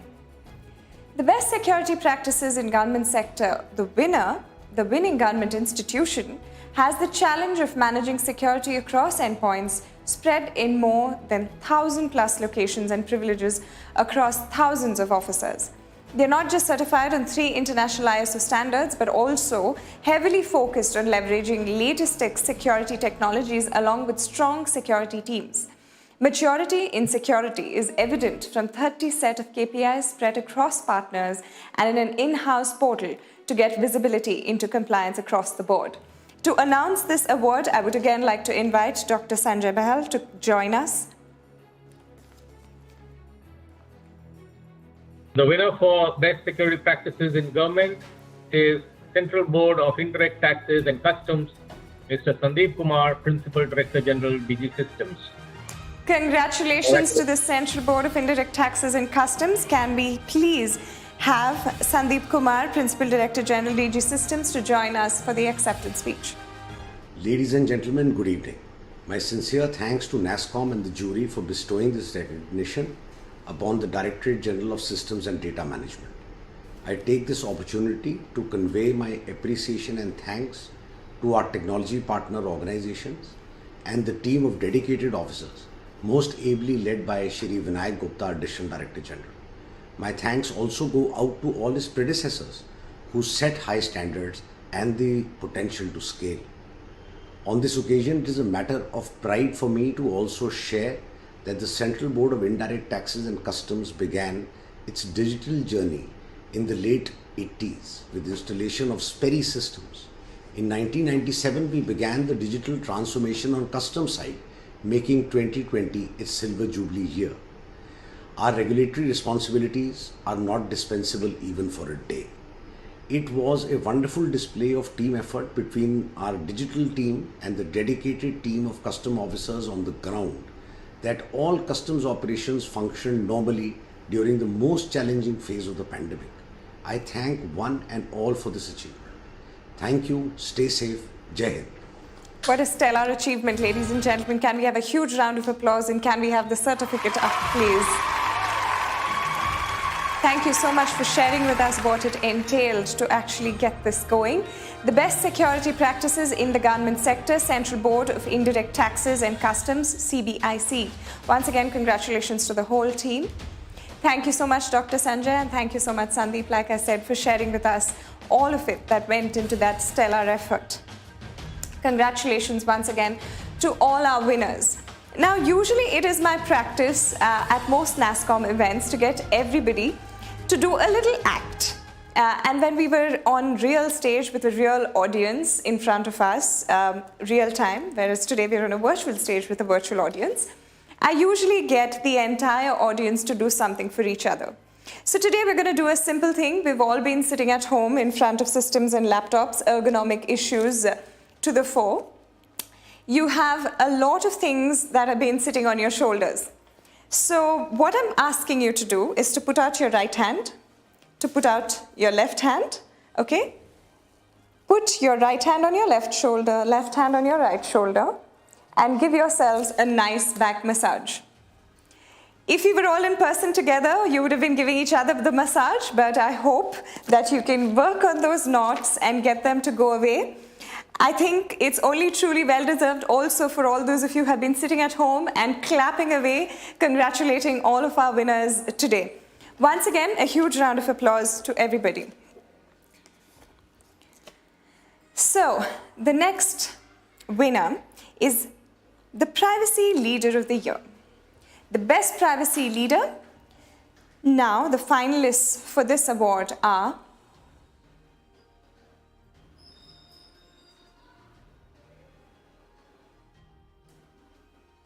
Dr. Mahesh Tiwari, Mr. Samir Ratolekar, and Mr. Shivkumar Pandey. The leader is playing the combined role of CISO and privacy leader in the organization. He has undertaken an organization-wide exercise of revisiting data collection practices across mediums and conducting privacy impact assessments for readiness to the upcoming data protection law in India. Privacy by design concepts such as data minimization and bring your own key are being implemented for better control of customer data. Can we get Dr. Sanjay Bahel to announce the winner? The winner for Privacy Leader of the Year is Samir Ratolekar, HDFC Bank. Congratulations, Samir. Can we have a huge round of applause to Samir Ratolekar, HDFC Bank?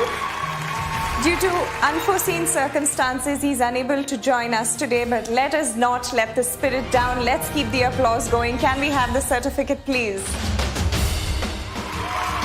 Privacy Leader of the Year, ladies and gentlemen, presented to Samir Ratolekar, HDFC Bank Limited.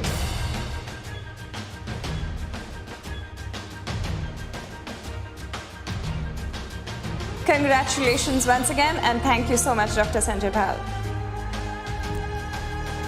Now we move on to the next segment, the Security Leader of the Year. And we have Rajneesh Gupta, Regional Director India and SARC RSA India, sharing his thoughts with us. Hello everyone.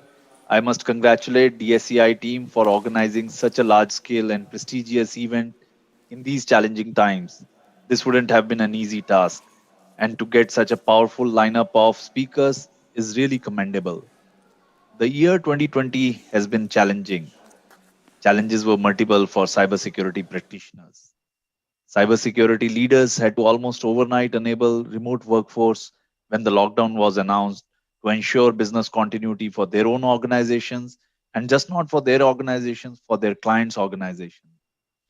Cybersecurity leaders had shown great tenacity and strengths of planned execution in these challenging times. RSA, the oldest company in cybersecurity and in digital risk management, has been associated with DSCI ever since beginning in sponsoring and recognizing Security Leader of the Year, year on year. Without further ado, I must congratulate all the nominees and requesting to announce the Security Leader of the Year.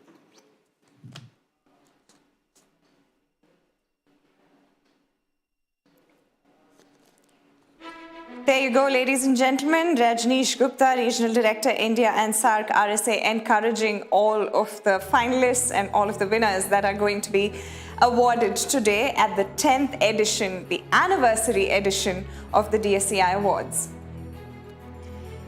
We come now to the Best Security Leader, Banking. This is the most vigorously contested category in the DSCI Awards every year. Can we have the finalists, please?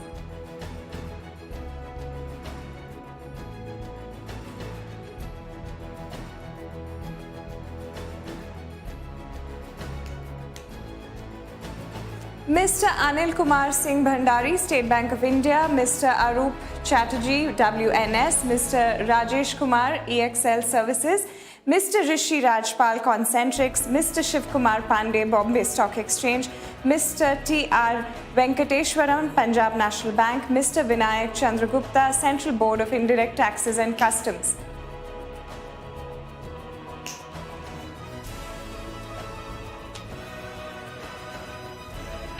The popularity keeps increasing year on year with participation from leaders across sectors and walks of life. It's heartening to see strong leadership emerging in the security domain, not just in the corporate sector, but also in the government, critical infrastructure, NGOs, etc. This year, we received an overwhelming 45 nominations.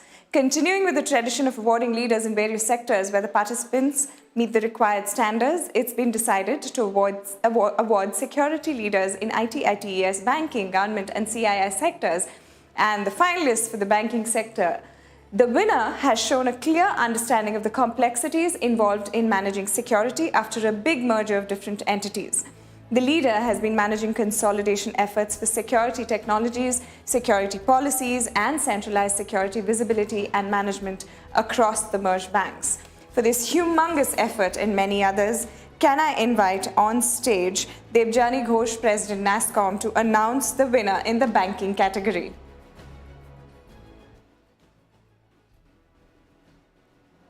Hi, my pleasure to announce the Security Leader of the Year in Banking, and it goes to T.R. Venkateshwaran, Punjab National Bank.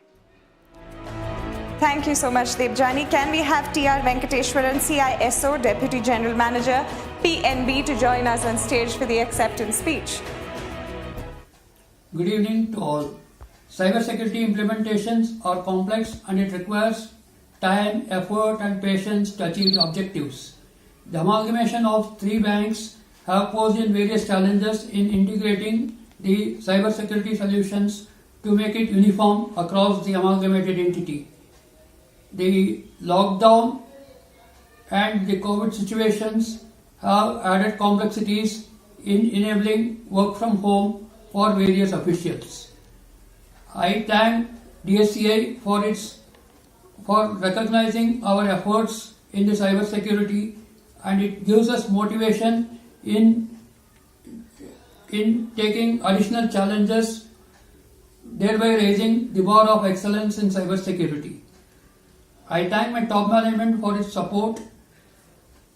I thank my team members and my family for their support. I once again thank DSCI for its efforts in improving cybersecurity across the industries. Thank you. Congratulations once again, Mr. T.R. Venkateshwaran. Can we have the award certificate, please?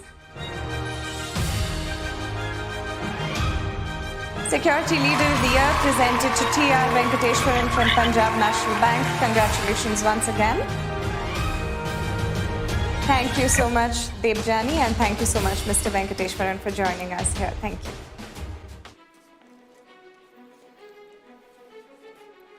The Security Leader of the Year, IT/ITES. In the IT/ITES sector, the winning leader has done exemplary work, and the finalists are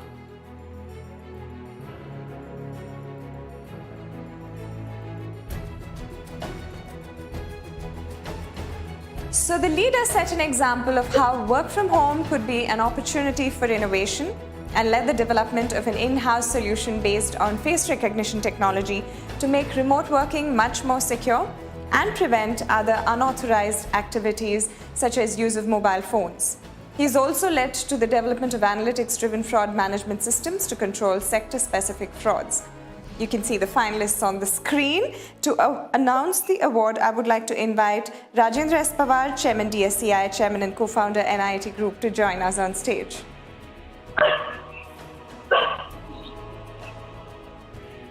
The security leader in the IT/ITES space this year is Rishi Rajpal, VP Global Security of Consent. Can we have a huge round of applause for Rishi Rajpal, Concentrix VP Global Security? Can we have Rishi join us on stage, please? Congratulations. Yeah, hi. Yeah, thank you. I really feel humbled and honored, and I would really like to dedicate this award to my entire team in IT and security who worked tirelessly this year to ensure business runs smoothly as our workforce changed their work location from office to home. A word of thanks for Concentrix leadership team for supporting all security initiatives in the organizations and backing us in all the projects. And last but not the least, huge thanks to my CISO friends, DSCI, NASSCOM, CERT India, for coming together and fighting this battle together. Thank you very much. Congratulations once again, and can we have the award certificate, please? Security Leader of the Year presented to Rishi Rajpal, Concentrix IT/ITES. Thank you so much. Thank you so much, Mr. Rajendra. And thank you so much, Rishi, for joining us. Security Leader of the Year, Government. In the government sector, the leader led a huge effort of managing security across a vast and distributed office network, and officers where highly sensitive functions are performed and managed a swift movement to BDI environment to enable secure work from home in the government. To announce this award, I would like to invite once again Dr. Sanjay Bahal on stage. Dr. Sanjay, if we can have you join us and announce the winner. The winner in this category is Mr. Vinayak Chandragupta, Central Board of Indirect Taxes and Customs. Congratulations to you. Congratulations once again, Mr. Vinayak Chandragupta, ADG DG Systems, CBIC. Can we have you join our stage for your acceptance speech?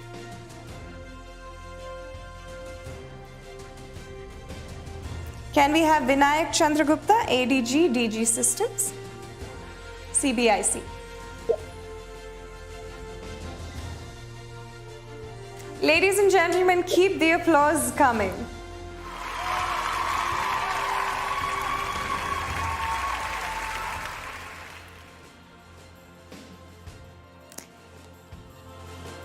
Okay, so for unforeseen reasons, we do not have an acceptance from Mr. Vinayak Chandragupta, but we surely want to put our hands together and congratulate all of his stellar efforts in making this possible.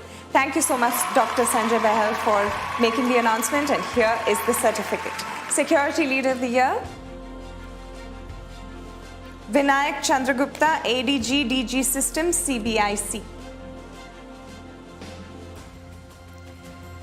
Critical Information Infrastructure, Security Leader of the Year. In the CII sector, the leader has automated security through the use of AI/ML-based technologies and re-architected the cybersecurity architecture to bring efficiency in security operations. He also led the way to smooth and secure work-from-home operations for this critical infrastructure platform. To announce this award, I'm going to invite again Dr. Sanjay Bahal on stage. Dr. Sanjay, if you can join us and make the announcement. The winner in this category is Mr. Shivkumar Pandey, Bombay Stock Exchange. Congratulations, Shivkumar. Thank you so much, Dr. Sanjay. Can we have Mr. Shivkumar Pandey, Group CISO BSE, join us? Yes, there you go. Thank you, Dr. Sanjay ji, Rama ma'am, and team DSCI. I am honored and humbled for this award to recognize me as a Security Leader of the Year. I would also like to thank BSE Information Security team, without which it is not possible. As we all know that the cybersecurity is never-ending battle, and we must be a step ahead to ensure our defense are effective. And this pandemic has also tested us in many ways, like professionally and personally. And I hope the situation gets normal soon, and we all connect in person and celebrate. Once again, thank you. Thank you so much, Mr. Shivkumar Pandey. Can we have the certificate, please?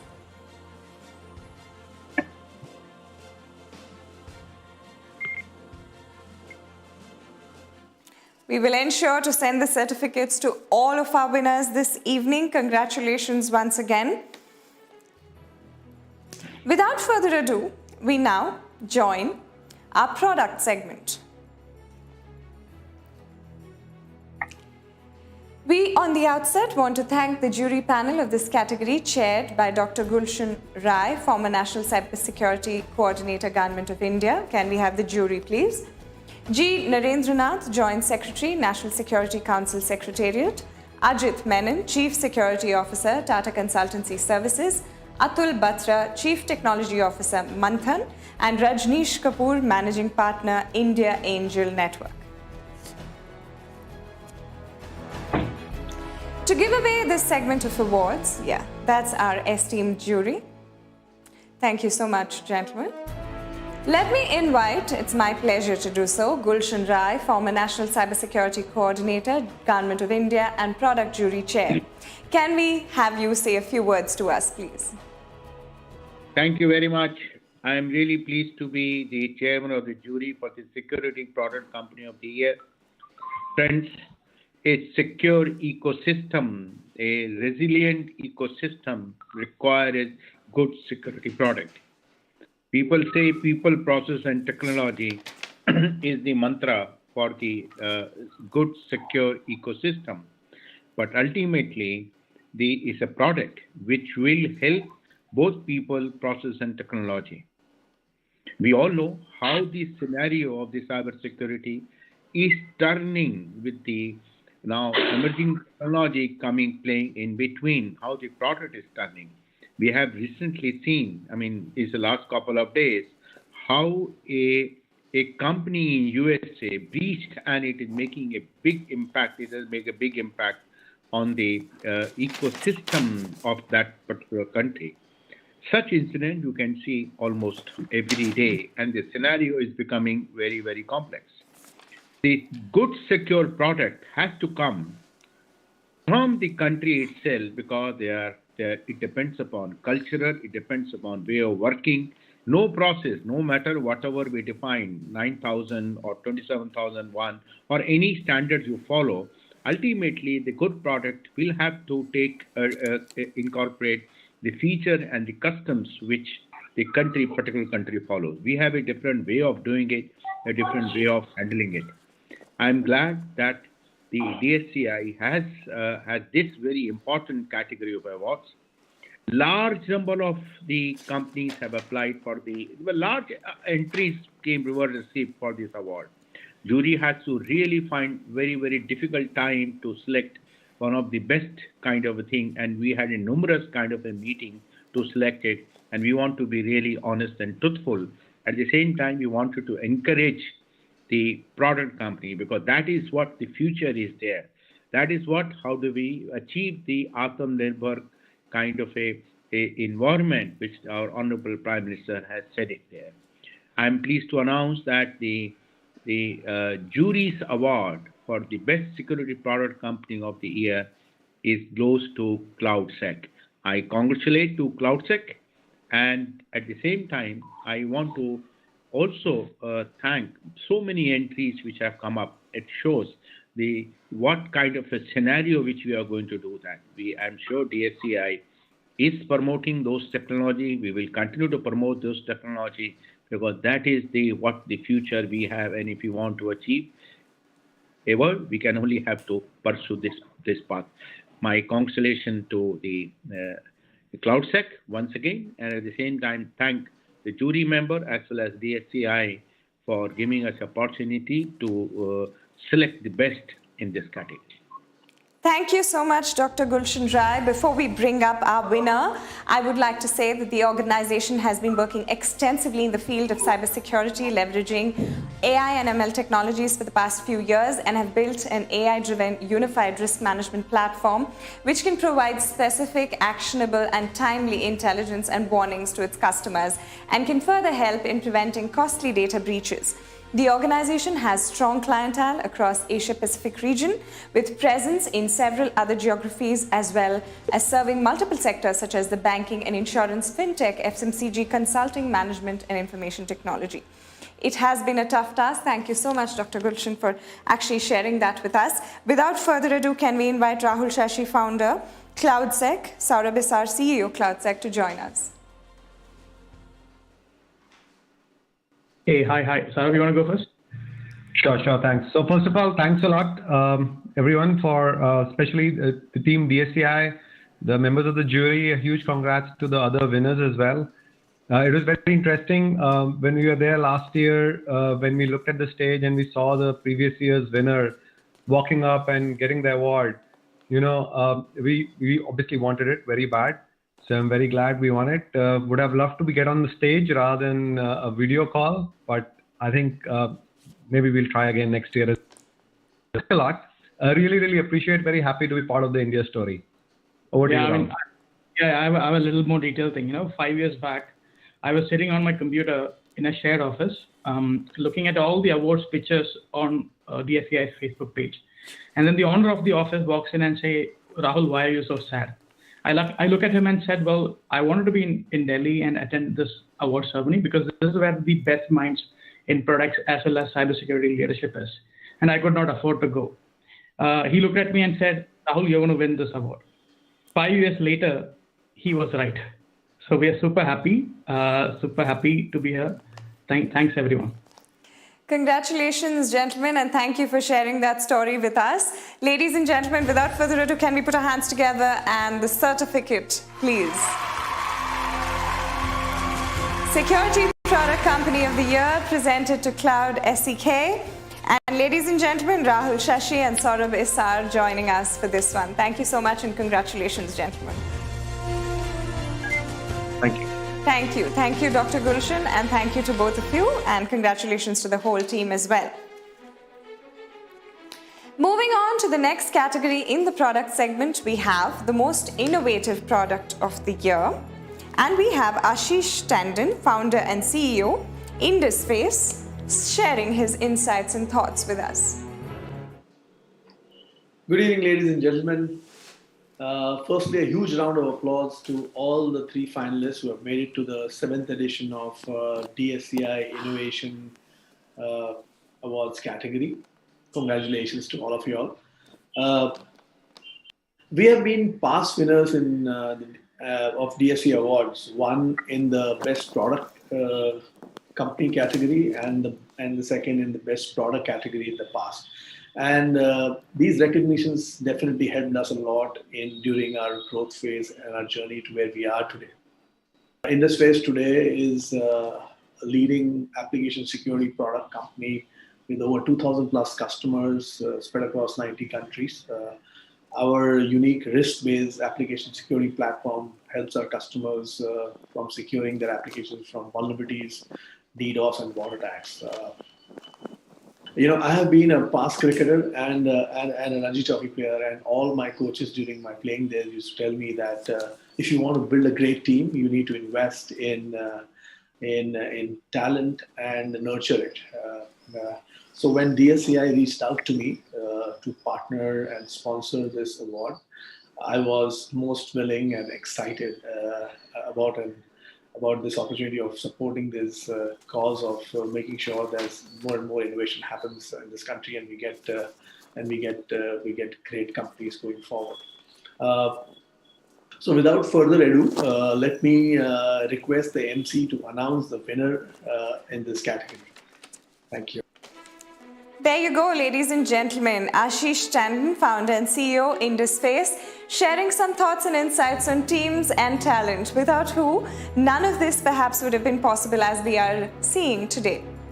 So the product segment, the most innovative product of the year, the partner for Innovation Box was IndusFace, Albot Technologies, Authbase, 42 Technology Innovations, 1DPO LLP, Synchronized Technologies, Wallen Cybersecurity, and vSecure Apps India.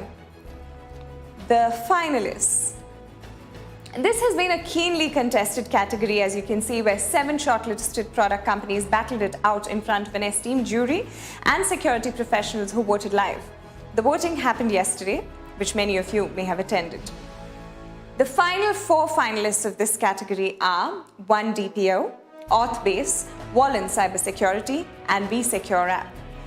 This organization has built a cyber defense platform using artificial intelligence to continuously learn, adapt, predict, and respond to threats across organizations, networks, and machines. The unique selling proposition for the product is business continuity and modular architecture with focus on data privacy and compliance.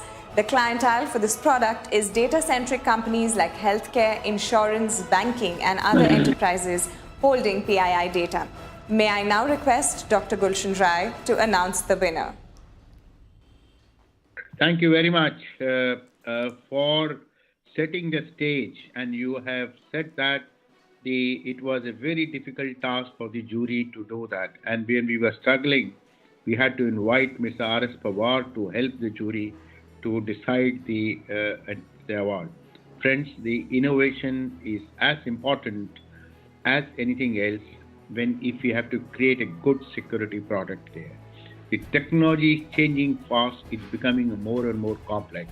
We really cannot see how the AI and those applications are getting margin to that. All those officials, all those people who are engaged in the security business, incident management, they understand how innovation is important to address the emerging issues because of these technologies which are coming up. friends, today we are not dealing with one technology. We are dealing with the convergence of technologies, and interfacing is very, very important of these technologies. So innovation is one of the most important aspects in the security product there. And I would certainly see that when Mr. R.S. Pawar, they started the NIIT, there were other young people like him at that one time who created some product, but then it became a difficult task at that point of a time. Today I think Mr. Pawar will be very, very happy to see that we received DSCI for this award. Numerous entries we got it. So many young people have come forward and they are so dedicated to bring innovation there.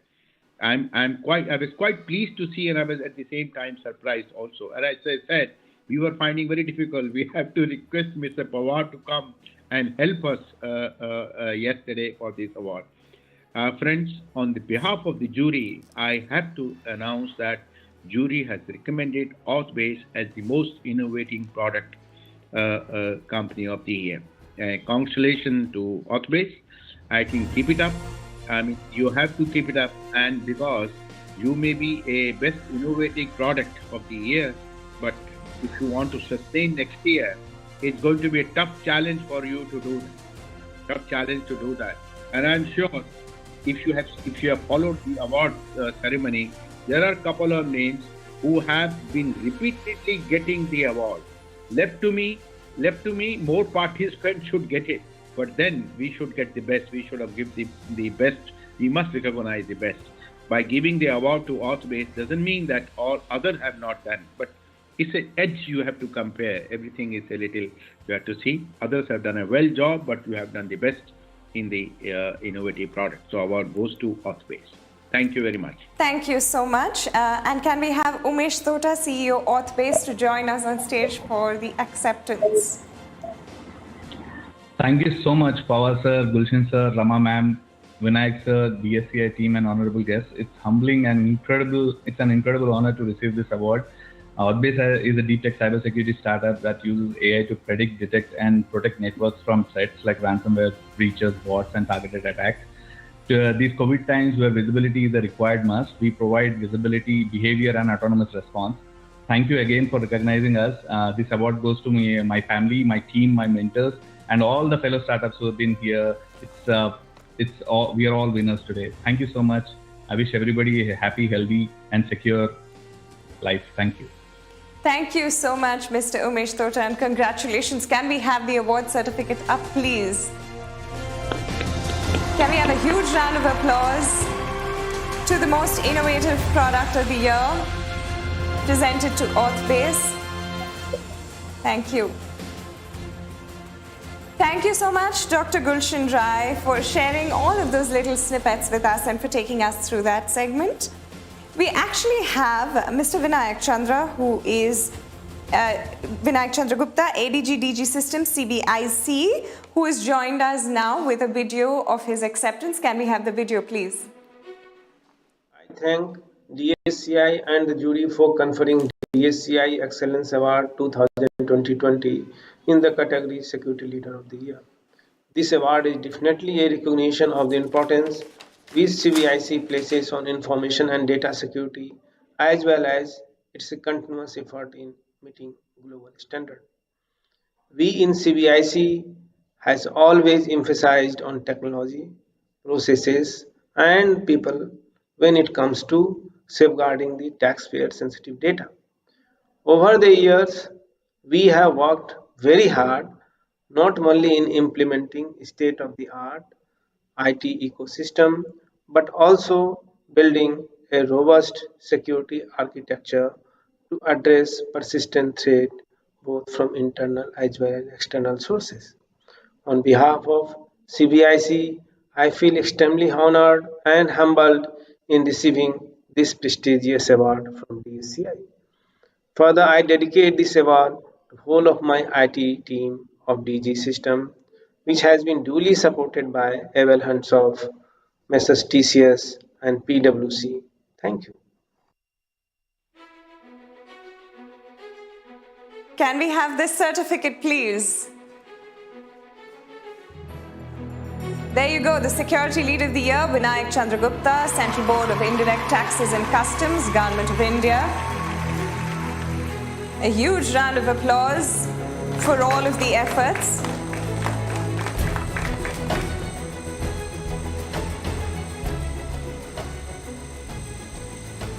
Thank you so much, ladies and gentlemen, thank you. Thank you for your patience, thank you for being here. Now we have the awards valedictory address by none other than Rama Vedashri, CEO DSCI. Rama, the stage is all yours. Thank you, Shreya. I think awards flagship event, as part of our flagship event of AISS 2020, particularly doing it completely virtually, driving all the nominations and the jury meetings in an online way. I think there's a whole team that goes behind this entire exercise. First, right from creating the award categories, the evaluation parameters that are current and contemporary for the current year, then driving the nominations, urging all the CISOs and industry members to nominate themselves and do the evaluation and the shortlisting.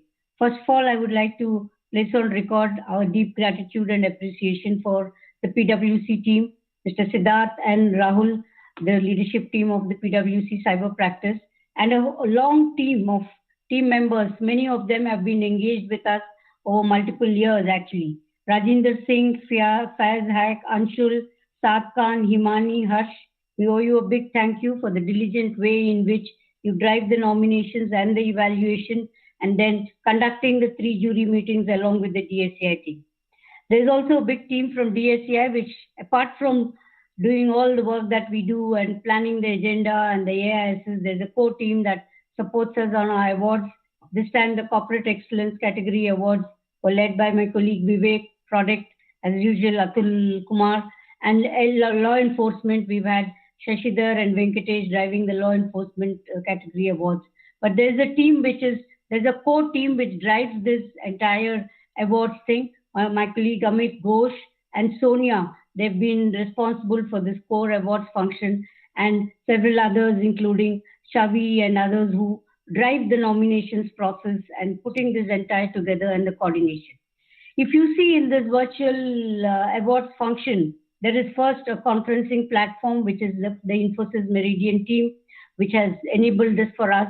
But there's also a team, the Brand A team, which is the studio in Bangalore, which has helped us integrate this, and the 3D studio environment and the stage that has been created. There's a core team from Brand A, and there's a team called Buffalo Soldiers who has helped us. So there are multiple teams who help us to be able to put up an award show, apart from PwC and the DSCI team, which does these nominations. I also would like to thank the 3 juries, the corporate jury, which was Corporate Excellence Awards jury, which was chaired by Mr. C.P. Gurnani, the product categories jury, which was chaired by Dr. Gulshan Rai, and the law enforcement, which was chaired by Mr. Loknath Behraji. And all the dignitaries who joined us, my senior colleague, Mr. R.S. Pawar, our chairman, Devjani Ghosh, President NASSCOM, Dr. Pant, who was there during the inaugural during the starting of the award ceremony, Dr. Gulshan Rai, and Dr. Sanjay Bell. But a huge congratulations to the entire award winners, and I would also like to thank and congratulate the 154 nominees who have actually submitted their responses, and all the finalists, and the products and the startups who have won the awards, and of course the law enforcement officers who deal with several cybercrime issues and solving the problems, and officers from the government who have won this. I would request all of you all to congratulate the winners. We would be, PwC team and our DSCI team would be trying to compile all the best practices from the various nominees and trying to share that in all our future conferences. So you can look forward to that. So we wrap up the conference, we wrap up this awards function, but I would request my colleague Vinayak Godse to give the word of thanks and valedictory for the overall AISS 2020. It's in our 15th edition. Vinayak and the entire team have been putting this agenda year on year. I would request Vinayak to close with his word of thanks. Thank you, Rama, and thank you all the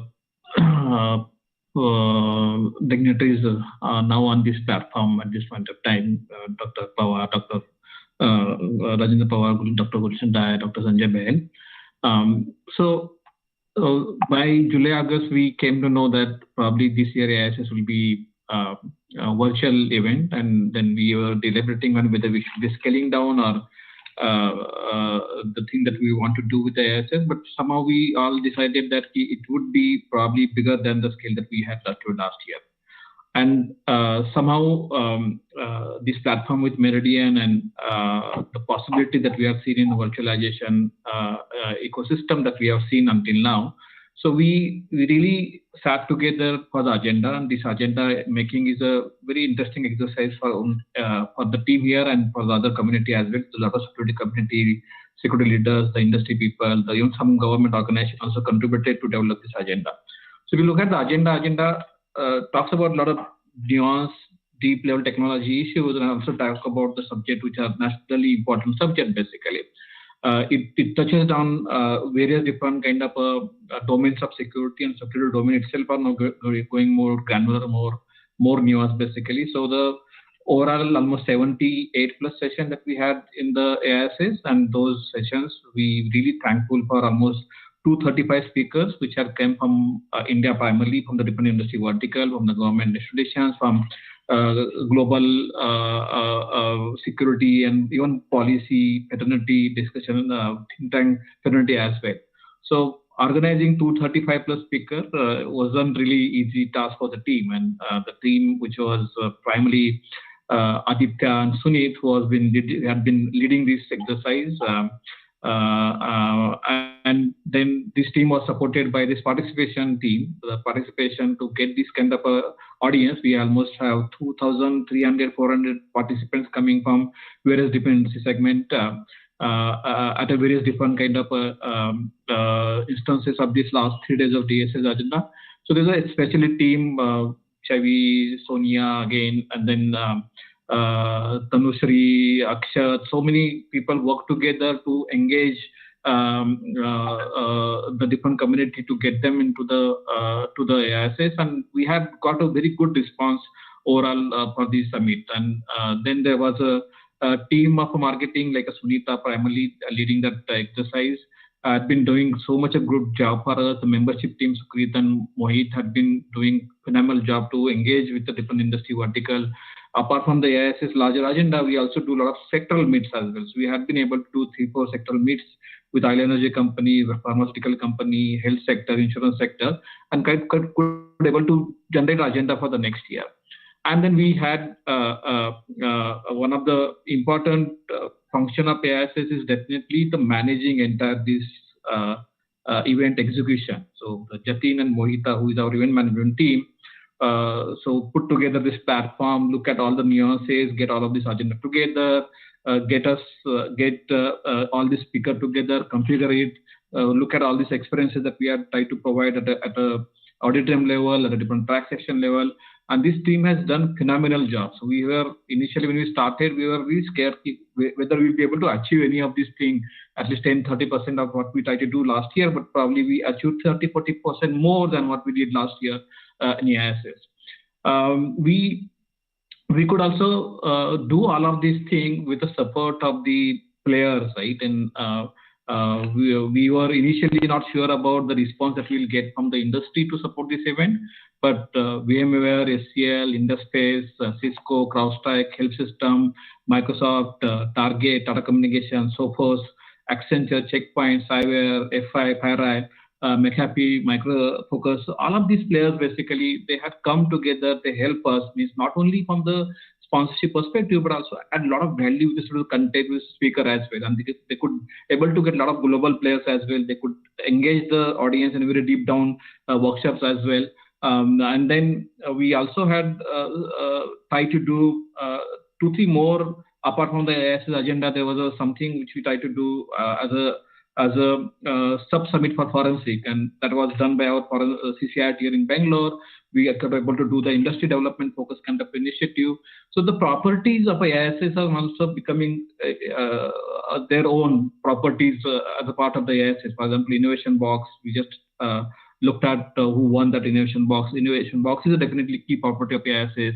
We have DSI Excellence Award is a property of AISS, which is now becoming so big and so significant and making very good impact to the security fraternity in the country. We had started doing the Security Education Research and Innovation Conference. This is a pre-event conference. We had been doing hackathon. This year hackathon really got a good support.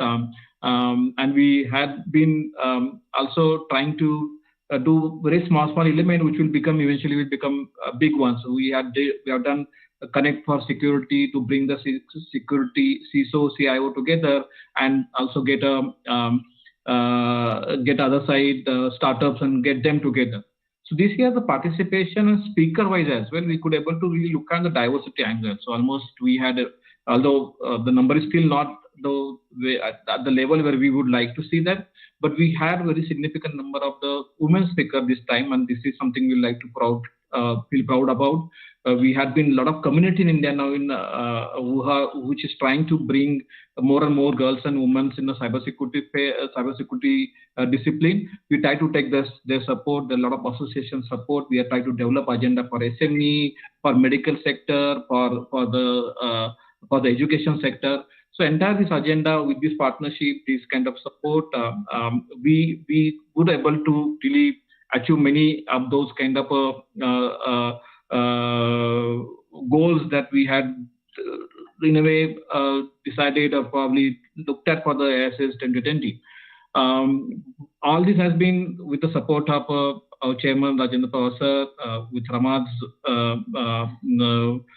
key guidance for all of these things that we have been doing. An entire team DSCI, everybody every session would be, you will be finding one session owner, everybody in DSCI put together this complete show, and this show is just to testimony that no matter virtual event is definitely and virtual event is definitely challenging part in terms of making it sure so many preparation that we need to do. We could able to really achieve a lot of those things, and we also as a team miss to interact and engage with the people, right? So the AISS is not only DSI and DSI content. AISS is also a meeting ground for so many security professionals, leaders to come together and meet each other, basically. So that couldn't happen this year. We really miss you all to really host you all, basically, in Delhi. This is a good period to be in Delhi. Hopefully next year, with a more interesting agenda, with more significant scale, we would be able to meet together, engage physically, and probably interact physically, which is something we missed this year. So with this, I would really like to thank all the supporters, all those patrons like Dr. Bell, Dr. Gulshan Dai, government organization like my team. We would like to really thank entire DSA team, all the participants which have been with us for the last 3 days, and more importantly, all those companies basically who had been joining this innovation box, who had been participating in this excellence award. So thank you all for making this AISS 15% of AISS big success, and we hope to see next year in a more direct physical one-to-one interaction form. Thank you all. There you go, ladies and gentlemen. What more can I say? Rama and Vinayak have said it all. Congratulations once again to the entire DSCI team and the extended family that clearly is one big family of AISS. The 10th anniversary edition wrapping up right now. Congratulations to all of the awardees and all of the winners. We hope you continue your stellar work in this area. Thank you so much to all of the jury members, and of course to all of those people that made this event and this award ceremony possible. Thank you very much. Have a very good evening, and that's it from us as we sign off from this edition. Thank you and have a good evening.